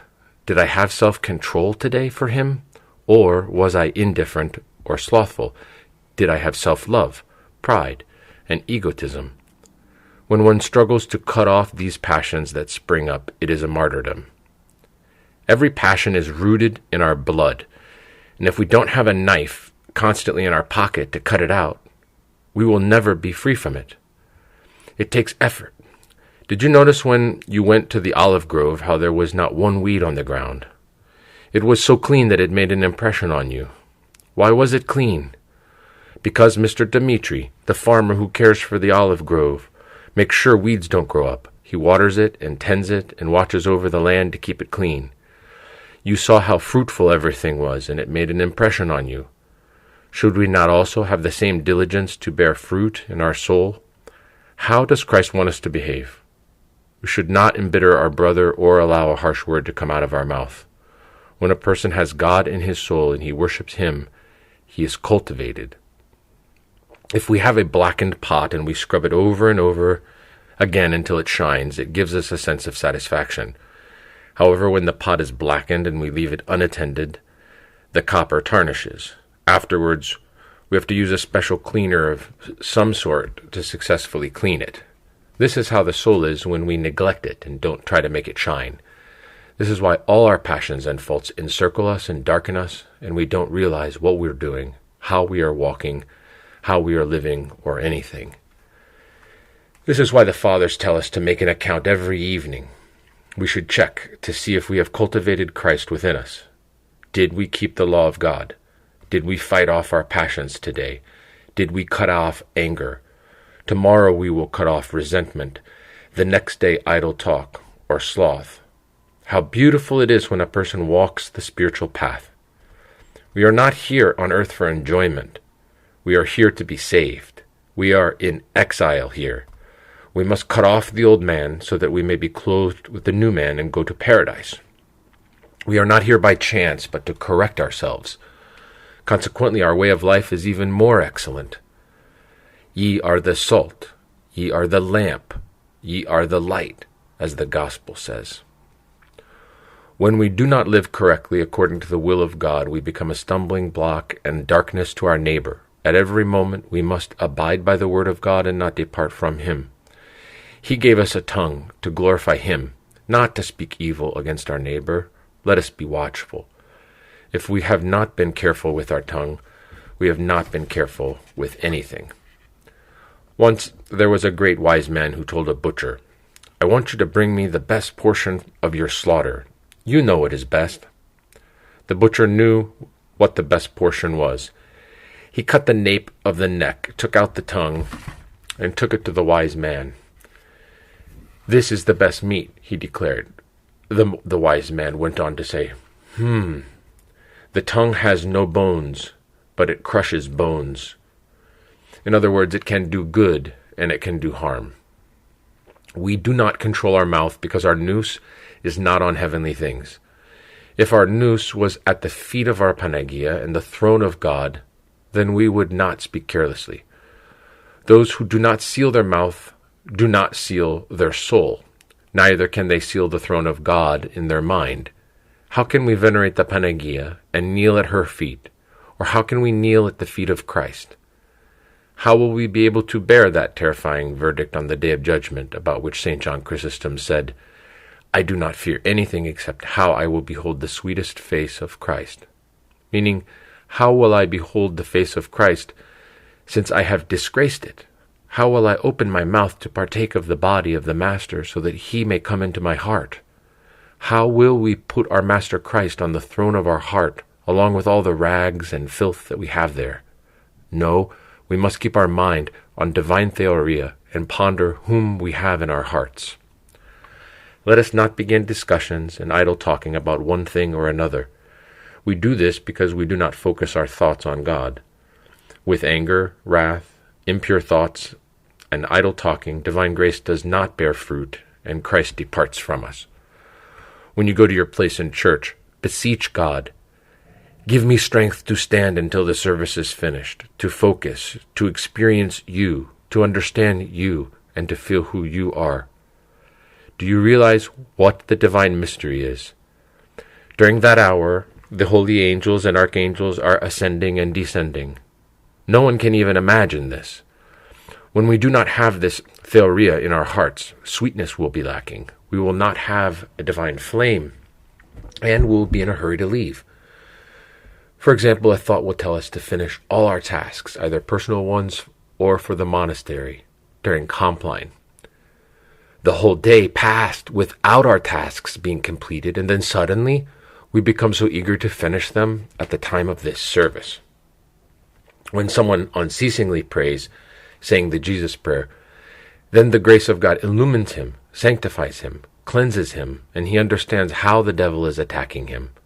He understands that the devil is harassing him, causing him to leave church, even during the divine liturgy. The Holy Spirit comes into a person's soul like a gentle breeze, like the softness of cotton, or like the snow that falls so silently. In this manner, the heavenly breeze of divinity comes and illumines our heart. It comes unexpectedly from above. However, for this grandeur to come, we must struggle. If the worker does not labor hard and refuses to work, then the employer will not pay him. Why does he not pay the worker? Because he does not work. He is idle all day and avoids labor. It is the same with us. How can the heavenly employer pay you when you are not working? However, when you work conscientiously and with the fear of God, then he will see your toil and repay you for all your labor, expenses, efforts, etc. God is not unjust. We have to know that the unblemished heavenly eye sees everything and is now invisibly here watching us speak and is also present when we are talking idly. When we keep this thought constantly in mind and we remember the invisible eye of God that is everywhere present and fills all things, then we will not sin. Instead, we will be careful and have our noose on our heavenly bridegroom, who carried his cross and sacrificed himself out of love for us. We should think about how he carried his cross with a great deal of effort and toil. Yet, unfortunately, we do not reflect on this. How did he carry such a heavy cross? Did it not take great effort and toil? Did he not sweat? Was he not exhausted? He stumbled, braced himself on the wall. His blood was flowing. He endured everything for us. And yet we are unable to bear even one remark for his sake. We left everything for Christ, yet we do not love him as he wants us to. We are not moved by his suffering as we should be. How will we be saved? How will we behold his sweetest face in heaven? It is an awesome sight. Although we should feel an ardent desire for Christ, calling upon his name unceasingly, somehow the devil robs us of this heavenly grandeur. We are lacking these heavenly gifts in our soul. God is the same now as he was then, and he will always be the same. Why do we live such shallow lives, so distant from God? We sacrifice our life. We left the world and came here, closing ourselves within these walls, so we can please Christ our Creator. But in the end, will we be saved? We need to have more prayer, more prostrations, and more self-control for God to have mercy on us. We must humble ourselves, cease slandering others, and fight all the passions that battle us. I am the first one who needs to do this. The greatest beast within a person is egotism and pride. There's nothing worse than to ask why, how, and what. When you are obedient, you will take wing. Today, obedience and humility have disappeared. They are absent in parents and in children. We see thousands of divorces because obedience has been lost in married couples. The church is in a very difficult state, and it is the same in the monasteries. The devil is prowling, making his rounds at the monasteries and winning over everyone. It does not matter whether there are 2, 3, or 5 monastics, he will try to destroy them. The devil does not want anything to remain. Since he has destroyed the foundation, now there is neither a God-fearing government, nor church, nor anything else. For this reason, let us be obedient so that we may be saved and go to heaven, because how will we endure eternal hell? Once I was looking at the sea and pondering, my Christ, imagine if I were shipwrecked, stiff from the cold, struggling to survive in the sea and not finding refuge or help from anywhere. This theoria captivated my mind, and lamentation came over my soul as I considered how it would be in hell. Eternal hell. Time is going by, my days are passing, and I am not doing the will of God. Hell is a terrifying thing. It is enough only to feel the tangible darkness and to sense the smell of sulfur. It is so frightful that no one can live through it and endure. When we are led before the judgment seat of God, to the throne of the Master, the decision will be made, and the demons will snatch us, lay people, monastics, priests, and bishops, and they will throw us into a sack and hurl us into the everlasting fire. God revealed these things to me only because I have this particular position. I saw these things very vividly with my own eyes, even though I was not worthy. The time is drawing near. Therefore, we must be extremely cautious and make a good beginning, just as when punishment fell upon the sinners in the time of Noah, later in the time of Lot, and when the Ninevites received Jonah's warning, this is how evil will also come upon us. Do we know if it will come to us during the night? We don't know. It will come upon us wherever we are, whether we are standing, sleeping, or working. That is how it was in 1940. We were going about our work when we heard the roar of airplanes bombing from above. Shutters were slamming closed and people were fainting from fear. Some were running to the mountains. Babies were screaming. Some lost their mind, others their reason, not knowing where to go. Because they had warned us, we had some idea of where to find shelter. This is how it is now. We are told, but we do not want to listen. When the time comes, if we are not prepared, you will go crazy, not knowing what to do, and you will not even be able to look after your own soul. I ask all of you to forgive me as well. Pray for me that God will give me repentance and a good end, and that I will repent with tears, because the hour is drawing near and the time has come. Having labored for God as a nun for so many years, to this day I have not yet begun to repent. I am a human being with imperfections, a dead worm, someone without any worth, and with no trace of grace in my soul.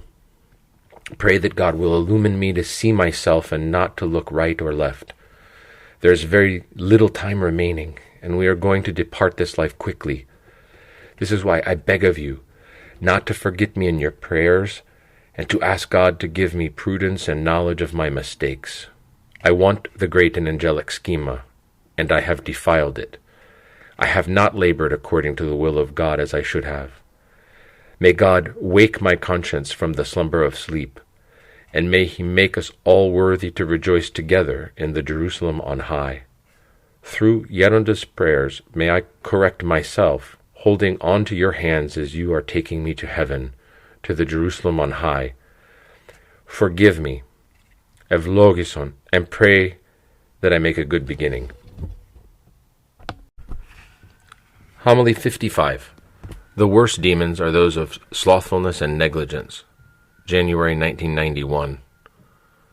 The demons fear the name of Geronda and Gerontissa. I have mentioned before about the nun who had thoughts and consented to them. One day as she was going to the barn, she saw demons there who called her by name. She was scared and began to scream, "Gerontissa! Gerontissa!" The demons immediately scattered, crying out, "Just wait and see what we will do to you tonight." In the evening, as she lay down to sleep, she saw the demons visibly, telling her, "Do you know what we would have done? We would have thrown you into the air, but what could we have do to you? You called out the name of Gerontissa. It was frightful.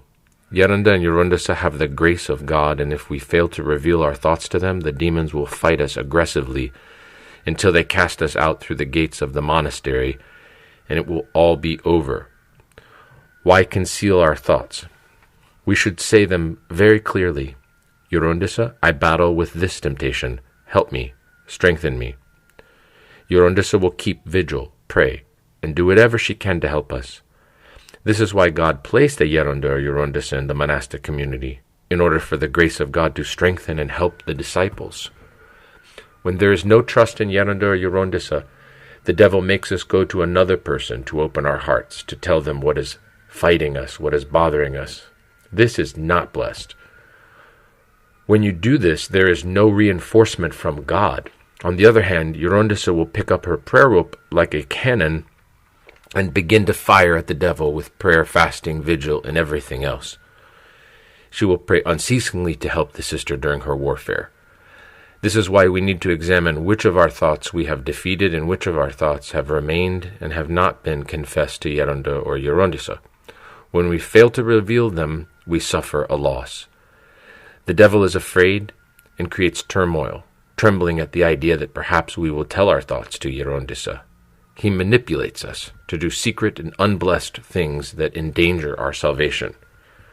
When we have suspicions, we should go to Gerontissa and say, "This is what I heard, this is what I am thinking, is this correct?" If we do this, our soul will be at rest, relieved, and we won't feel disturbance and anxiety. This is because Gerontissa picks up her weapon and starts shooting, and when the devil sees it, he flees. Gerontissa follows her disciple until she reaches the end.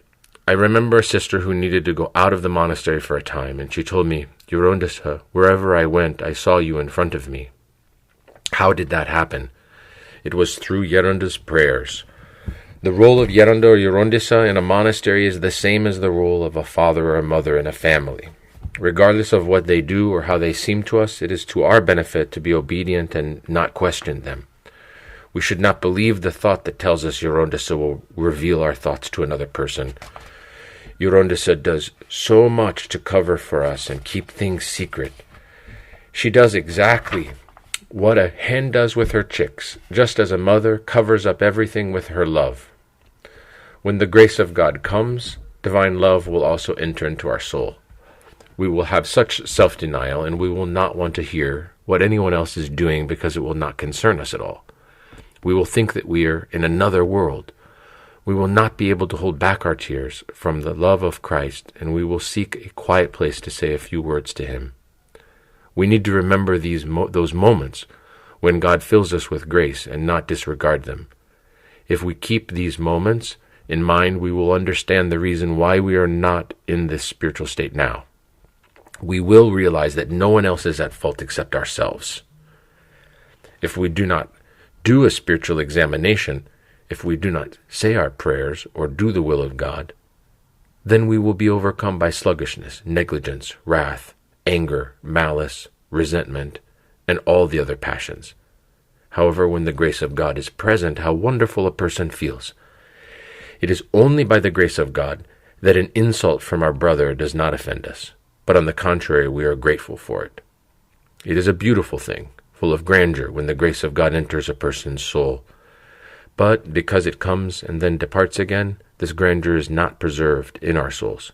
We allow ourselves to be governed by pride, self-love, gluttony, and anger, and the grace of God does not remain any longer. However, when we labor well spiritually, then grace remains, and if we begin to depart, we will seize it immediately. We have to be especially careful not to be slothful. Be extremely careful. Work and prayer are two links tied together that strengthen a person, not allowing him to become slothful. The fathers say, "Do you see sluggishness in a disciple?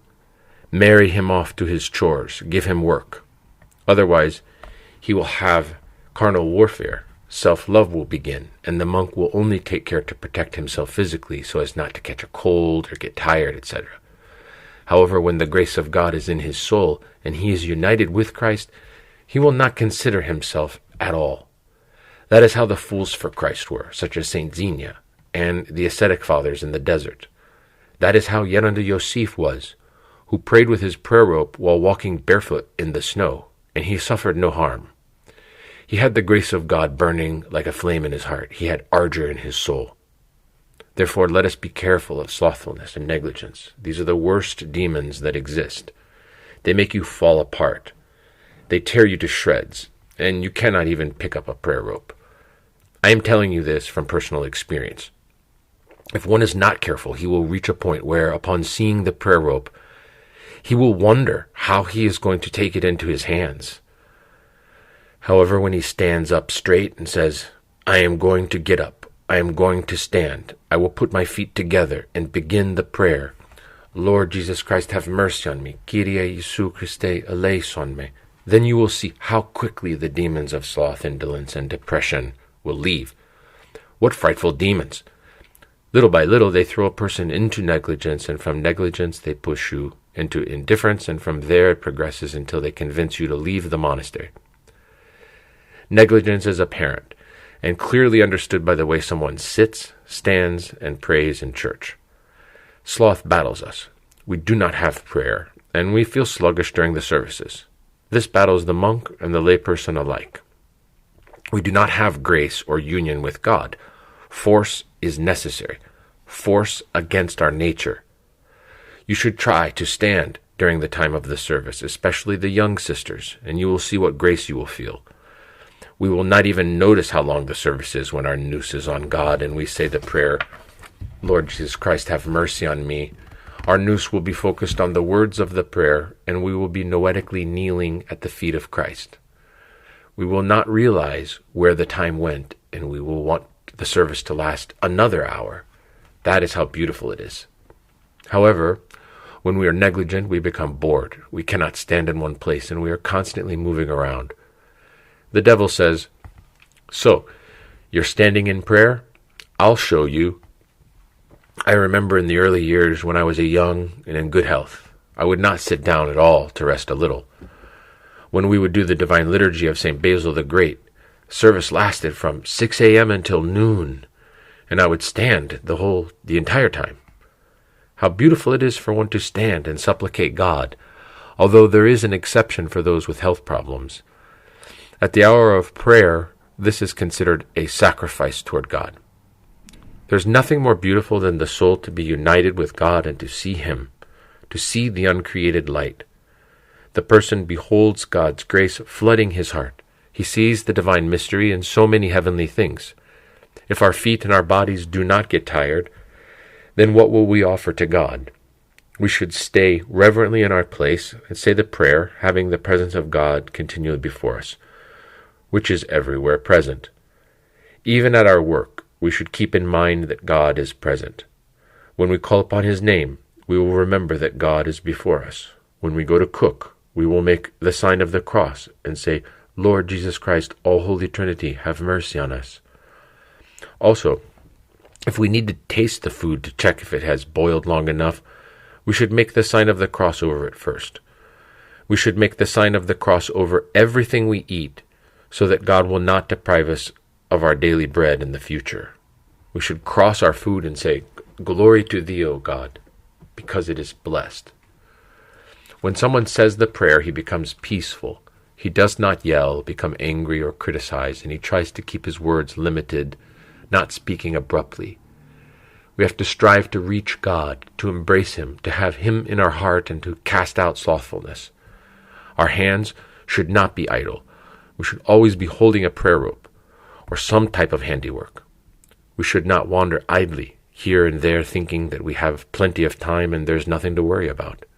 We should not be negligent and slothful, but take advantage of every minute, using it for the love of Christ. I remember Sister Theodora would say, now is the hour of prayer, or now is the time for work. Do you remember how she came down to set the table even though she was severely handicapped? Why did she do it? She did it because she knew that she would benefit spiritually for every little effort she made for the monastery. God will reward us even for one glass of water that we give to someone. This is why we should not be lazy but run to serve others, saying, I will go, I will do it. Our angel writes down our every step, and nothing goes without notice. But we cannot understand or comprehend this, and everything seems wrong to us. Then we begin saying, why this, why that? Whoever does the will of God and does not attempt to get out of doing things and avoid work will have a reward from God. The memory of death, the memory of God, and the prayer should never leave our nous. The more one labors, the more God will fill him with grace. What did the saints endure? They were thrown into the fire. They were beaten with rods. As the Synaxarion in Orthos says, this saint died by fire, the other died by the sword. There is another thing I want to point out about the Divine Liturgy. While we are chanting, truly it is meet, we need to be especially watchful of our thoughts and make the sign of the cross, because God is present. At that time, God reveals many things, and he strengthens us greatly. The grace of the Holy Spirit overshadows everyone in the church at that moment. The Panagia expels every evil, whether it is temptation or illness. At the point when the priest says, especially our all-holy Immaculate Lady, we should make the sign of the cross over wherever we are hurting and commemorate the names of the sick, the sinners, prisoners, and all those in need. At the time the priest is praying and says, remember, O Lord, the living and the dead, we should kneel down, if we are able, even the ecclesiarch, and pray for all people. Once a man came who donated the books of St. John Chrysostom to the monastery. He had a chronic headache and had spent a great deal of money on doctors without finding a cure. So at one Divine Liturgy, he heard a voice telling him, at the moment when the priest says, especially our all-holy Immaculate Lady, make the sign of the cross over the spot where you're hurting. That was it. He crossed himself, and it went away. Great Lent is coming. We should pass through it with faith, fervent love, patience, and great spiritual efforts, so that we can worthily celebrate the Holy Resurrection.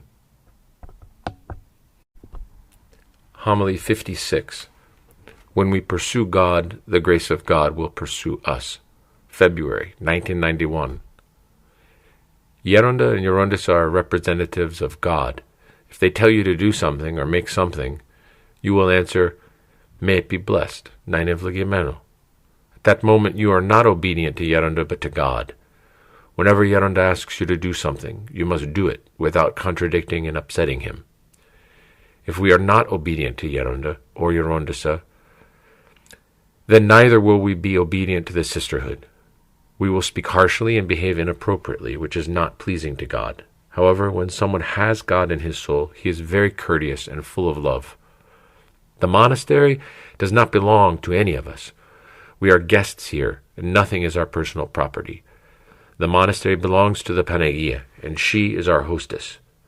If we take care of her home, then Our Lady Theotokos will write down our every step. When we show indifference, she will not write down anything. This is why we need to be obedient. The Panagia is saddened and pained when we do something that is not pleasing to her. Every single thing must be done with obedience. When we pursue God and say the prayer at every moment, then the grace of God will pursue us. When we do not pursue God, we will fall into the depths of darkness. Grace will abandon us, and we will suffer great falls. When we do not have obedience, the grace of the Holy Spirit will not be active within us. Consequently, our behavior toward the sisterhood will not be appropriate. It is Great Lent, and we do not know if we will live to see these days again. Let us strive to say the prayer as much as we can, because at the end of the world, as the end of the world approaches, people will become even more distant from God. Saint Ephrem the Syrian said that as the years of the Antichrist draw near, we are going to become even worse, monastic and lay people alike. Today, there's no family that does not have major problems, especially with their children. We have reached the unfortunate state when one person does not want to see another. The devil has even taken hold of the monasteries.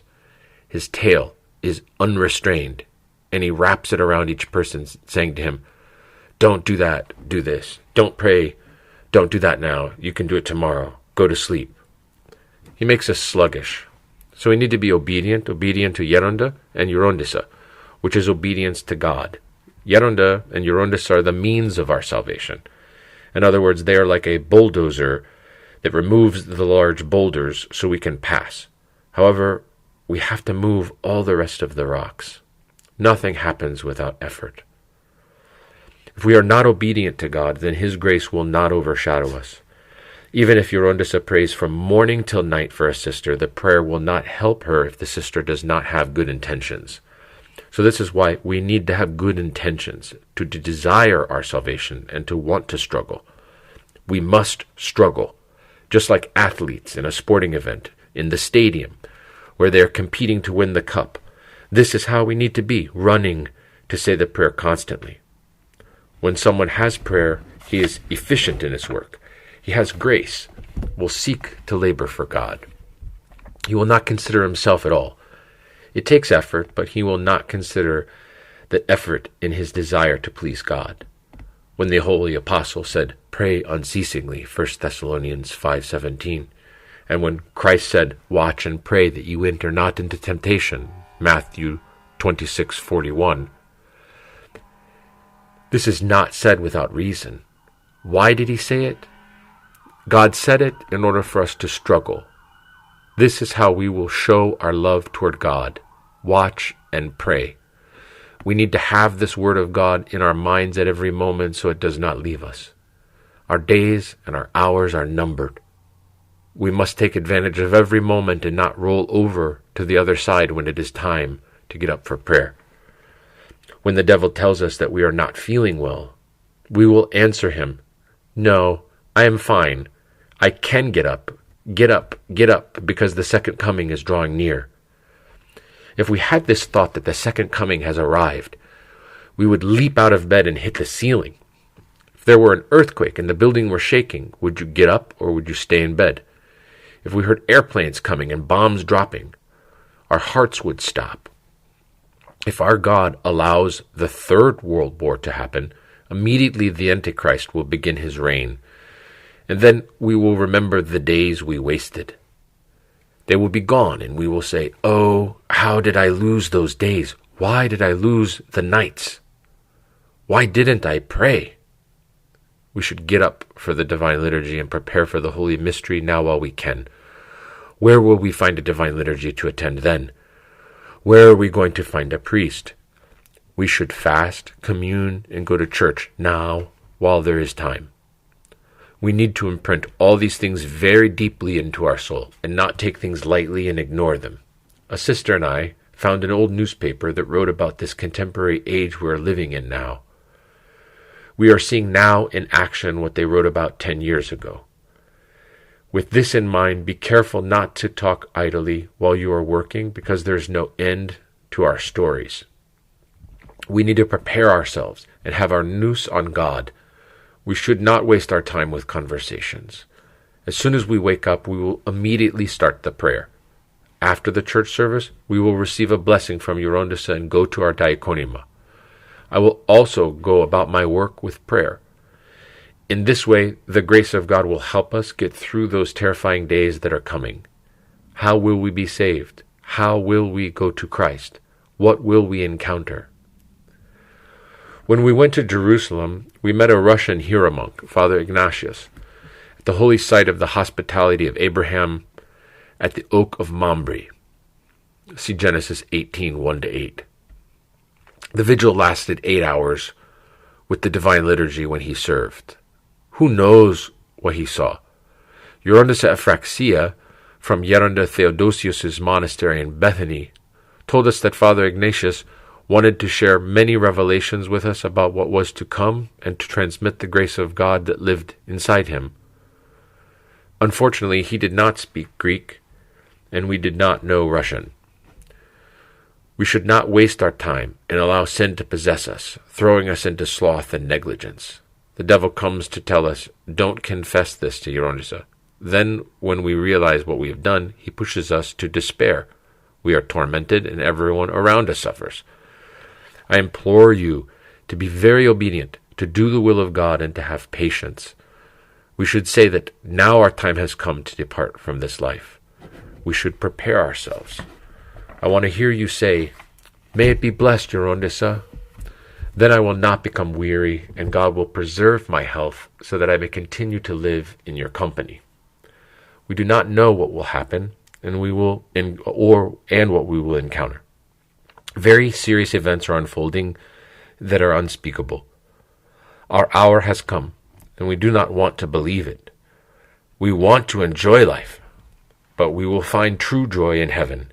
Here there will be great sorrows. We must be focused, strengthened in prayer, and cautious of our words and our behavior.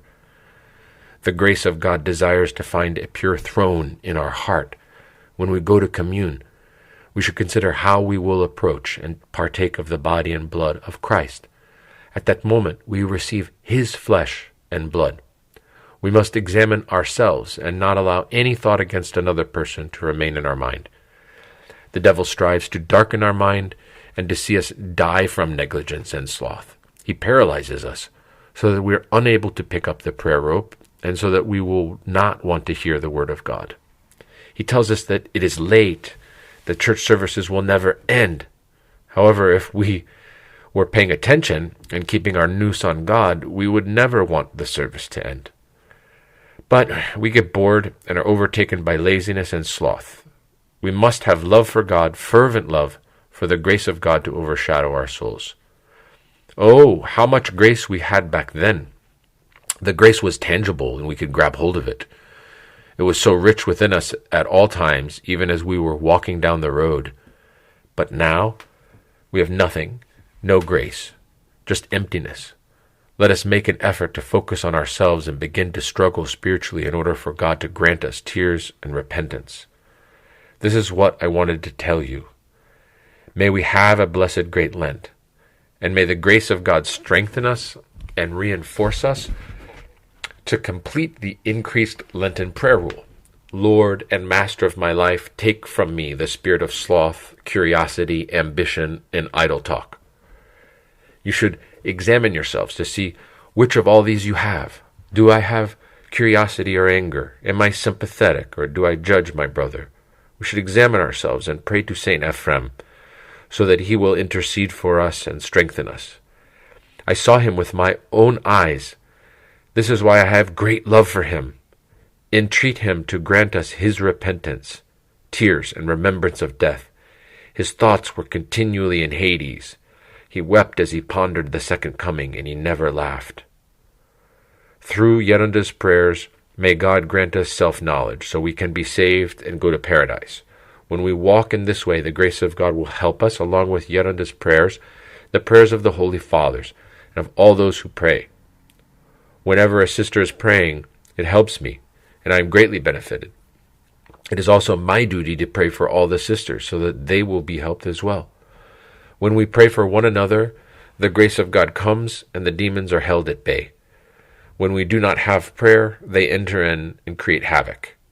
The fact that I am ill worries all of you, because I am unable to bear more than I do.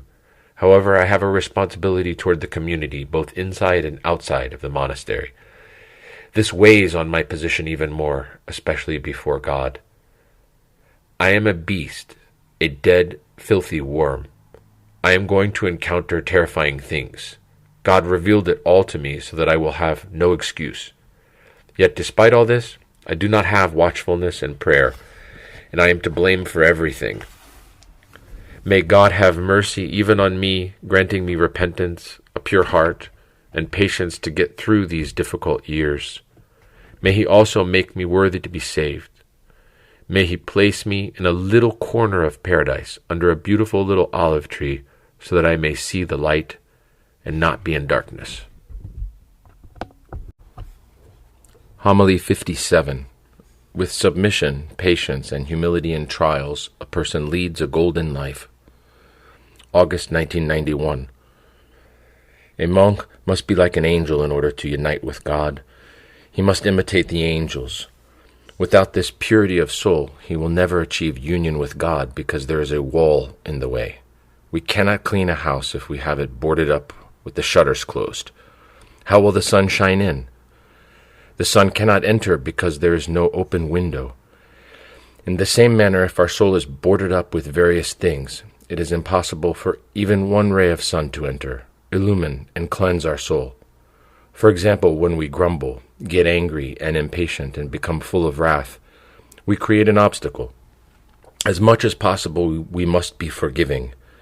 Sometimes we ask ourselves, why did this happen to me? Or, why didn't this turn out differently? Then we come to the conclusion that we are good and kind, and we blame others for whatever happens. When we reason in this manner, obstacles are created so that union with God is not possible. The way of salvation is for every soul to advance forward, focusing only on itself, searching for and finding Christ, while maintaining silence. Without silence, nothing is achieved. What a great virtue silence is! When the grace of God comes into a person's soul, he does not want to speak, eat, or converse. He wants to go somewhere secluded and find a quiet spot to communicate more with God. When a person is silent, then divine illumination and divine grace come. Many times the grace of God even informs him of what is happening outside the monastery. However, when a monastic does not keep silence and does not have obedience, things do not go well. As soon as the monastic is asked to do something, he must immediately say, "May it be blessed," without talking back. This is genuine obedience. If he does in fact have other pressing work, he will mention it and then do whatever Geronda says, responding, "May it be blessed." For example, Gerontissa tells you, you have pride, you have egotism, and you do not accept it, but contradict, saying, "Me? I don't have that." That is how it is. Even with the infant still in the cradle, he becomes angry, cries, is stubborn, wants his mother, and refuses to eat. The first passion that takes root in a person is egotism and pride. Take anyone, from infant to elder. Pride is like a medallion that we wear continually and cannot take off. Once, as an elder was walking on the road with his disciple, they found a snail, and the elder said, "Look, my child, what a large ox." "Yes, Geronda, it's a very large ox." "Look at the size of its horns." "Yes, Geronda, it has horns." When the disciple confirms that the snail has horns, his egotism and pride leave. In other words, he becomes foolish for the love of Christ. If he does not do this, he has gained nothing. This is the foundation. We must become foolish for the love of Christ. This is true for every person, from a small child until he grows old.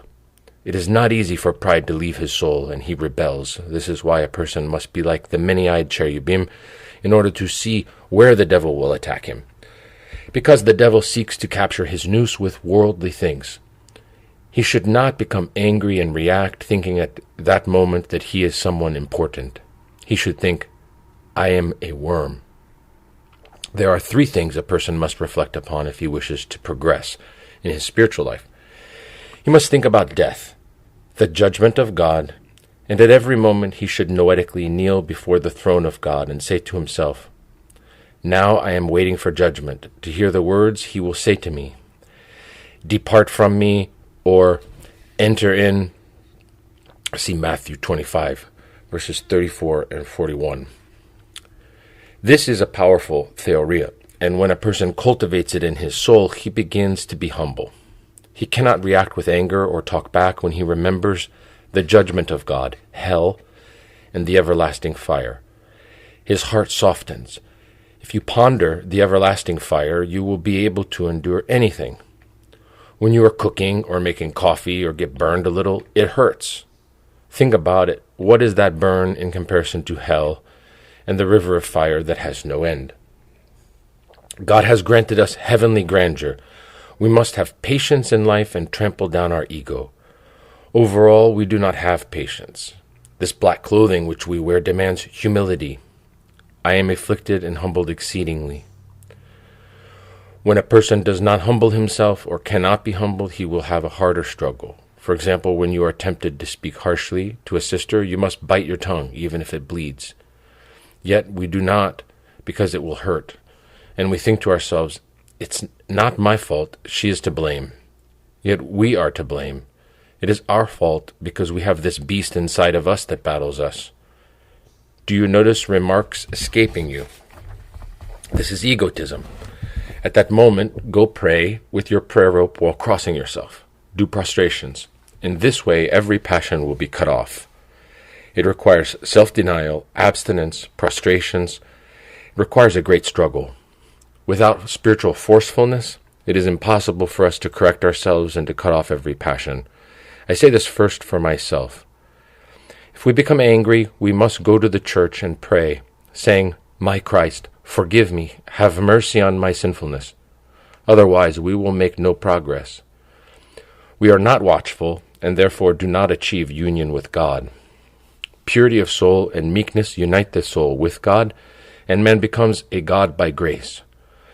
The grace of God comes into the soul that is meek and humble, just like our Christ said, "I am meek and lowly in heart," Matthew 11:29. Whoever is humble also has meekness in his heart. Whoever cannot be humbled will not see the light of God. No ray will come to dwell in his heart, and he will be like the boarded-up house that no light can penetrate. When we have love, we will make every effort to fight our egotism. Every evil that exists comes from egotism and pride. All day the soul is occupied with thoughts such as, "I don't like this, I don't want that, she didn't speak nicely to me, she did this, she did that." But you should blame yourself, thinking, "I am a dead, filthy worm, and I am nothing before the love of Christ and the compassion of God." Think about what they did to our Christ. They whipped him. They scourged him. They crucified him. Then you will think, what did they do to me? Did they burn me alive? Did they feed me to the lions? Did they cut off my limbs? Did they persecute me? Did they slander me so greatly? What did they do to me? Not even the holy angels or the archangels can describe Christ's martyrdom. What has anyone done to us? They make one remark and we cannot accept it. Immediately we ask why they said it. We dwell on the why and how, and the Son, the grace of God, cannot penetrate into our soul. Once someone has tasted the grace of God, he does not see anything else. He seeks to reach Christ. He runs and runs and runs, so as not to lose even 1 second. We should try to communicate without speaking, so that pointless conversation will not escape our mouth. We will limit the words we say in order not to waste even a second of our time. We will feel so much grace in our soul, and if a person tastes this grandeur, he does not desire anything else. A person must have patience, enough patience to climb mountains, like Mount Olympus and Mount Kisevo, and to cross all the oceans on earth. This much patience is required in our life. We must pass through many trials in order for God to come into our heart. Otherwise, we gain nothing. As I have told you, it takes patiences. The height of Kisevo or Olympus can be measured. The seas of the whole world can be measured. But the compassion of God cannot be measured. So, with submission, patience, and humility in all these trials, a person leads a golden life. During the persecutions, the saints were thrown to the wild animals in their martyrdoms. I have felt this. God allowed me to experience it. Executioners cut their bodies in pieces like cheese. They heated their spears in fire and burned various parts of their body, causing the stench of burning flesh. I can comprehend this somewhat from a cauterization performed on me. The doctor worked on this procedure for 2 hours. Oh, how awful it smelled and how much it hurt. It was unbearable, and I cannot explain it. He put the hot medical instrument on my skin and was burning that spot. It smelled so bad that I could not stand it. Imagine what they did to the saints. That is why people must have patience. They must be patient 1,000 times over to be able to endure not only the monastic life, but also life in the world. Life in the world is much more difficult. You should see what people in the world go through with their children and spouses. I hear about it every day, and it is outrageous what people tell me about their children and their family. There was one woman whose husband tyrannized her terribly. She was illiterate, She did not even know the alphabet. She prayed, begging the Panagia, "Grant me a little knowledge to be able to read the Paracleses. If I learned it, you will see how much I will pray. If only you correct this man who torments me." She reached the point of doing 70 Paracleses services all night. Can you believe it? God illumined her, and she learned the Paracleses perfectly. Her husband calmed down and repented, confessed, and began to commune regularly. He became like a little lamb. She knelt saying, "Thank you, my God, for changing him even at the end of his life." With the Paracleses to the Panagia and the woman's faith, her husband became like a lamb. Women back then had so much patience, so much faith, so much piety. Now they get a divorce. They are married 1 month and they say, "I cannot bear it. Our characters are not compatible. I am leaving." Back then it was a shame to separate from one spouse, and so they were patient, saving their family. Today, even though a woman sees that her husband opposes her, she does not back down. If her husband demands that she do something, she should just do what he asks at that time. Then later, when a time comes that he's no longer angry, she can tell him kindly, "You hurt me." She should give way to his anger in order to keep peace. It is the same with us monastics. We have to be very patient. Our life requires many patiences. If someone insults you, say, "Forgive me." Even if someone were to beat you from morning until night with clubs, you should just say, "Bless me, forgive me," whether you are to blame or not. You will see then how the grace of God softens your soul and how the sweetness of Christ brings divine fragrance, divine transformation, and eros for Christ. Can the sweetness of Christ be purchased? It is priceless. No matter what they do to you, no one can take away the fragrance of Christ, that sweetest aroma. Regardless of how much they scorn you and rebuke you, they cannot take it away. When you taste this sweetness like candy constantly in your mouth, you consider everything else refuse. We must be careful of our egotism because it is the greatest beast that wars against us and exhausts us.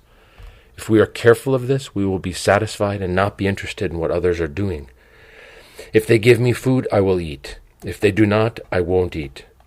If they wrong me, may it be blessed. This is how we are when we have the grace of God. I will not say a word about anyone, and I will not care what anyone else does. Let everyone say what they will. Can we put this into practice? Egotism is the greatest beast that tyrannizes all of us, from the smallest child to the adult to the elderly.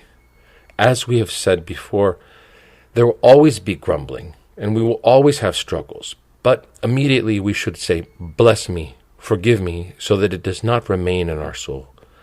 Then immediately we will feel the grace of God and say, "My God, you are the sweetest of all. How can I describe all the gifts that you bestow upon me? I am not worthy to offer anything in return." You will see your anger and wrath subside, and arguments and everything will disappear. Like we said, every person has this passion from childhood, and I am not passionless either. I am the worst of all and have the most passions. Contradicting, anger, wrath, and judging are the greatest sins. By asking why we are deprived of the magnificence of the Godhead, we deprive ourselves of the grace of God, and we do not breathe God. God has to be our breath at every moment. When we breathe God, we say, "Lord Jesus Christ, have mercy on us. Kyrie Jesu Christe eleison me." And we are peaceful, serene. We will have the grace of God, and He will help us. When the grace of God is absent, a single word can cause distress. At that moment, a sister must say to herself, "May it be blessed. Whatever she said, whatever she did, I have done worse. Where is the love of God? I am created in His image and must become His likeness. I must become holy, a saint. For whom did God create paradise?" Homily 58. We must realize that God is beside us. February 1992. Today we're going to talk about how we can acquire purity, how virginity can enter our soul. In other words, we will talk about how our nous, the eye of our soul, is preserved pure. Once, when I had become a nun, I went to Egina. Another nun whom I met there confided in me and said, "If you only knew what I go through with my family, I cannot describe it. I have several siblings. They come to the monastery to vent. They go on and on. Each one condemns the other. Then they go to the clubs and forget all about it. But they leave me like an empty vessel. What kind of monastic life is this that I am living?" Her soul was so pained. I felt so sorry for her and wept for her. I told her, "You are right. Do not receive them again. Tell them I will pray for you so that by the grace of God you will figure everything out." "Thank you so much. I will do that," she said. And I told her again, "Remember to do as I said." When a soul who is dedicated to Christ learns what her relatives are doing, how they amuse themselves, what clothes they wear, and what furniture they bought, how they pass their time, how can her little mind endure? How can she preserve her virginity? We strive to purify our mind and preserve it in purity in order to unite with God. How can this happen if we are occupied with worldly things? St. Simeon the New Theologian says that if we do not experience Christ, if we do not place him in our hearts now on earth, how will we see him in the Jerusalem on high? How will we answer him? What will we say? We should experience him here. We must feel him. We must perceive him. We must understand his sweetness, his consolation, the honey of grace, and the heavenly presence of our Christ. We must realize that God is beside us. Do you remember what I told you the other day? A young man's parents said to him, "Why don't you have a life? Go out and party, meet women, do this, do that." He became hopeless and thought about going to the desolate island of Patmos to find peace. As soon as he arrived on the island, he went to the hotel. In the morning, he went out to walk around the island. As he was walking, a young woman approached him, intending to provoke his purity. He realized that the devil put her up to it, and he fought himself very hard. He returned to the hotel, deeply grieved at the evil of the devil. In his room he saw a heavenly light, and beheld Christ before him, looking and smiling at him with great affection and such love that a person cannot fathom. Then he was informed within that because he opposed his parents' suggestion and resisted the woman that morning, the grace of God helped him, and Christ visited him. He immediately said, "Thank you, my God, for comforting me so much, for strengthening me, and for delivering me from that demon." Just think what the devil does. Parents now are sending their children into sin, but also look what God does, appearing to people in the world. Think about it. Won't he also help us if we surrender ourselves completely to him, loving him fervently and not lukewarmly? We should love him with eros, with zeal. He is so beautiful, so comely, so sweet that our mind cannot comprehend it. If a person tastes this majesty in his soul, he will not want to speak at all. He will want to communicate unceasingly with God. Let us hope in his grace. We have Christ as our beloved bridegroom, and we must call upon his name. Our Panagia has Christ not only as her son, but also as her beloved and her God. She has a mother's love for him, but also the love of one betrothed. He made her full of grace due to the boundless love she had for him. Do you see the Panagia speaking out anywhere in the Gospel? Not at all. She had such love for him. We too must have fervent love and eros for Christ. We must beg the Panagia, who loves us so much and gives to us so generously, to grant us a little of her humility. As soon as we call upon her, she fills us up with boundless joy and delight. One cannot imagine God's love. It is immeasurable, a sea, an ocean. It has neither beginning nor end, but we deprive ourselves of it because we are somewhat lukewarm and shallow. We become weary of saying the prayer. We are too tired to get up, too tired to do our spiritual duties with zeal. What can our Christ do? He says, "Here I am. I have the greatest love. I am laden with treasures. Here, take them. I offer it all to you freely, abundantly, with ease." But we cannot comprehend this because sloth, negligence, and indifference conquer us, and we do not realize that we're depriving ourselves of these heavenly things. We should entreat God to illumine our minds. Our minds are veiled. If the veil falls away, then we will see the light of God. We will feel joy and delight. We will flutter with joy, just like fireflies, and we will not be able to stand still. That is how the martyrs ran to martyrdom, to execution, to Diocletian. They ran to be martyred because they felt such heavenly grandeur in their souls that they took neither pain nor labor into account.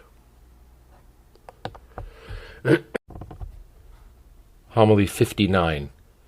With one drop of blood, our Christ redeems the entire universe. 1992, before her trip to America.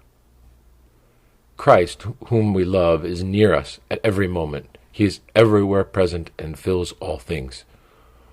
Wherever we go, God is near us and does not forget us. God's compassion is boundless, and one cannot measure the love of Christ. As much as we fall, as much as we distance ourselves, as often as we stray, the grace of God visits us at every moment. If a person feels sympathy for his neighbor, how much more does God have sympathy for us? He created us. He sacrificed himself. He poured out his all-holy blood for us. With one drop of blood, our Christ redeems the entire universe. With just one drop of blood. Think about the compassion of God. When the saints pondered the compassion of God, they would fall unconscious. We must have sympathy for one another, bear one another's burdens, and cover one another's mistakes. When we follow this path, the grace of God will richly fill our souls, and we will be flooded with sweetness. The taste of honey will fill our mouths, and we will not be able to bear the fragrance. However, we must do the will of God.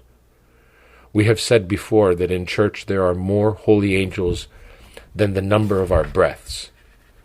The mystery of the divine Eucharist is priceless. It cannot be purchased with anything.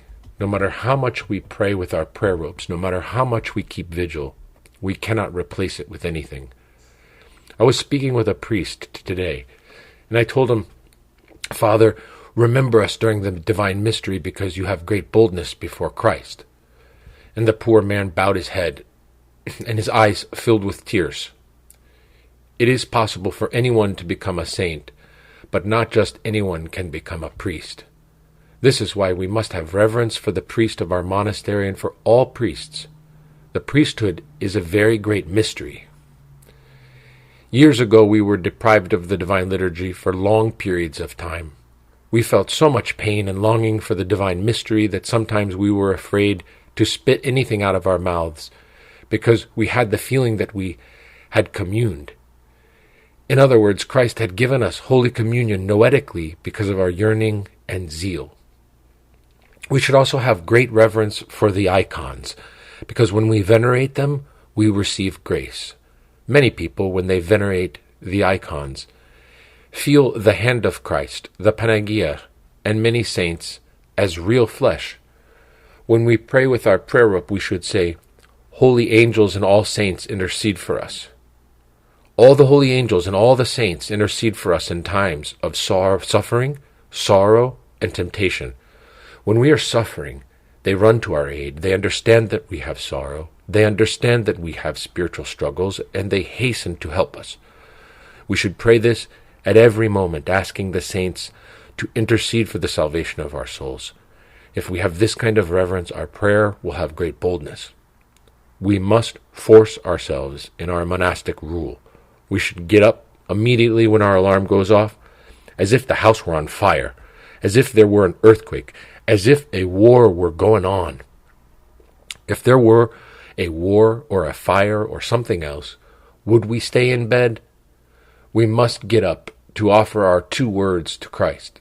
If we are unable to stand for some reason, even if we are sitting, even if we are kneeling, let us call upon the name of Christ, the name of God that is so sweet. If everyone knew the sweetness of Christ, they would abandon everything. They would leave it all to follow Christ. The mountains would all become caves for the monastics to dwell in, However, today we consider the monastic life to be burdensome. Why do we think it is burdensome? Because we have not tasted the honey of grace which God gives us so freely, if only we have good intentions.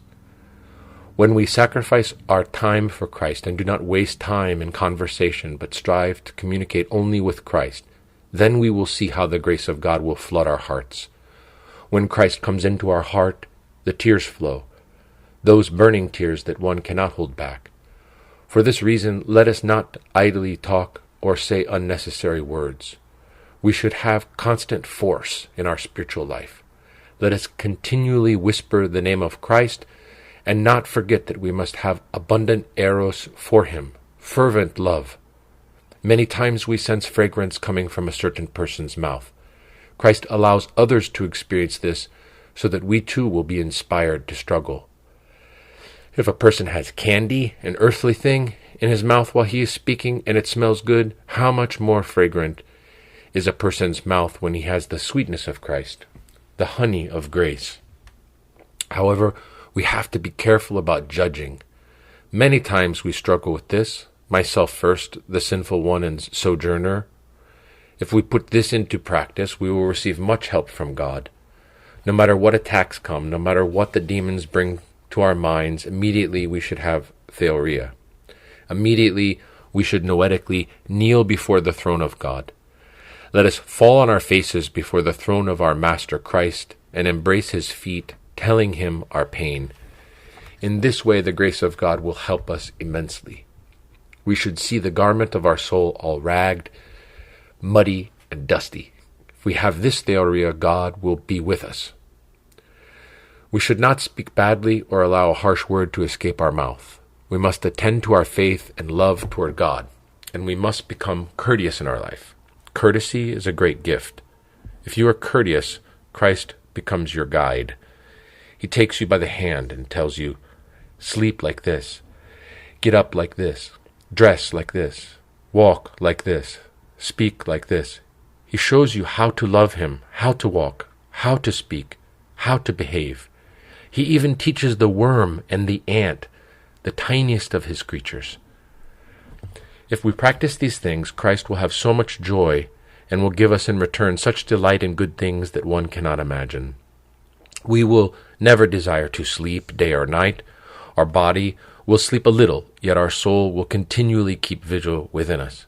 Our heart will not cease saying the prayer, because God is in our heart and moves and operates within us.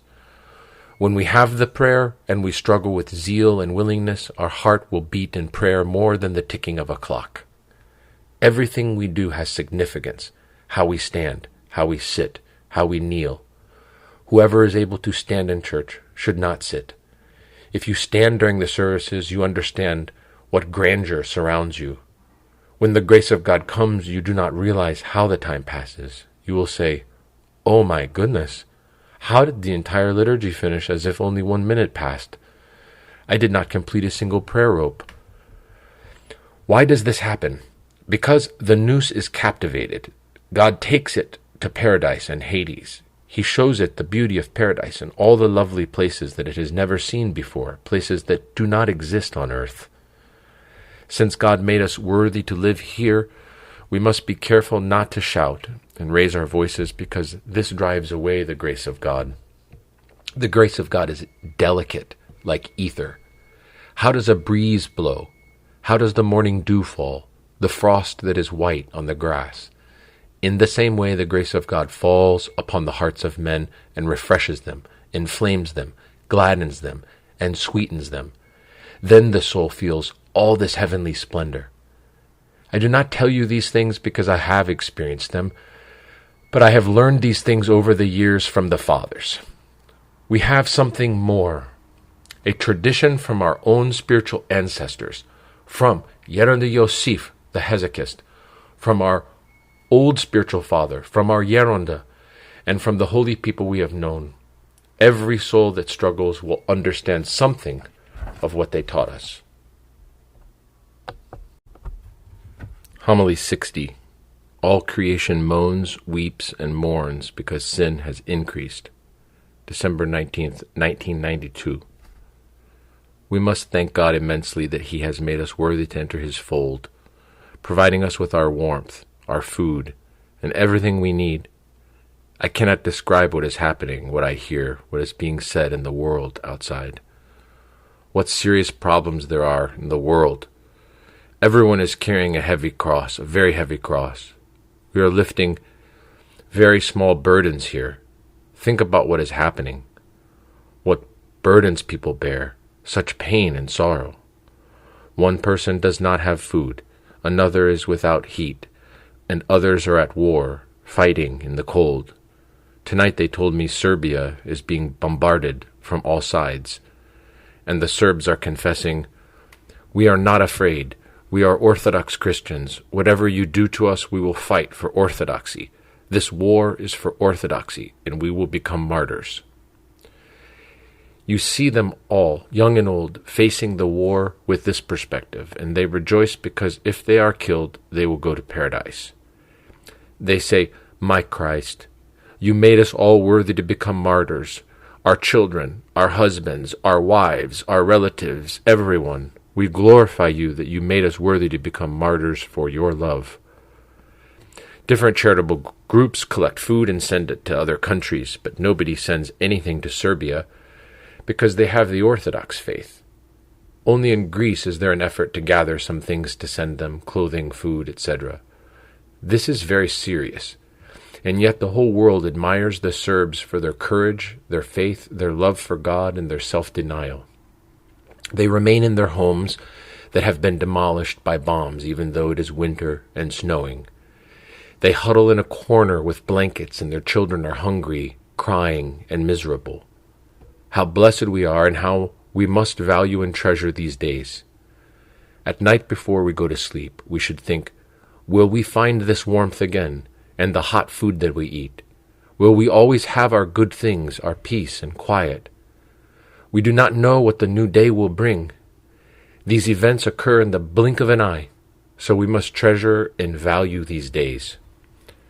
The Serbians have such faith and piety, and yet still suffer such martyrdom. But also in Jerusalem, at the monastery of Hosiva, thousands of fathers were slaughtered in a cave. Were not the Hosevites full of faith and piety? When we went to the cave there, we put soil in a handkerchief, and the handkerchief became stained with blood. The soil was fragrant, which indicates martyrdom. The same thing happened at St. Theodosius's monastery and the Russian monasteries. Blood has been shed everywhere.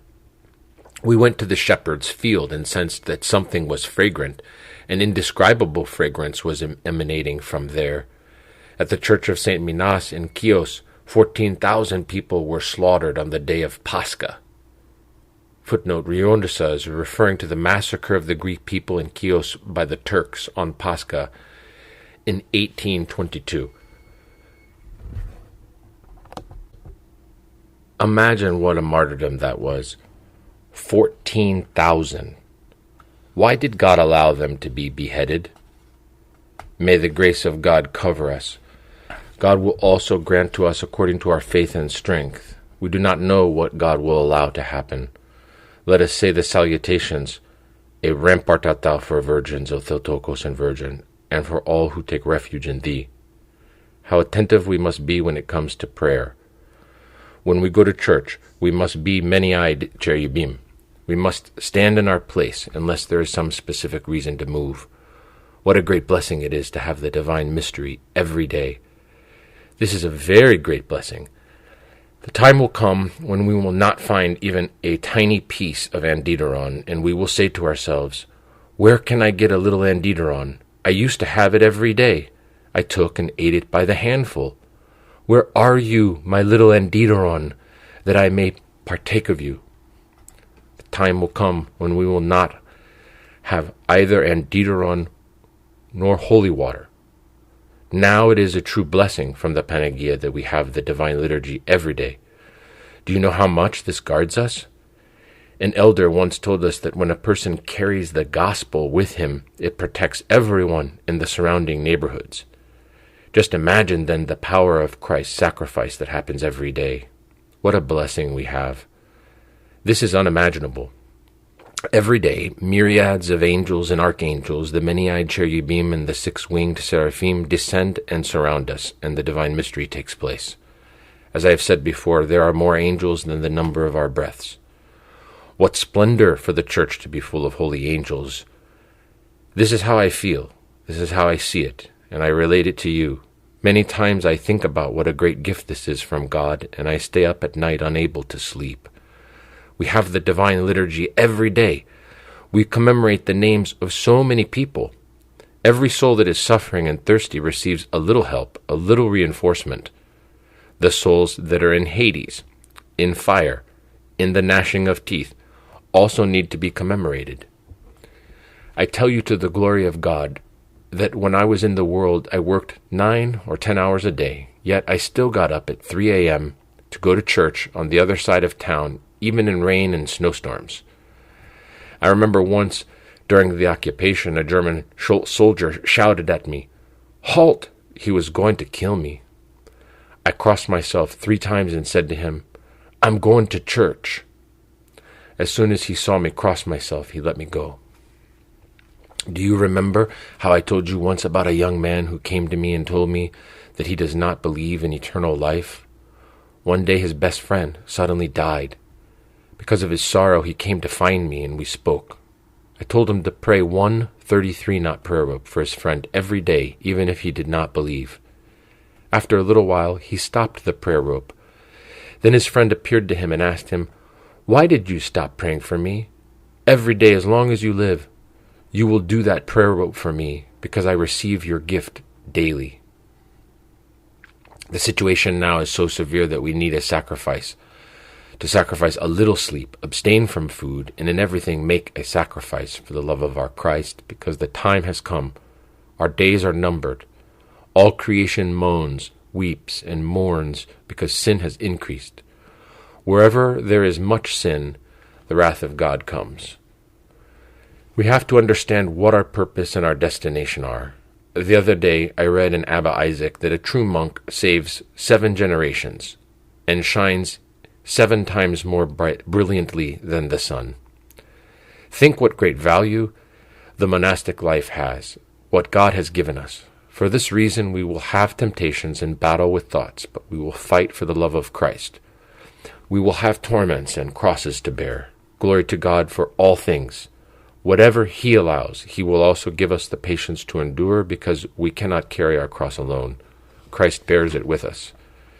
If Christ were not lifting our cross, we would tremble and we would not be able to stand on our feet.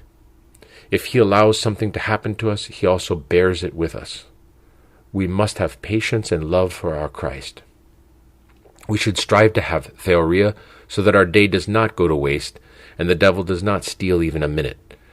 The devil steals our whole day and torments us with thoughts of why this and why that. These things never end. Until we die, we will have thoughts. We will keep the good thoughts and throw out the bad ones. We will reflect on the throne of God, the hour of death, and our defense on the day of judgment. For each person, the day of his death becomes a second coming, his own personal encounter with Christ. We must be prepared for this. Our life here on earth is nothing. You see a person walking down the street. Suddenly he dies. Today, a family was traveling to celebrate Christmas with their relatives, and their car fell into the river. They all died, including their unbaptized baby. What was their life? Whatever they did or failed to do is over. Their life is finished. Let us come to our senses so that we may understand our life more deeply, so that our prayers may be felt more intensely. When we pray, we should feel Christ in our hearts. The Gospel says we will answer to God for even one idle word. Matthew 12:36. It was not just some person who said this. Christ Himself said it. Just think how many idle words we say. Excessive words do not benefit a person's soul. God is the same now as He was then. He is everywhere present and fills all things. God is here even now while we are talking. He sees and hears everything. We must have respect, piety, and fear of God. We lack the fear of God. When someone has the fear of God, He is afraid of saddening his brother with his words. He is afraid to talk about someone else. He is afraid of criticizing, judging, slandering, and speaking various harmful words. We must trust in God completely. God cares for both our soul and our body. When we have fervent love for Christ, we are careful in our life not to sadden or embitter him, not to violate his commandments. God will strengthen us and grant us the earthly and the heavenly good things. If we can trust another person to help us and protect us, how much more should we trust in God, who loves us, cares for us, and whose immaculate eye watches over us at every moment. When I was returning from my trip to America, I was thinking about how we were passing the boundless ocean for 9 hours without interruption. We saw nothing else but sea and sky. This is how I see God's compassion. If the sea has no end, how great the compassion of God must be. I kept this in my mind, and I was able to endure the tiresome flight until we reached London. If we trust God, how can he abandon us?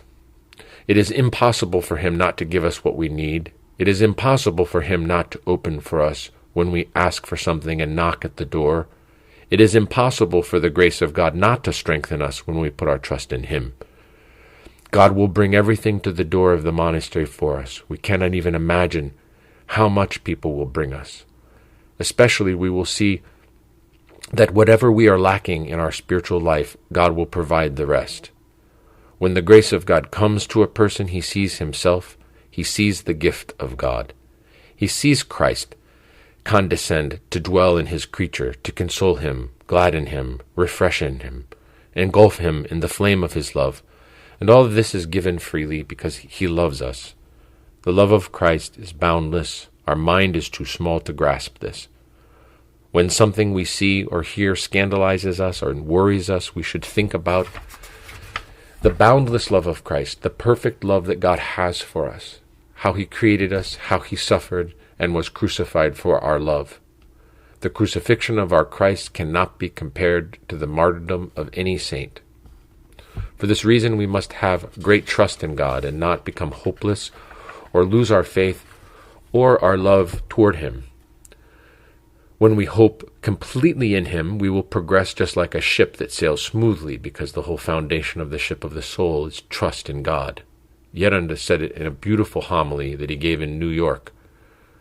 Quote, God has undertaken the care of the monastics and loves them very much. Of course, God loves the whole world, but he especially loves the monk who leaves his parents and the world to worship God. End of quote. We have been betrothed to Christ, and we must live accordingly. We must not allow the devil to overcome us with insignificant things, grumbling, complaining, things that are nothing, a big round zero. However, we should have love and eros for Christ in our hearts. Of course, we will acquire this love when we are very careful not to allow a negative word to escape our mouths. Then the grace of God will enrich our souls and give us such joy and gladness that no one can imagine. Because everything that Christ has, he gives to his brides and says, take it. It is all yours to enjoy.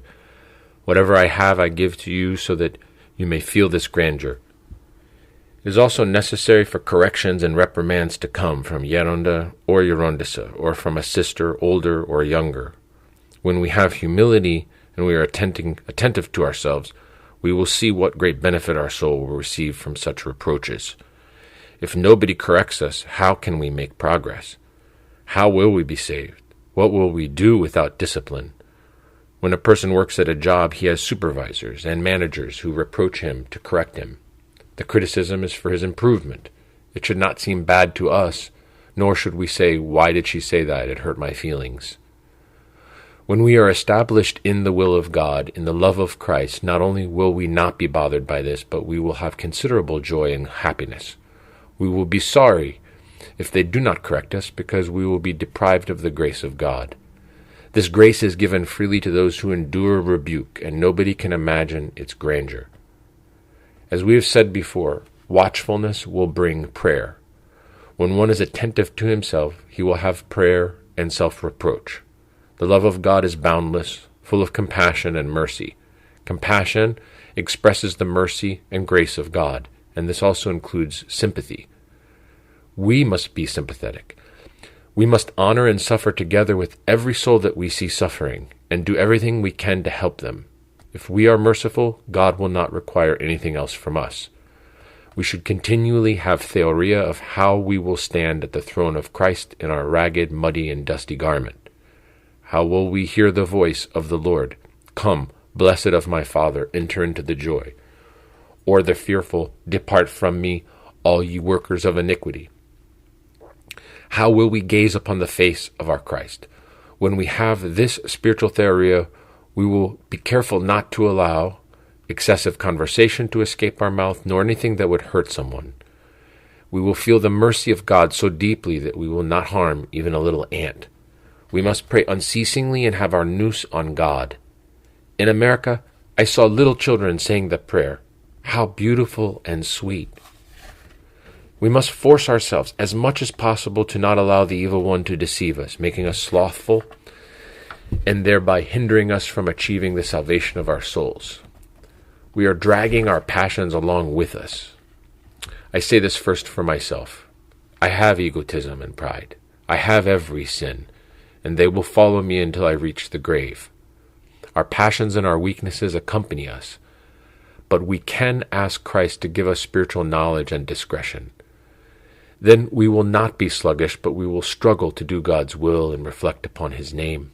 Hour by hour, day by day, year by year, we must progress and not remain the same. God does not want us to be this way. He wants us to struggle.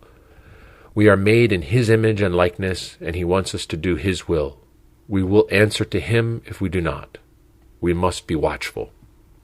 Gerontissa said in his homily that God keeps the monks in His providence and care, and therefore the monk must surrender himself completely to God.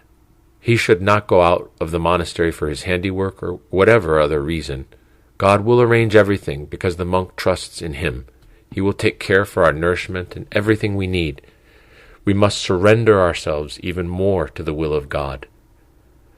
The monk is an angel and wears an angelic garment, and he should not wander about aimlessly, becoming polluted.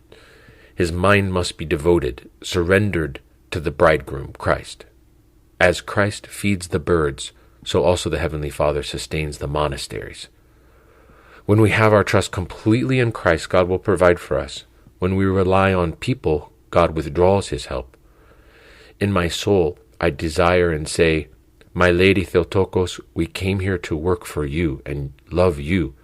We will labor for God, and every day we will entreat you and supplicate you.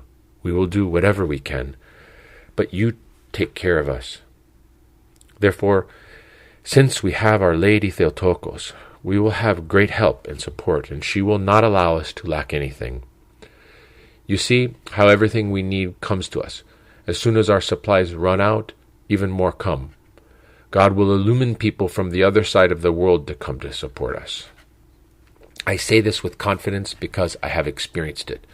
When my brother and I were left orphans and had no one else in the world, I said to myself, if only we could find someone to support us, if only we could find someone through the mercy of God to help us. And that person came from the ends of the earth, from Egypt. We did not even know him, and he did not know us. "The Panagia sent me to help you," he told us. Was there no one here in Greece to help us? She had to send someone from the other side of the world? This was a great miracle for the name of God to be glorified and to increase our faith even more, so that we would surrender ourselves completely to God. The grace of God will also help us now. We need only to have love. God called us here and pulled us out of sin. There is so much sin out there. Every person I have met has serious problems. God illumined us, grabbed us by the hair, and put us inside this ark. How we must thank Him. We live in the palace of Our Lady Theotokos. She has us as her guests in her heavenly palace here. She will also receive us in heaven as her guests if we love her, honor her, and trust her. She will greatly strengthen us. These are the few little words I wanted to say to you. May the Panagia in Christ strengthen you, and pray for me also that Christ will grant me repentance. I have so many years in the monastic life. May he grant me repentance, that I may glorify him even more, worship him even more, and not have any concern for anything but him. Homily 61. The book is closing, the spool is winding, and we are headed for the grave. Pascha, 1992. I feel like your older sister, your guardian. I do not desire glory or honor or anything. You see how I behave and how I interact with you? If I felt differently, you would see me in my conduct, but this is what I feel inside, that I am a humble sister too. However, since Geronda gave me this position of Gerontissa, I want you to say, may it be blessed, and forgive me. If you have faith, love, and are obedient for the love of Christ, you will not have thoughts such as, why should I have to do this and she doesn't? God will repay your obedience with a great reward that you cannot imagine. During the time of your toil, you may not realize it, but later when you are rested, you will feel grace in your soul and think, how did God overshadow me? How did God send me these tears? How did he send truth into my soul? I did not do anything for him, yet he gave me prayer. This reward came from your previous toil, when you did your obedience with joy. I am not saying this to judge you, but simply for our salvation, since we came here to be saved. God is not going to look for knowledge or university degrees or anything else. God is going to look for only two things, humility and prayer. If you acquire the prayer, you have found God. We must say these few little words, Lord Jesus Christ, have mercy on me. Kyrie Jesu Christe, eleison me. And be obedient, just as Geronda told me. Give the sisters as much as possible. I told him, my Geronda, what can I say? I try to do what I can. I try. I desire our salvation for us to be saved, to go all together to paradise. This is what we strive for in being obedient. Geronda, the spiritual father, gives the blessing to Gerontissa, and when she makes the sign of the cross over a sister, the grace of God overshadows her. Even if the sister does not know anything, does not know about something, is not educated, at that moment the grace of God comes and illumines her as to what she has to do. Whoever has experienced this in her soul understands. I believe that each one of us has experienced many things in our hearts. Like a doctor who, from a distance, can look at a person's lips and tell from the color what that person suffers from. That is how I see you, even if I am unworthy, even if I am sinful. I see what each one of you struggles with. But what can I do? I grab my prayer rope and say to myself, I will pray for her. I may not speak, but I pray and hope. One day she will understand. She will realize that she is distanced from Gerontissa. She will recognize that she is being deprived of this blessing. The relationship between Geronda or Gerontissa and the disciple is a great mystery that the soul of the disciple cannot experience with any other person. I can only pray that this feeling of spiritual transformation will come into your souls. This is no small matter. It is the most essential thing. This is spiritual union, but if you have not experienced it, you cannot understand it. Some sisters have felt it and realize it, and truly the grace of God overshadows them.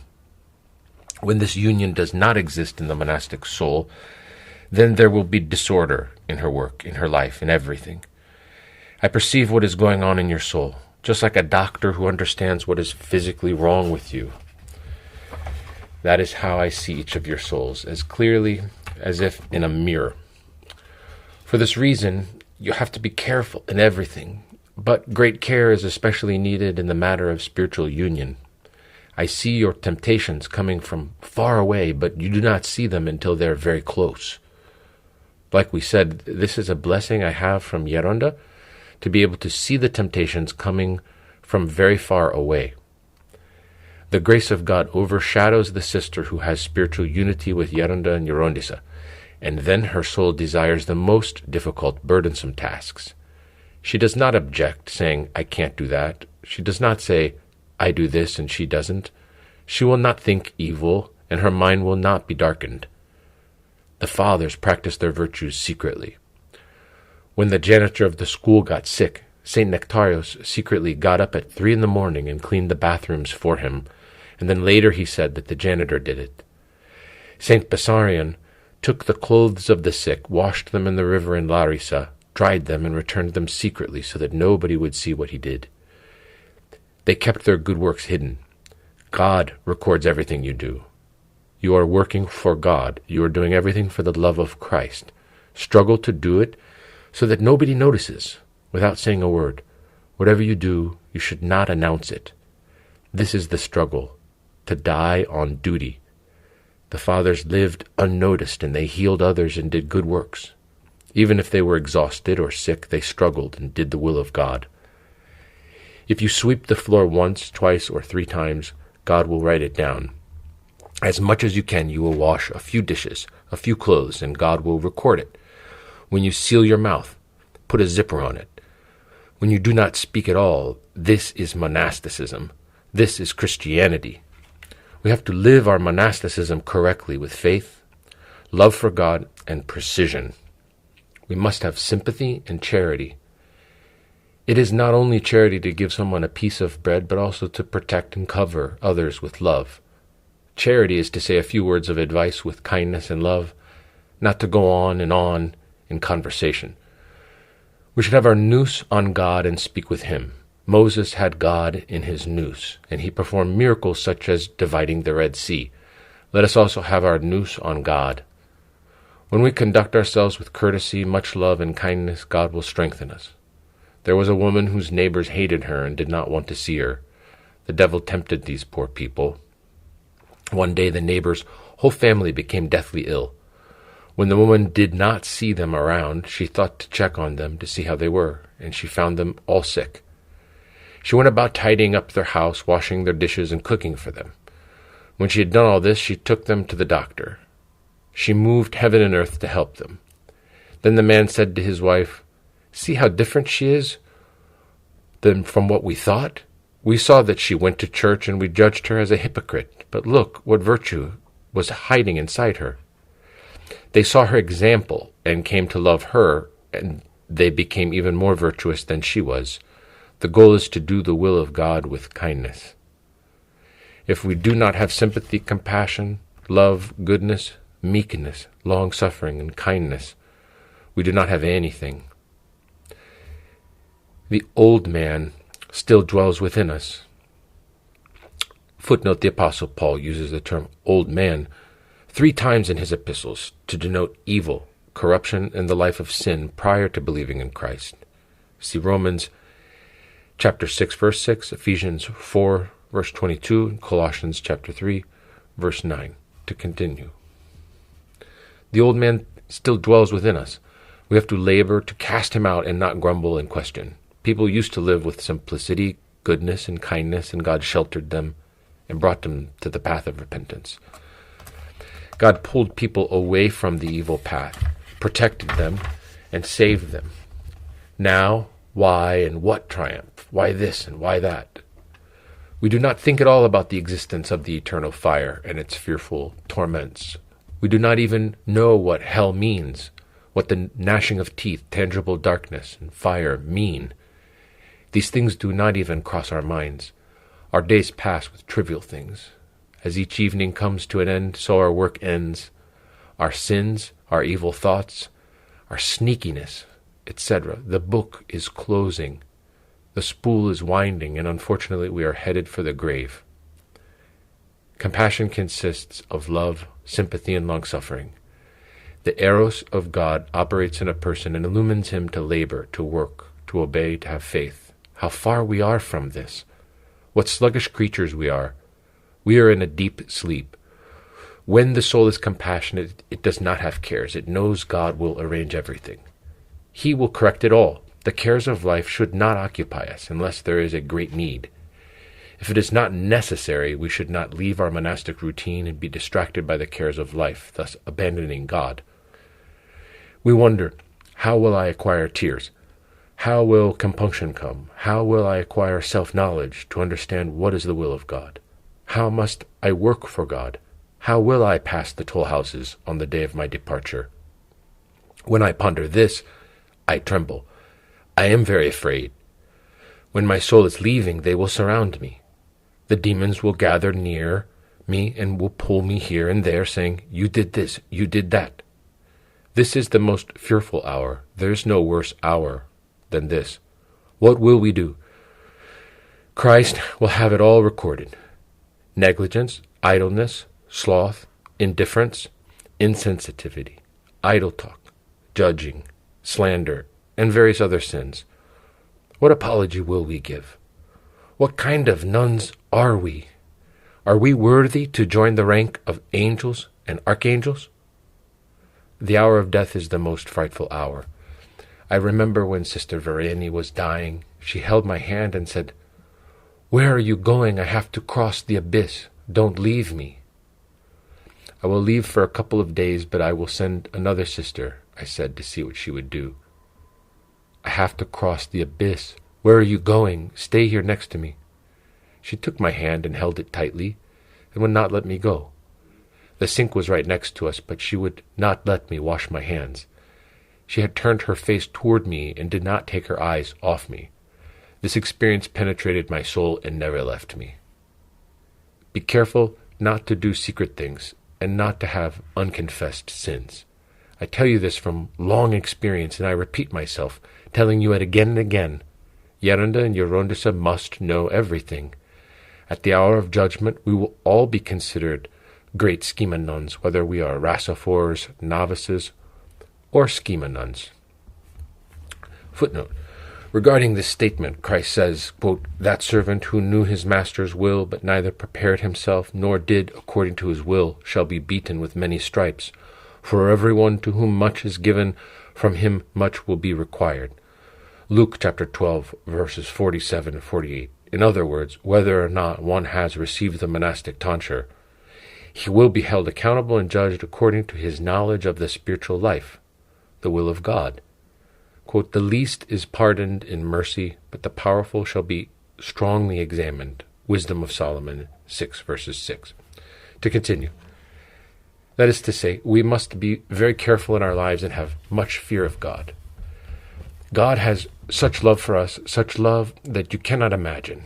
But we do not have the same love. If we loved him, we would also have the fear of God in our souls. Whatever we did, we would tremble with the fear of God. Every time we sinned, we would tremble. When the fear of God leaves a person, he becomes a beast, an irrational being like an animal. When a person's mind becomes calloused, God departs and becomes distant from him. Then he is overcome by delusion and becomes an instrument of the devil. You do not understand what it means to depart from God. We must be watchful not to take things lightly. There was a certain virtuous nun who lived with great abstinence and asceticism. At one point she began to see visions in her sleep, and she believed were from God, and she fell into delusion. This was a serious obstacle to her salvation. Her spiritual father, who had tonsured her, was grieved that he could not make her understand that she should not accept these visions. Through God's providence, she told me, "Those visions that I saw were all from delusion." At the end of her life, after she communed, the doctor came and said it was a matter of minutes before she would die. Her spiritual father arrived at the hospital, and I asked her if she wanted me to call him in to confess her.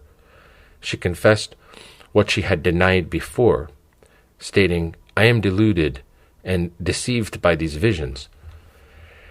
I was praying for her previously on my prayer rope, saying, "My God, help her to realize her mistake." She said to me, "Whatever I saw was delusion, and I beg you, please inform everyone to whom I related these visions, too, that it was delusion. Xenia was deluded." At that moment, I saw her teeth flash, and a light came out of her mouth as if her teeth were diamonds or all gold.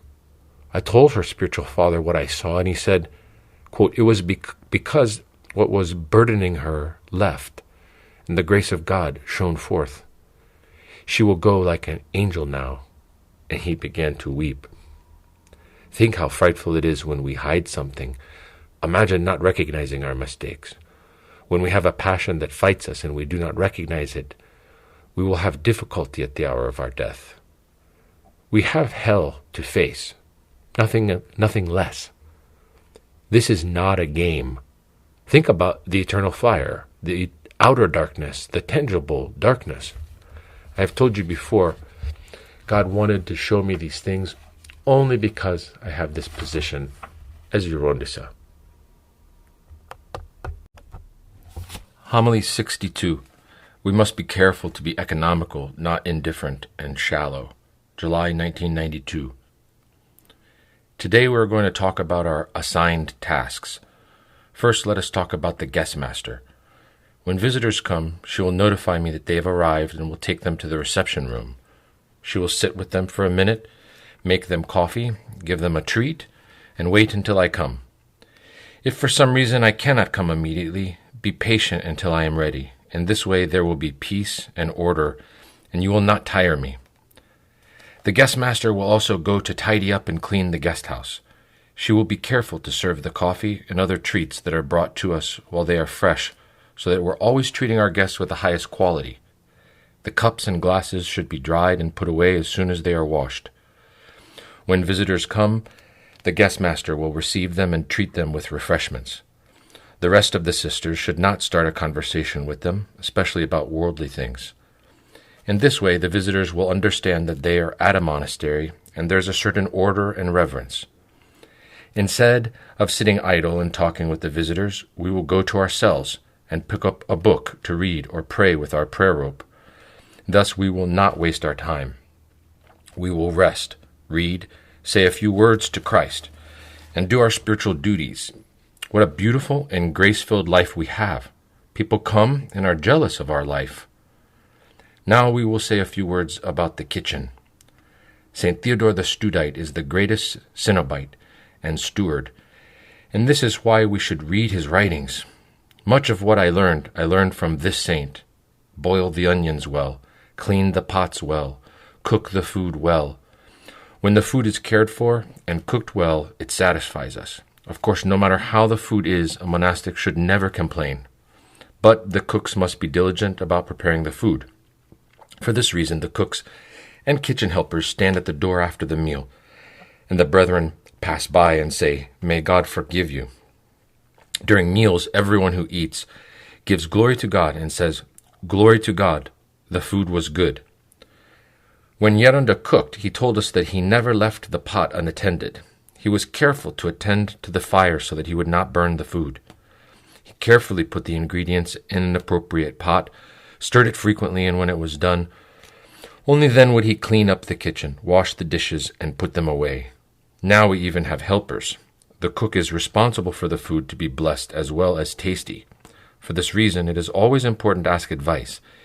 Even though you get older, you still must continue learning. It is significant that you understand how important it is to seek advice. Ask someone else how she makes the food so that it turns out well, and so that you do not make a mistake. I knew how to make rice pilaf, and yet I went and asked. I even asked a Turk how he made ajam pilaf. I made it myself and saw that this was better than mine, that his was better than mine. I was always diligent about this growing up. If I wanted to cook green beans or whatever food I wanted to make, I went and asked. When someone asks, he never loses.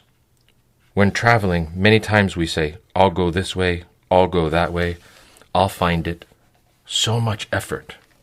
Why so much effort? Why not ask someone who is from the area for directions? I will ask again and again instead of wandering around and becoming weary. When you hand over your turn to the next group who will take on your kitchen duty, you will show them the vegetables that are left from your turn. Everything will be clean and tidy when you hand it over, and you will show them the leftover food. The next group will pass out the leftovers the following day, a spoonful to everyone. Whoever does not eat it will not have the blessing. If a famine comes, we will be searching to find food. And where will we find it? We will say, "If I only had one bite to eat." We must eat the leftovers so that we do not throw food away, because otherwise God will allow us to be deprived. I remember how someone took canned sardines that had expired and were spoiled to Geronda Yosif the hesychist. Father Arsenios has said, "Geronda, they are spoiled. How can we eat them?" Geronda Yosif answered, "Arsenios, be careful, because God will deprive us." If we do not like something, we should force ourselves to eat it. A monk should never say, "I don't like this." If we despise something, it is a sin. The cooks and helpers will check the refrigerators the first day of the week. You will inspect everything and take note of what is there and what is lacking. Do not neglect food so that it spoils and we throw it away because we pay for it. We all labor at our work, on our feet, one in the kitchen, another in the guest house, another in iconography, embroidery, or sewing, so that we can make a living. What excuse do we have not to be careful? We will answer to God. People in the world tell me, Gerontissa, wealth is a very great evil. The refrigerator is full, and you see garbage cans full of wasted food and clothing. If things change suddenly, we will be saying, "My little bread, where are you?" We will be searching and will not find any. If the bread is dried out, we will dip it in water and eat it. We should eat the old food first, then the fresh. We must not forget to say, "Doxa tau Theo," glory to God. The good monk chooses the oldest food to eat, not what he likes. We have to say these things because we forget, myself first. I tell you these things with much love and respect. In the monastery, we have to be careful to be economical, not indifferent and shallow. We should have fear of God and think to ourselves, look and see if a light has been left on somewhere that will be on until the morning. Check the doors, that they are locked. Maybe one has been left unlocked and someone will come in. We hear about different things that happen from carelessness. We must all pay attention to these things so that if one sister did not check on something, another will. We cannot be indifferent and just assume everything is taken care of. We all have to care. This is Panagia's house, and she wants us to be many-eyed. With one motion from God, the many-eyed cherubim immediately serve him in everything. The Panagia does not want us to be indifferent. The monastery is her home. All our efforts are written in heaven. Everything turns into gold and diamonds. Christ is recording everything, our steps, our labor, our sorrows, and whatever temptations we go through from the evil one. He is writing it all down. As we've already said, we will be very careful to be economical. When we are careful not to waste food and to clean our plate, we will not be deprived. God will protect us. Once I was separating lentils, and I took out some lentils that were partially eaten by bugs, put them aside. Geronda passed by and said to me, "Quickly, put those back with the good lentils. There's a penance for that." I am very afraid of famine. Whoever has not lived through it cannot understand. I have said, I will never throw away a bite of food in my life. During the famine, I looked at stones and said, "Oh, my Christ, make them into bread for me to eat, so that I can stand on my feet." We must always eat our food, even if it is underboiled, burned, or tasteless. We must be economical with our clothing and with our shoes and socks as well. We should have only what is absolutely necessary, and not fill ourselves with various things. We will go to the sewing room, to the sister who sews, and ask for what we are lacking and not more than we need. We will patch our old clothes. When summer comes, we will put away our winter clothes. We will wash them, iron them, and put them away. If our shoes are damaged, we will send them to the cobbler and then store them in a box until the next winter. Each sister should put her things in her cell and not forget them here and there. You will remember my words one day. The time will come when there will be neither clothing nor shoes. Let us be careful about all these things and ask the Panagia to protect us from the snares of the devil. She will illumine people to bring us whatever is necessary to cover our needs. Homily 63. Let us approach the chanter's stand as if approaching the throne of God. The Nativity of Christ, 1992. We should pray that God will grant us the grace to be more spiritually focused, to be careful in our conversations and various other matters. Each of us should delve deeper into the meaning of the birth of Christ, so that the grace of God will richly overshadow us. We are approaching the nativity of our Christ in a few days. He condescended to be born in a cave, but he also deigned to dwell within our impoverished, filthy, and muddy souls. We have not a single virtue, myself first of all, so where can we put him? We should ask for his grace to come and wash away all this filth that we have in our hearts, to grant us his love and compassion that we may live our lives correctly and prudently. We should be attentive at the chanter's stand. We should go to the chanter's stand because there we are standing before the throne of God. Can you comprehend what the throne of God means? Have you seen how even the lay chanters wear rasa? Do you know why they wear them? They wear them because they are ascending to a higher level.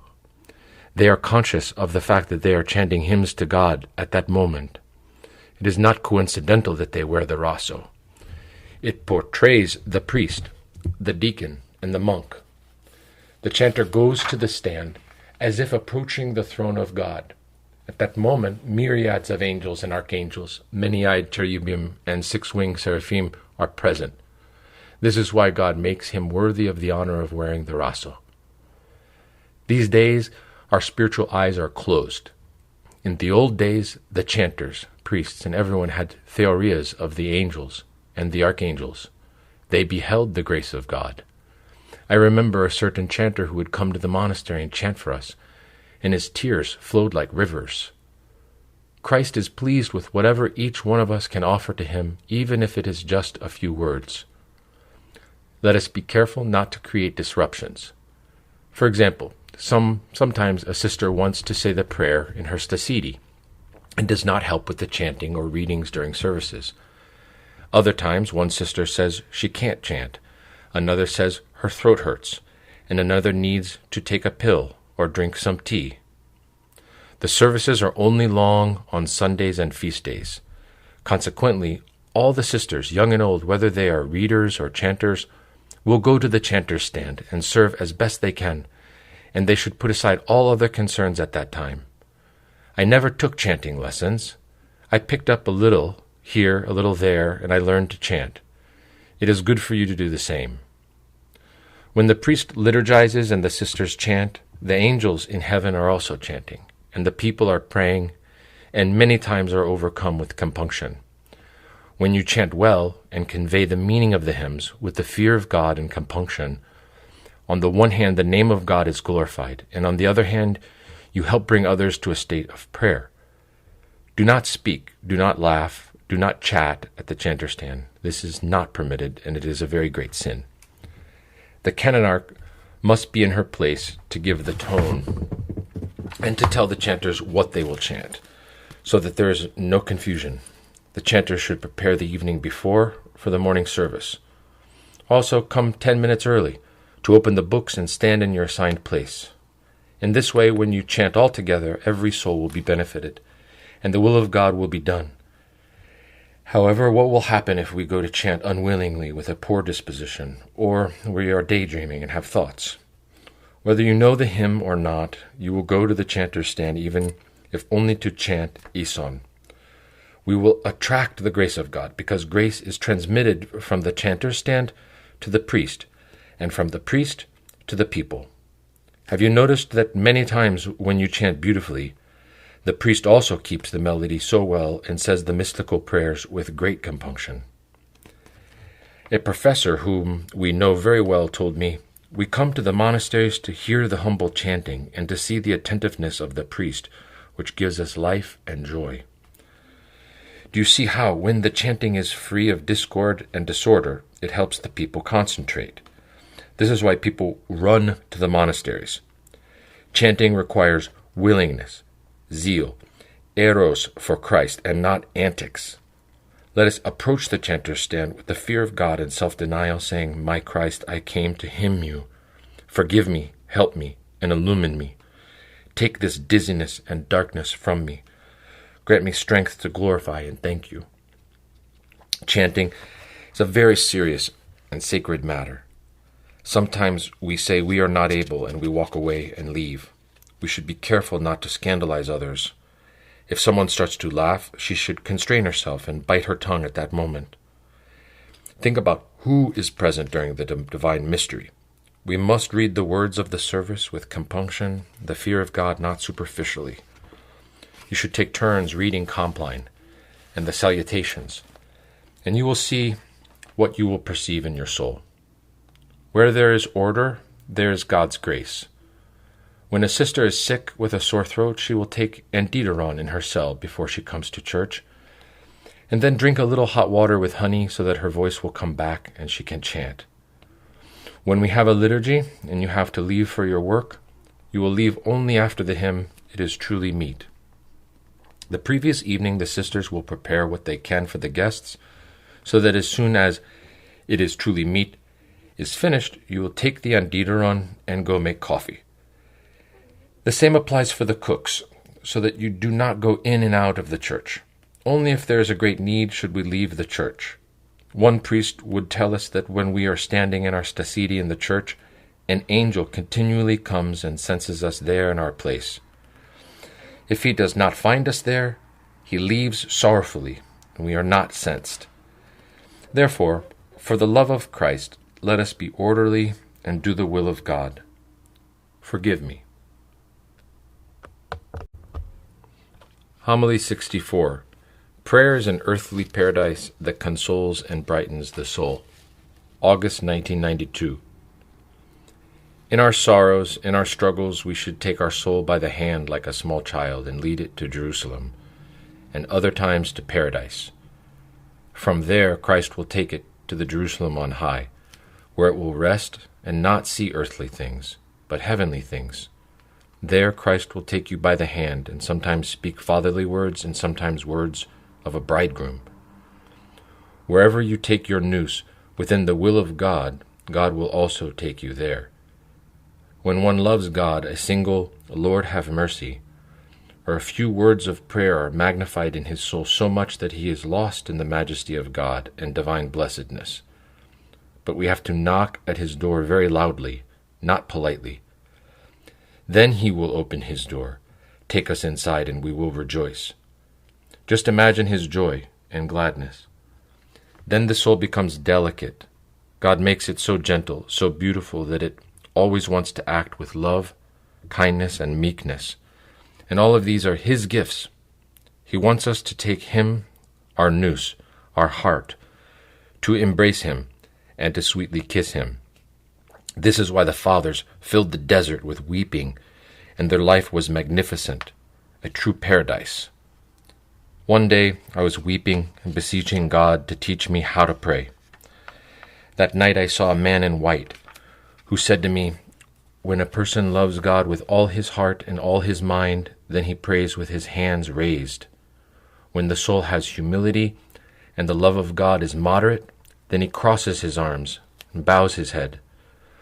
When the passions have overcome a person and he experiences ardent humility, then he puts his hands behind his back."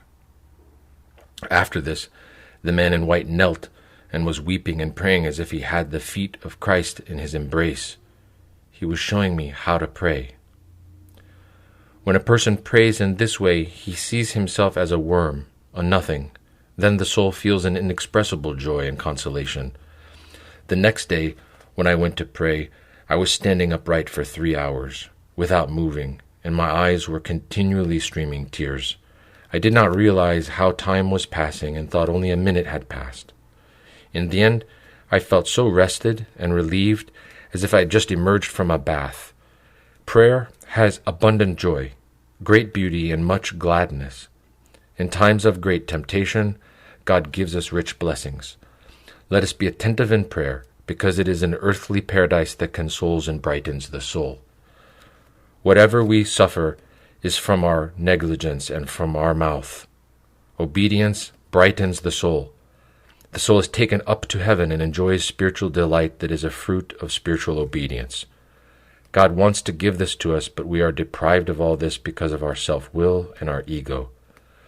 While we could be delighting in the choir of angels and saints and in the bosom of Abraham, we observe them from a distance because we do not exert any effort to acquire a little humility, a little obedience, and a little prayer.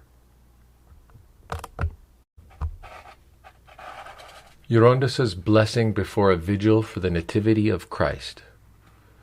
Tonight, I pray that we may perceive Christ being born inside of us, and that he may become our guide until our last breath. May we have a blessed vigil, and may the grace of God give us strength. Angels, archangels, and all the bodiless hosts officiate tonight. Noetically, let us kneel in Bethlehem, at the manger, at the star, there where the glorious all-night vigil is taking place. Let us embrace and caress our little Christ, just as the Panagia did. May our souls leap like infants within us. Let us show him our love and become reborn in soul and body. May we have many years blessed by the Lord. Amen. So be it. From our elder Ephraim among the saints. Quote, Gerontissa Makrina's infinite patience, love, and vigilant concern for the salvation of the sisterhood continually occupied her. Now her soul is at rest, just as she gave me rest, and she rejoices eternally in paradise along with the choir of the holy virgins. I, the least of all, humbly pray that she intercede from our synodia in heaven for the salvation of her spiritual children and the entire world. End of quote. Epilogue by Gerontissa Ephraxia. It is very difficult to describe the spiritual life of a holy Gerontissa, a noble mother of contemporary Greek women's monasticism, a worthy successor of the great Amas of old, Saints Synclitiki, Christi Vilandu, Melani, Ephraxia. I had the great blessing from God to be part of her synodia at the holy monastery of Panagia Odrykria in Portaia Volos, and to be under her spiritual guidance for 3 decades until our Geronda Ephraim moved me, along with Sister Parthenia and Sister Agni, to the United States to start the monastery of St. John the Forerunner in Goldendale, Washington. I will not hide that it was with great pain that I bid farewell to my most beloved and venerable Gerontissa Makrina in May of 1995, just 22 days before her departure from this life. Her words were always and only spiritual, about the saints, the ascetics, the holy angels, and the wonders of God. Her mannerisms were full of deep nobility, with reverence, love, and concern for all people, for the image of God. The joy and glory of paradise, as well as the afflictions and punishments of hell, occupied her mind day and night. She was devoted to the divine services and especially the divine liturgy, during which God granted her a multitude of revelations and visions. Still echoing in my ears are her continual counsels toward all of our synodia. Quote, do not waste your time with idle conversations. Say the prayer, Lord Jesus Christ, have mercy on me. Kyrie Jesu Christe, eleison me. The prayer will purify you spiritually. It will sweeten your mouth and your soul. It will sanctify you. Through the prayer, Christ will grant you many gifts. You will feel the grace of God inside you, something which cannot be replaced with any earthly good thing. Have love and reverence towards each other, and as St. Nectario says to his nuns, your touch should be like cotton and your words like honey. Do not judge one another. Do not criticize each other. Judging drives away the grace of God from a person, and one falls into carnal warfare. Love the bridegroom Christ, the Panagia and the saints. Pray for our brethren in the world with your prayer ropes. Do not neglect to do a prayer rope for the sick, those suffering in the hospitals, another one for the mentally ill, for the youth, and for all those in need. The monastic cannot go in the world to give charity, but he can give charity through his prayer. My heart is filled with deep gratitude toward God who made me worthy to be introduced in the synodia of the Venerable Gerontissa Makrina. Her spiritual heritage is very heavy for my unworthy shoulders. My only consolation is her fervent blessings when we bid farewell physically in 1995, and her intercessions for all of her spiritual children and their synodias after her blessed falling asleep. I had the opportunity this past summer to visit the holy monastery of Panagia Odykatria, the monastery of my repentance, and to meet in Christ's love with Gerontissa Theophano and the sisters of the monastery. My heart was overcome with emotion and doxology to the triune God and gratitude towards the Panagia Odykatria when, with tears, I venerated the grace-filled relics of my venerable Gerontissa and beseeched her holy prayers. It is my humble prayer that this English translation of her teachings, which the sisters of our monastery, the spiritual granddaughters of Gerontissa Makrina, worked on with much zeal, will be for all of you a source of spiritual help and consolation in the struggle for salvation. I consider the best way to end this epilogue is to share with all of you Gerontissa Makrina's last words to us, written in the letter that our holy hands handed over to us as a spiritual inheritance on the day of our departure to the United States on May 13th, 1995, 22 days before her blessed repose. Holy Gerontissa Makrina, intercede for us. April 26th/May 9th, Portaria Volos. Most beloved and ever memorable spiritual children, I embrace you with the kiss of Christ, and I pray with all my soul that the Holy Spirit will guide you. May the Lady Theotokos, the directress, be your guide and protector and direct you until your last breath, as she sheltered you for so many years here in her home. We are separating bodily, however, not spiritually. Noetically, I will be with you, unworthy as I am, and I will hold you by the hand at every moment. As your mother, I tried to nurture you spiritually with my little abilities and to implant in you the majesty of God. And you, as my children, overlook any weaknesses, illnesses, and shortcomings you saw in me. Hold tightly as a book under your arms all that I taught you and counseled you. As your mother, my heart aches for you, and the pain is great for each of you. I never excluded anyone. If as a human I hurt you or brought you grief from my weaknesses, I ask your forgiveness. When I leave this life, if I find boldness before God, I will not cease to pray for you. And when you learn that Christ has taken me, please do all of my spiritual obligations. As long as you live, do not forget me on your prayer ropes, in the divine liturgies. I will do the same as long as I live. I will pray for you, and I will be walking around close to you. It was the will of God that we separate bodily. We must please our Geronda, the saint. Do not be afraid and don't worry. His prayers will compensate for your needs. And as much as you will be deprived of parents, relatives, family, etc., when you have great love for the Panagia and the Honorable Forerunner, they will give you joy. As many of my spiritual children and brethren you meet there, give them my love and many greetings and blessings from our Panagia. Convey and put my deep prostration to our venerable Geronda. I reverently kiss his holy hands. I embrace you maternally with much love and affection. Your lowly Gerontissa Makrina, Nun.